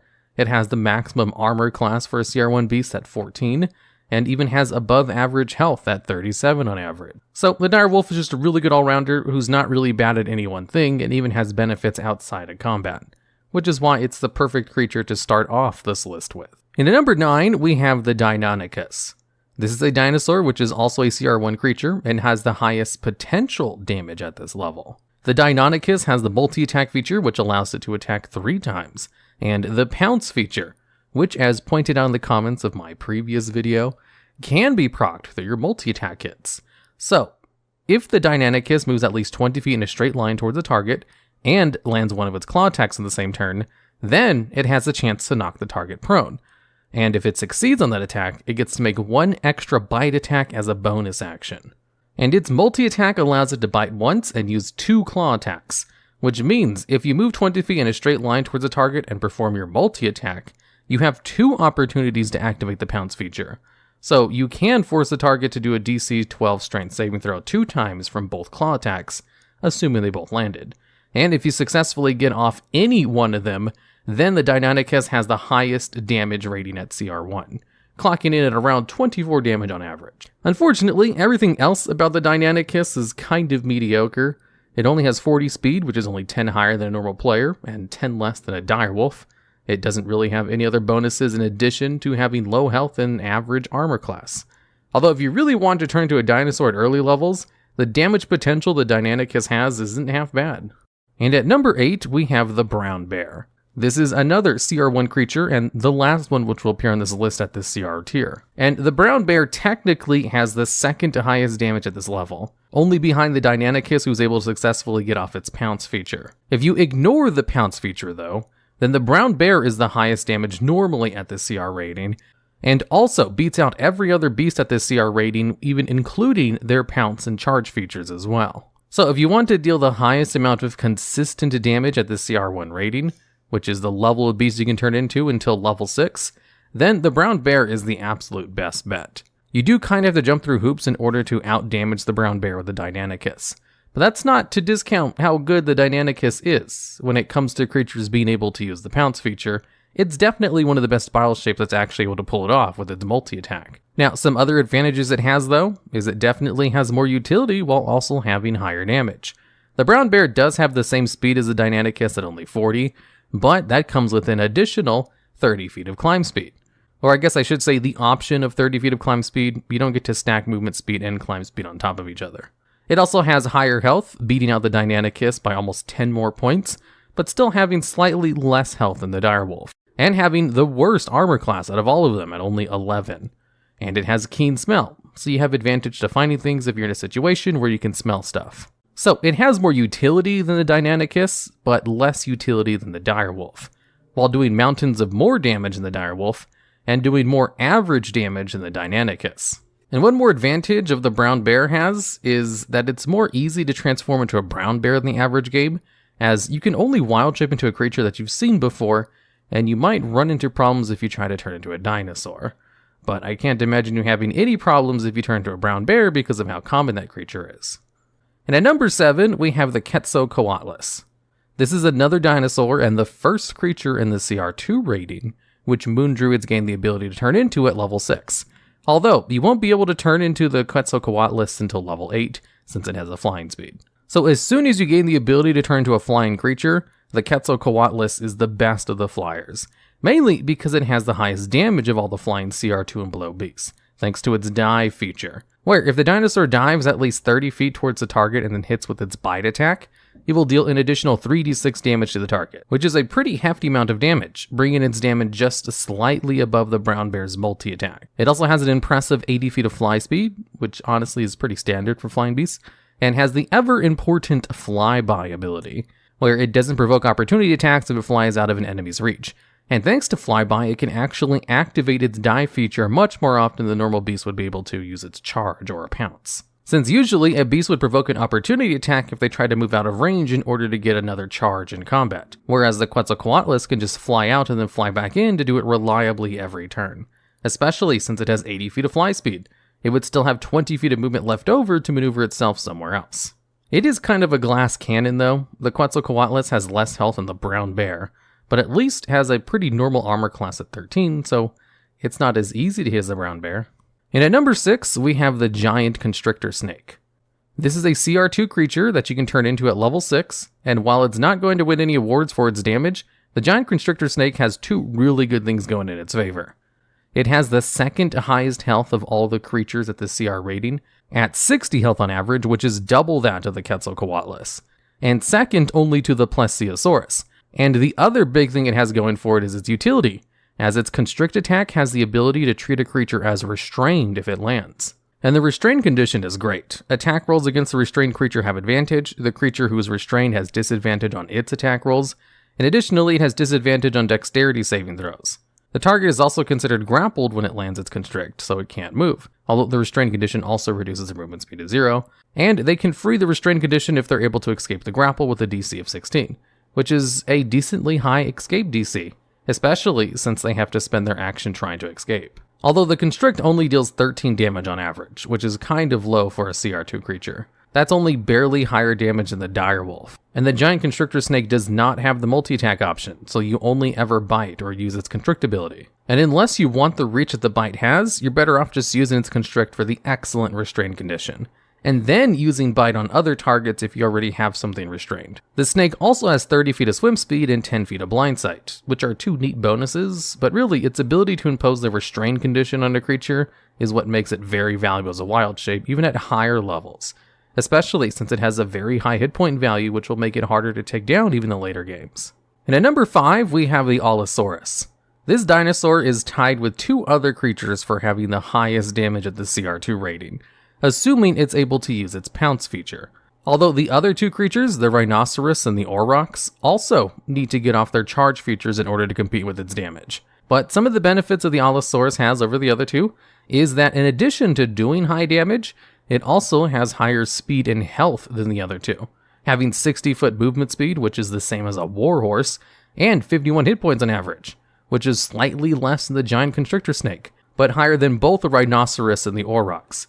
Although the Allosaurus doesn't have a multi-attack, and in order to use its pounce feature, you have to move at least 30 feet in a straight line towards a creature, and then land your claw attack against them, which deals about half the damage of its bite ability. So if you miss your single claw attack, then you won't be able to attempt the pounce, which requires the target to also fail a DC 13 strength saving throw, which then allows you to bite the target. So it's not the most reliable damage at this level, but is technically one of the highest. If you're in a game where you can't really turn into dinosaurs though, because of the restriction of only being able to turn into creatures you've seen before, the rhinoceros is a good second option. It does the same damage with its charge feature, but it doesn't require the target to fail a saving throw in order to do that extra damage. And its one attack hits harder than the claw attack of the Allosaurus, although it has less health and speed than the Allosaurus. And the aurochs has even less HP and is also slower than the Allosaurus. Although practically speaking, if you want the highest damage at CR2, without relying on a charge or pounce, either the polar bear or cave bear is your best bet since they do the same damage. But if you want the absolute highest damage potential at CR2, and you want a creature that you've actually maybe have seen before, the rhinoceros is a really good pick instead of the Allosaurus. And at number 4, we have the elephant. The elephant is a CR4 creature, which a moon druid can turn into at level 12, and has the highest damage of all CR4 beasts, assuming he gets off his trampoline charge attack. Although there's some problems with the elephant's trampoline charge attack. It works more like a pounce than a traditional charge, as the elephant has to move at least 20 feet in a straight line towards the target, and then it hits with its gore attack. Then the target has to fail a DC 12 strength saving throw or be knocked prone, where you then get your bonus action to stomp attack, Although, you can't turn into the elephant until level 12, and when you're at level 12, most creatures you're going against are going to be able to succeed a DC 12 strength saving throw no problem. And that's kind of one of the worst saving throws to target against enemy creatures. However, the giant coral snake is also an option at CR4, and this beast, which was introduced with Ghost of Saltmarsh, has an excellent bite attack that has a chance to stun a creature if they fail a DC 12 Constitution saving throw. Still kind of an easy saving throw for level 12 battles, but you get a lot more benefits off of stunning a creature than knocking it prone and getting an extra attack. And it's a lot easier to trigger as it's just on every attack and you don't have to charge or anything. But if you don't want to bother with any kind of saving throws at this level, then the Stegosaurus with its one tail attack hits harder than any of the singular attacks of the elephant or giant coral snake. But the giant coral snake doesn't hit very hard at all for its CR rating. Its one bite attack does less damage than the brown bear, who's a CR1 creature, and the Stegosaurus has no utility at all. It doesn't even have higher health or competitive AC when compared to the snake or elephant. So, the elephant is kind of the best bet by default at this CR rating, since there are only 4 creatures you can pick from anyway. But funny enough, including its charge ability, the elephant can only match the damage of the best CR3 beasts, which we'll be talking about after the next spot. And at number 3, we have the giant crocodile, the best beast for the CR5 rating, not available until level 15. Now, technically, the giant crocodile doesn't deal as much damage as the elephant with its charge, and does even less damage to the triceratops, which is the CR5 creature which does the highest damage. But only with its charge ability. But the triceratops' charge has a really low DC 13 strength save on it, and you don't gain access to these creatures until level 15. So chances are the charges will be useless anyway. And the giant crocodile has utility for days. It's the best all-rounder at CR5. It has a multi-attack, which allows it to deal more damage on average than the other creatures at its CR rating, and both of its attacks have a special ability attached to them, where the bite will auto-grapple if it hits, and treat the target as restrained, which, as we talked about with the giant constrictor snake, is an excellent condition to inflict on someone. Its tail attack also has a chance to knock a target prone if they fail a DC 16 strength saving throw, which is a much better save than the DC 13 of the triceratops. But funny enough, even with how good the giant crocodile is at the CR5 rating, it's still being out in damage by the CR3 creature, which we'll be talking about next. And at number 2, we have the giant scorpion. You gain the ability to shift into the giant scorpion at level 9, and it's so much better than all the other CR3 creatures that it's also better than all the CR4 creatures, and it deals more damage than a majority of the CR5 creatures, only being out by the triceratops with its charge attack. It also has good utility in addition to its high damage. It has 30 feet of blind sight, a multi-attack which includes 2 claw attacks, each one of them has the ability to automatically grapple if they land, and it can grapple up to 2 targets at once. And its stinger attack has a poison component to it, which makes this one attack deal more damage than the entirety of the Allosaurus from the CR2 creature category, including its pounce attack. The giant scorpion is the best wild shape you can get until level 15, as it's not really worth taking the CR4 creatures over the giant scorpion in most cases, unless you really need their higher health pools. And even at level 15, it's still better than a lot of the CR5 creatures. Although the giant crocodile is also really good, so you would just be sacrificing a little bit of damage potential, which isn't a big deal if you know the target you're fighting is immune to poison, as the giant crocodile only does physical damage. Now, technically, the best beast you can turn into is the mammoth, which you don't gain access to until level 18. But excluding the really high-level mammoth, the giant scorpion is kind of the best beast you can turn into, and you gain access to it at level 9. So, you gain access to one of your best shape-shifting forms pretty early, before you then gain the option to turn into the actual best wild shape at level 10. And at number 1, we have the Fire Elemental. At level 10, Circle the Moon Druids gain the ability to use both of their wild shapes to transform into an elemental instead of a beast. And of the 4 elementals you're allowed to pick from, the Fire Elemental is the best one, assuming a couple of conditions are met. One of them being your opponents are not all immune to fire, and you have more than one target to fight. When it comes to single target damage, the other 3 elementals technically do more damage. But as soon as you have multiple targets, the Fire Elemental easily beats them all out. The Fire Elemental has a trait called Fire Form, that whenever you move through a creature's square, it deals an automatic 1d10 damage to them, then sets them on fire, where they take an additional 1d10 damage at the start of each of their turns. And there's no saving throw for either of these effects. And with the Fire Elemental's 50 feet of movement speed, you can deal this automatic 2d10 fire damage to as many targets as you're able to move through during your turn. Although, remember, moving through other creature squares counts as difficult terrain, even for the fire elemental who can squeeze through spaces as small as 1 inch, as technically squeezing and moving through creatures are 2 separate rules, and fire form only gives you advantages to squeezing through things. Although I found a lot of people online who allow the movement without any kind of penalty, so I could be wrong, or it's just a very common house rule. Either case, you could potentially do more damage by just using your action to perform the dash action than actually attacking with its touch action, which doesn't hit very hard anyway. So its movement penalty isn't that big of a deal because of its high speed anyway, especially since fire form doesn't require any kind of saving throw or attack roll.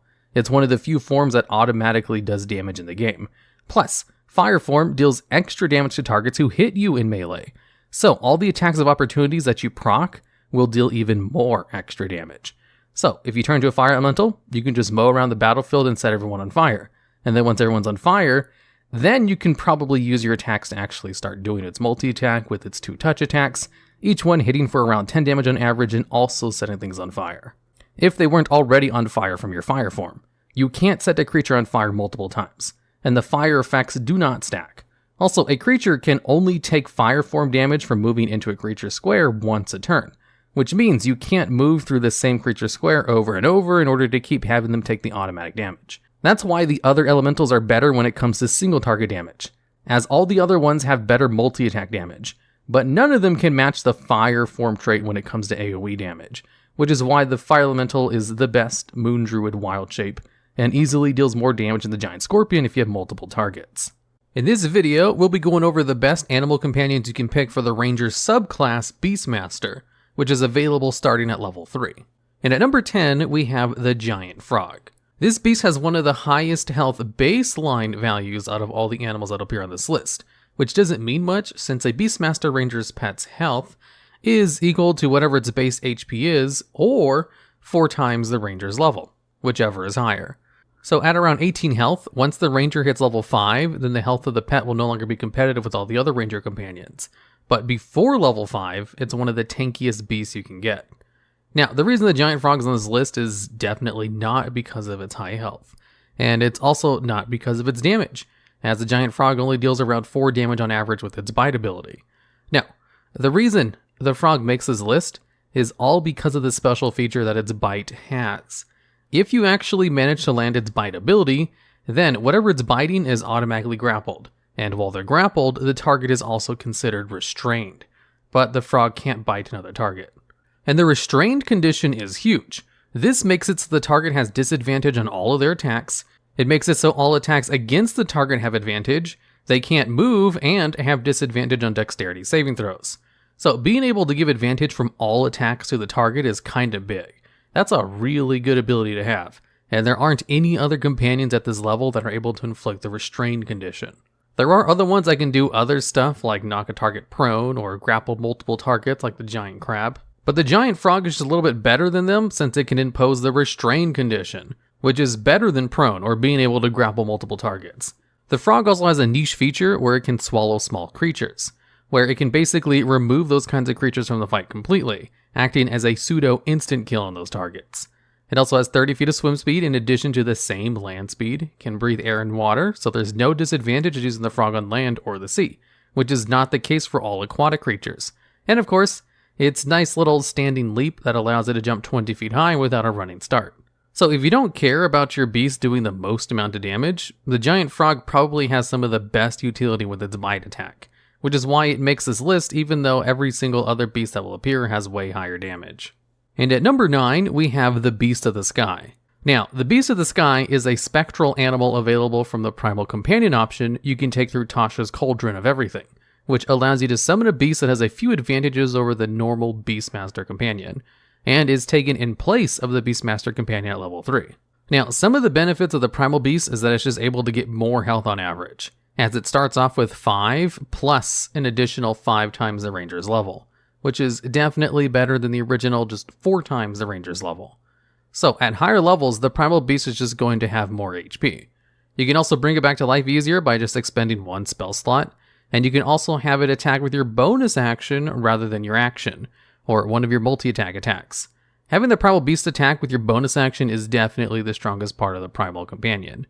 Now, the Beast of the Sky is one of the 3 options available to you, and can deal around 7 damage on average, which is fine, but doesn't really beat out some of the baseline pets when it comes to damage. But I guess is balanced by the fact that it is basically attacking with your bonus action rather than your action. Although it does have a really nice 60-foot fly speed, and the ever so important flyby trait, where it doesn't provoke attacks of opportunity when it flies out of an enemy's range. So you can have it fly in to attack and then run out without leaving it vulnerable to attacks, which is not something you can really do with all the other animal companions. Although its 7 damage that I gave is including the bonus already added to its attack for all the other beasts I'm talking about, their baseline damage most of the time, without adding how much extra damage they get when the ranger is able to add their proficiency modifier to everything. So without the proficiency bonus, it's more like 5 damage on average baseline, which is similar to around the giant frog. So the Beast of the Sky does not hit very hard, or have a trait as useful as restraining the creature that it attacks. But it does have a higher health pool and flyby, which are 2 super useful traits and why it makes this list.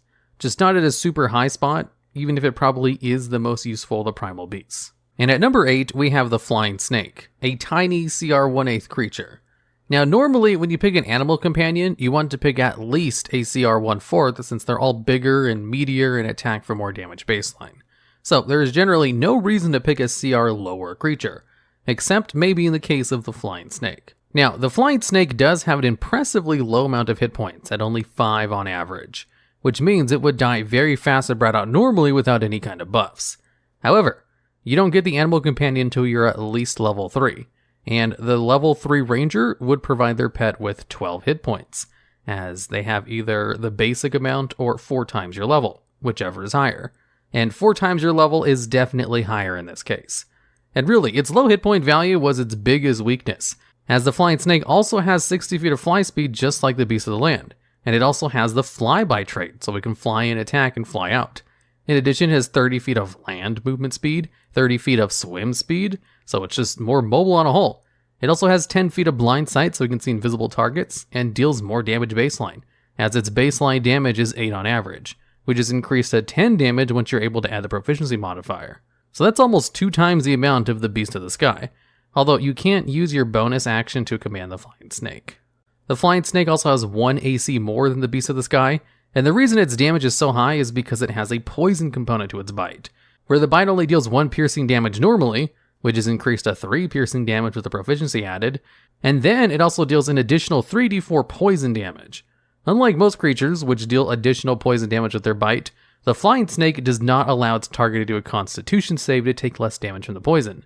So as long as you hit, it's always going to take the additional poison damage. And that additional poison damage alone is more than the Beast of the Sky. And it's really the power of the Flying Snake. And at number 7, we have the Panther. The Panther is a surprisingly fast animal with a baseline speed of 50 feet, and a climb speed of 40 feet, so it's able to climb faster than most characters can run on land. Plus, it's able to deal competitive damage if you're able to activate its Pounce trait, where if it moves at least 20 feet in a straight line and then attacks with its claw, and the target fails a straight saving throw, then you can attack with your bite attack as a bonus action. Now, normally, animal companions aren't able to use their multi-attack feature, but they are allowed to use their bonus action like normal, or any other traits they might have, and Pounce basically allows the Panther to attack twice if you're able to activate its trait, which rounds out to around 9 damage on average, or 13 damage on average once you add in the proficiency modifier for a level 3 ranger. So if you're able to activate its Pounce trait, it can beat out the Flying Snake in damage. However, the Flying Snake is able to deal its damage without jumping through hoops, and is even faster with its fly speed. So really, they're kind of neck and neck in terms of usability. Since the Panther is a medium creature, technically, if your DM allows it, and you're playing a small race like a gnome or goblin, you can ride the Panther as a mount, which essentially would give you a ranger climb speed, as you could just use the Panther to climb around places, and is an incredibly useful mount to have if you want to ride your animal companion. If not the best animal companion mount you could possibly get, since it deals competitive damage and gives you a climb speed. It also has an impressive +6 to its stealth, so it can also kind of be used as a scouting tool. So the Panther is an absolute solid choice to pick, and is the pet that my BM Ranger I have in a campaign currently is running. Although there are technically 6 other pets that are just a little bit better. And at number 6, we have kind of an unconventional option, being the Sturge.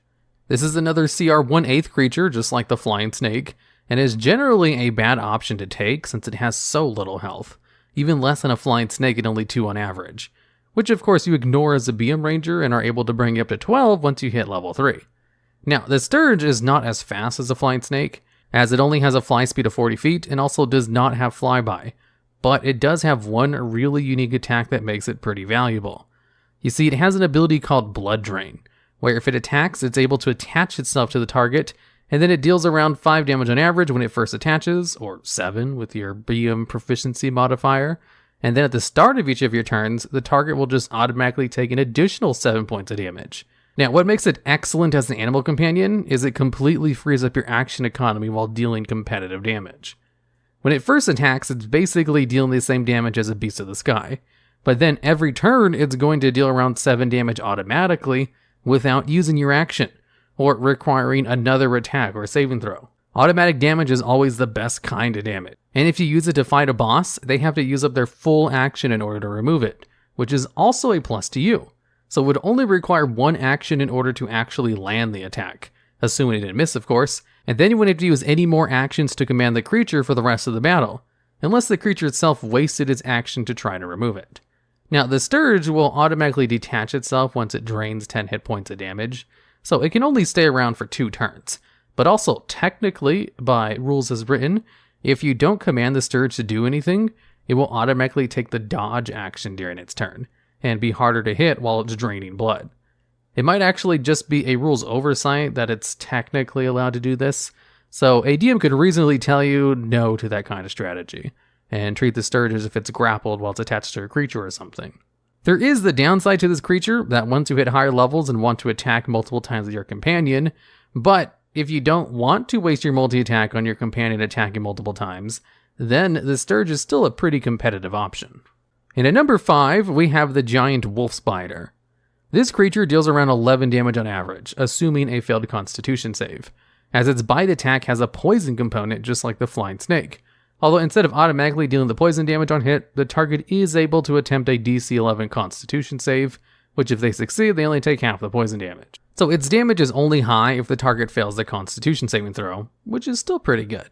And of course, this is just the baseline damage. It will deal around 2 more damage at level 3 as it goes up with your proficiency bonus, but this is really high as a baseline, only being out by a couple of other higher spots on this list of course. Although one of the distinctions the giant wolf spider has over some of the more technically higher damage dealing animal companions is that it has a lot of versatility in addition to decent damage. When you gain the option to multi-attack, it's really good to have a strong single ability like a bite with a poison component. It has an above average movement speed as well as a 40-foot climb speed. It has a spider climb ability, so it can climb on ceilings, and has a couple of abilities related to webs, plus an even higher stealth value than the panther, with a +7 to its stealth skill, so it's one of the stealthiest animal companions. It also has 10 feet of blind sight so it can attack invisible targets, and it has a decent baseline AC and health. But its health is right below the value where the ranger HP boost would boost up to 12, so it would have the same health as a flying snake or a Sturge if taken as an animal companion at level 3. Although really, the only benefit it has over the flying snake or Sturge is a slightly higher damage with its basic attack, and the ability to sneak around by just climbing on ceilings with its high stealth modifier. And at number 4, we have the Beast of the Land, another one of the animal companions available from the Primal Beast feature in Tasha's Cauldron of Everything. The Beast of the Land is able to deal around 12 damage on average, assuming it gets its charge feature in, which works almost exactly like the Panther's Pounce, where you have to move 20 feet in a straight line towards a target and then attack, and then you get to deal an additional 1d6 slashing damage, and then the target has to succeed a strength saving throw or be knocked prone. Now, the Beast of the Land is only able to do around the same amount of damage as the giant wolf spider, and this is assuming it activates its charge feature. But the Beast of the Land also has the exact same speed as the wolf spider, 40 baseline and 40 climb speed. You can also modify the Beast of the Land to look like whatever you want, so you don't have to carry around an ugly spider if you're the kind of person who doesn't like the idea of having a spider as an animal companion. And it also just has more hit points, as the Primal Beast has a better hit point value available to them, plus are able to easily be resurrected if they die. It doesn't have the useful flyby feature like the Beast of the Sky, so if you had to pick one of the primal companions, technically the Beast of the Land deals the most damage. But the Beast of the Sky is probably more useful because of its flyby ability, and just how useful being able to fly is. Without its charge, it only deals around 8 damage on average, which is slightly higher than the initial damage of the Sturge. And at number 3, we have the Giant Centipede. The Giant Centipede has an impressive 14 damage on average baseline, as its bite attack has a chance to deal an additional 3d6 poison damage, assuming they fail a DC 11 Constitution save. Although unlike the Wolf Spider, if a creature succeeds the saving throw, they take none of the poison damage, rather than only half. Although that's kind of the trade-off of it dealing an additional damage dice more of poison damage, it has a higher high, but a lower low. It also has the niche feature, where if it brings a target to 0 HP with its poison damage, then they're considered poisoned for 1 hour even if they regain hit points, and are considered paralyzed for the duration. Which isn't something that happens very often when you're fighting against NPCs, and more of something you have to concern yourself when you're fighting a Giant Centipede in the wild as a player. Now, normally, the Giant Centipede is balanced by the fact that it has an incredibly low hit point value for being a CR 1/4 creature, where it only has 4 hit points on average, which is lower than the Flying Snake, who's a whole CR creature level lower. Although, thanks to the Animal Companion boost, once you have the availability of the Giant Centipede at level 3, it will have 12 hit points, kind of rendering its one downside moot. It also has an impressive 30 feet of blind sight, where all the other beasts that have blind sight only have it out to 10 feet, and 30 feet of climb speed, which isn't as much as the Wolf Spider, Panther, or Beast of the Land, but is pretty nice to have on top of higher damage potential than all of them. So if you have a big problem with seeing invisible creatures, the Giant Centipede will completely counter them and tell you exactly where they are a lot better than all the other blind sight beasts. And at number 2, we have the Deep Roth. This is a creature from Volo's Guide to Monsters and has a few unique features about it. One of them is its charge ability, which works just like the charge of the Beast of the Land, where if it moves 20 feet in a straight line towards the target and attacks, the target will take an additional 2d6 piercing damage, which is a full damage dice higher than the Beast of the Land's charge ability. This is because normally, the charge does not hit that hard when done with medium creatures. And that's the damage dice of a huge or large creature that have the charge ability. Because remember, you can only take a medium or small creature as an animal companion. There are other beasts at the CR rating who have the charge that hit this hard as well.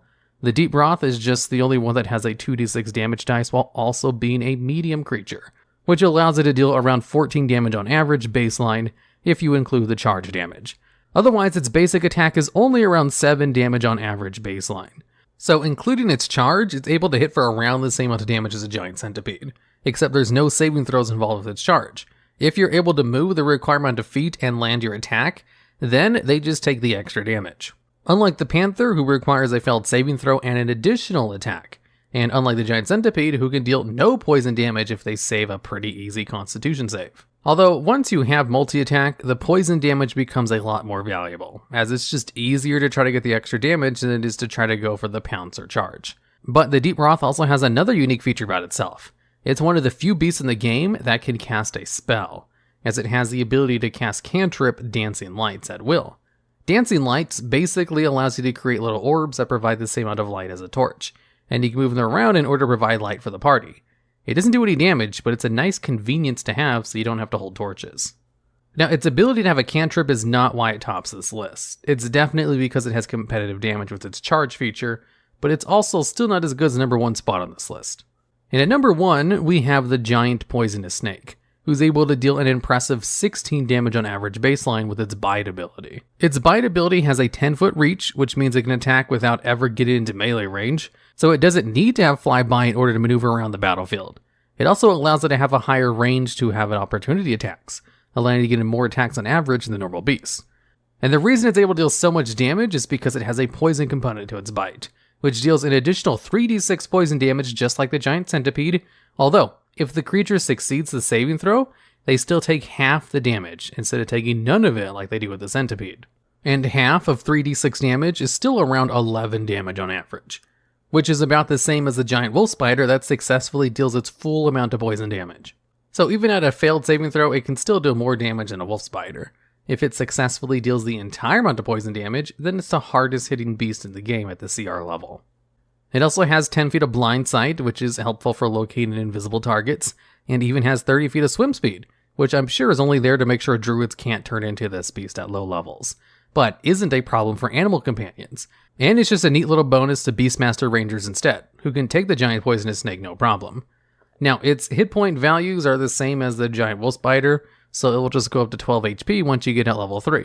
But its AC is also really high for its CR level, with a baseline of 14 that would go up to 16 as soon as you obtain it as a Beastmaster Ranger. So it has the highest damaging attack, is one of the only beasts that has a range on its attack, so it doesn't need to go into melee range, has blind sight, and one of the highest ACs. So the giant poisonous snake is just kind of a beast when it comes to being the best. So it's really hard to beat the giant poisonous snake when it comes to being the best animal companion for Beastmaster Rangers.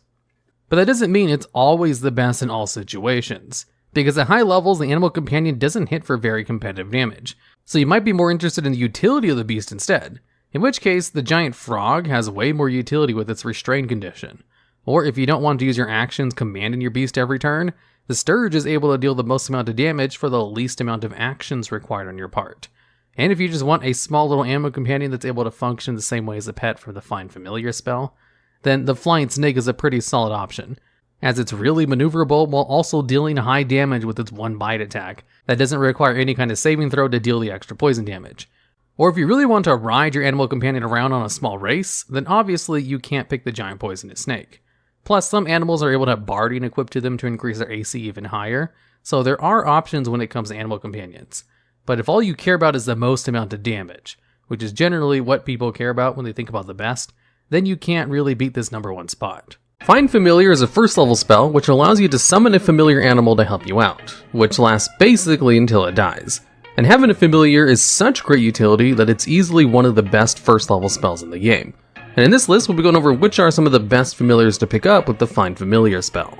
And at number 10 we have the octopus. This is definitely the best option if you need an aquatic creature, as one of the most useful features of a familiar is its ability to scout. And the octopus is an excellent underwater scouting tool, as it has the underwater camouflage trait, which gives it advantage on its stealth checks while it's underwater. In addition to having a +4 to its stealth score, it also has an ability called Ink Cloud, which allows it to heavily obscure a 5-foot area for 1 minute, which then allows it to use the dash action as a bonus action to run away. And while there is a rule that familiars are not allowed to attack, attack is a specific thing in D&D, which means something that requires an attack roll on the D20. So Ink Cloud is perfectly usable by rules as written, as well as anything else that doesn't require an attack roll specifically. Now, another benefit of the octopus, in case you don't want to use it underwater, is that the octopus has 30 feet of dark vision, and one of the traits of the Find Familiar spell allows you to see through your familiar senses, at the cost of making you blind and deaf. Although those are the only detriments to yourself, which means you can just wear the octopus on your head and give yourself night vision goggles in case you don't have dark vision. And at number 9 we have the spider. The spider is just another scouting tool, except the useful place to use a spider is inside dungeons or cave, which coincidentally is where a lot of D&D campaigns will end up eventually, and kind of the place where you'd want to scout the most. So you can just have your spider familiar go in and squeeze through all the doors in order to scout out everything for you, as most creatures won't try to attack the spider as long as the spider doesn't attack them. Although if you do require a stealth roll to sneak around, the spider does have a +4 for its stealth, and the ability to spider climb on ceilings, which makes it harder to see in some cases. The spider also has 30 feet of dark vision, so if you just put on your shoulder or your head, you can kind of do the same trick as the octopus, and use it as night vision goggles. And at number 8 we have the bat. The bat has 60 feet of blind sight, and blind sight allows you to see invisible creatures, so getting this out to a range of 60 feet is really good. Some of the best blind sight you can get. And that's kind of the benefit of the bat. It's also a flying creature, so it's easier to maneuver and keep it out of danger in battles, and if you need to use it to do perception checks, just as long as you mention it's using its hearing only, it will have advantage for looking for things with its. And also remember, while the bat does have the negative trait called echolocation, where it can't use blind sight while deafened, the bat is not blind past its blind sight, so it has normal vision past 60 feet.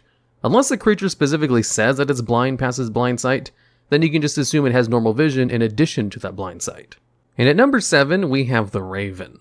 This is another flying creature with slightly higher movement speed than the bat, having 50 feet of flying speed instead of only 30, and the raven has a special ability called mimicry, which allows it to mimic simple sounds, with the trait of the Find Familiar spell allowing you to speak telepathically with your raven.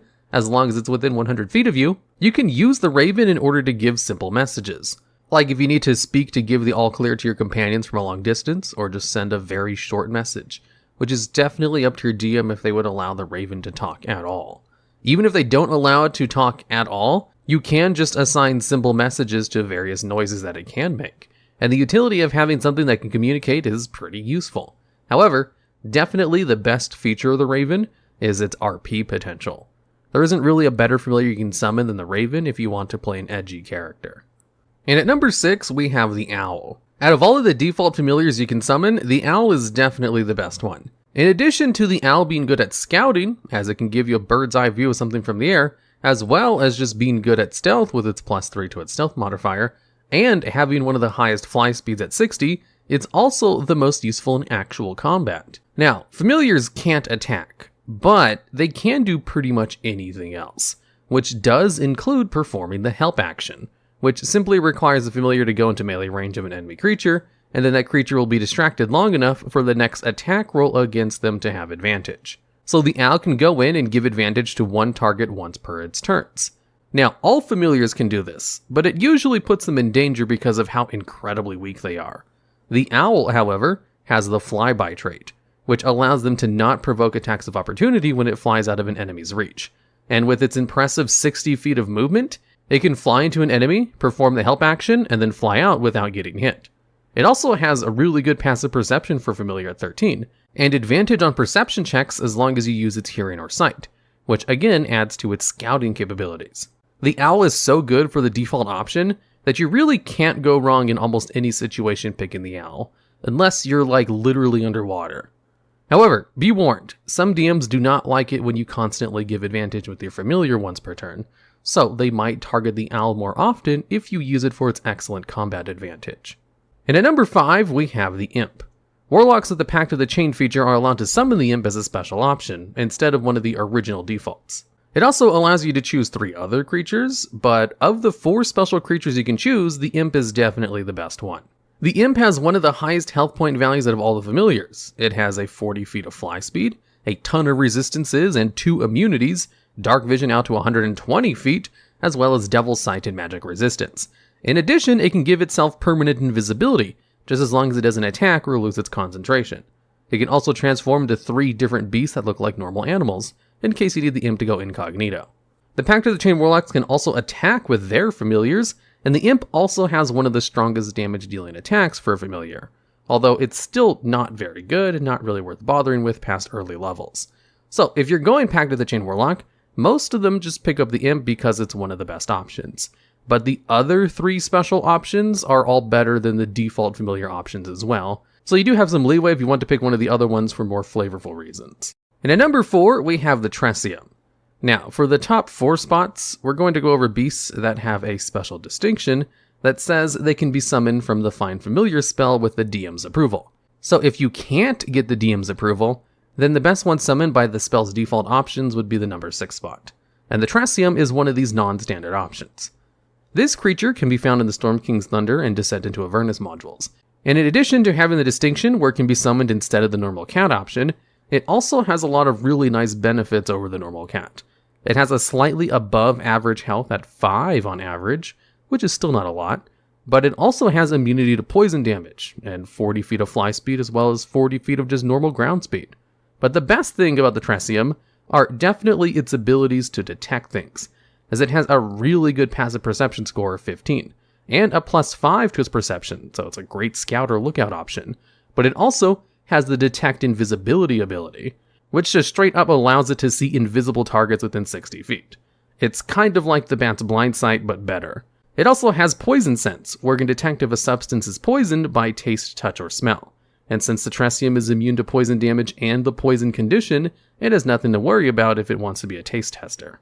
It's also very intelligent for a familiar, but it can't speak like the Raven. Since you can communicate with it telepathically, this could come in useful, but overall it's not more useful than the Raven when it comes to communicating with your allies. It also has a much longer radius of 60 feet of dark vision, so you can use it like night vision goggles if you wanted to sit on your head or shoulders. It's also a really cool cat-like creature with wings, so it won't look as silly as putting an octopus on your head. Although again, the creature does require DM approval, and so do all the other ones at higher spots on this list. And at number 3, we have the Gelatinous Ice Cube. This creature is a find familiar option from the Rime of the Frost Maiden module. The gelatinous ice cube uses the stat blocks of the obelisk spawn, which is a CR 1/4 creature, which is a little bit higher than the usual CR 0 creatures that familiars are based on. And for being a higher CR rating, the gelatinous ice cube has a hit point value of 18 on average, giving it the highest amount of hit points out of all of the familiars, including the Pact of the Tome familiars from the Warlock class. The gelatinous ice cube also has 60 feet of blind sight, so you can use it to see invisible creatures, although it is blind beyond that distance, so it can only see up to 60 feet. And it also has a pretty slow movement of only 20, but it does have the amorphous trait, where it can move through spaces as narrow as 1 inch without squeezing, so you can kind of use it to go through doors or cracks in walls, which could be situationally useful for maybe retrieving an item you need for a quest. However, the most useful feature of the gelatinous ice cube is definitely its high hit point value while having blind sight. The other stuff is just kind of bonuses with only a few downsides. And at number 2, we have the Arctic Stink Squirrel. This creature is a find familiar option with the Rime of the Frost Maiden module, just like the gelatinous ice cube, and can be summoned in place of the weasel. And the Arctic Stink Squirrel literally has the same stat block as the weasel, only with one addition. It gains the ability to use the Stinking Cloud spell once per day with the DC 11. And the Stinking Cloud spell is a 3rd level spell, which occupies a 20-foot radius sphere and makes everything within the cloud heavily obscured. And also creatures that start their turn within this cloud have to make a Constitution saving throw, otherwise they basically lose their turn, retching and reeling at the smell. So the Arctic Stink Squirrel can potentially completely control an entire group of enemies with its feature once per day, as that's a pretty powerful 3rd level spell. However, the DC those creatures need to make is only an 11, and it's Constitution, which is easily the worst saving throw to target against the average creature from the monster manual. So chances are they're going to succeed that saving throw. But even if they do, it's still a huge zoning tool which creates a heavily obscured area for 1 minute, or until your familiar loses concentration on it, or unless they blow it away with a really strong wind. Now, this is definitely the best extra ability you can get from a familiar, and it's kind of overpowered even, when compared to things like an owl, which the best thing you can do is give advantage once a turn. The Arctic Stink Squirrel can kind of change an encounter into your favor with its special ability. And the fact that it's not number 1 is because the number 1 spot just has a little bit more utility than just being able to throw out one huge AoE once per day. Although if you don't need the utility of the top spot, then the Arctic Stink Squirrel definitely has the best special ability out of all the familiars. And at number 1, we have the Flying Monkey.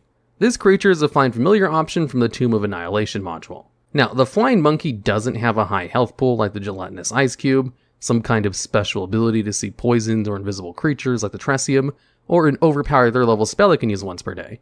However, the Flying Monkey does have opposable thumbs, which means it can use items, and it's also a small creature instead of tiny, and with a strength score of 8 and the ability to fly, it can situationally carry things, or even small creatures like a player character goblin or gnome. Now, the Flying Monkey has almost no special features other than pack tactics, which can be pretty useful if you're trying to use your familiar in order to channel one of your touch range spells that deal damage through it, like Shocking Grass. However, because it has the ability to use items with its thumbs, that opens up all kinds of utility that's not really available to other familiars. Besides maybe with a lenient DM with owls and hawks who allow you to use their talons pretty liberally. Here are some benefits of being able to use items on a familiar. If, for example, you gave your familiar a Wand of Magic Missiles, then you have a familiar that can use the spell Magic Missiles every turn, as Magic Missiles does not have an attack roll nor require attunement. It can also administer healing potions to downed allies. It can use the Necklace of Fireballs in order to throw out fireballs at enemies. It can be equipped with the Spell Rot Tattoo in order to have a spell that doesn't require an attack roll, same with the Ring of Spell Storing. Remember, the familiar can do basically anything as long as it doesn't require an attack roll. And the normal limiting factor to all the other familiars is that they realistically can't do these kinds of things because of how small they are and how no thumbs they have.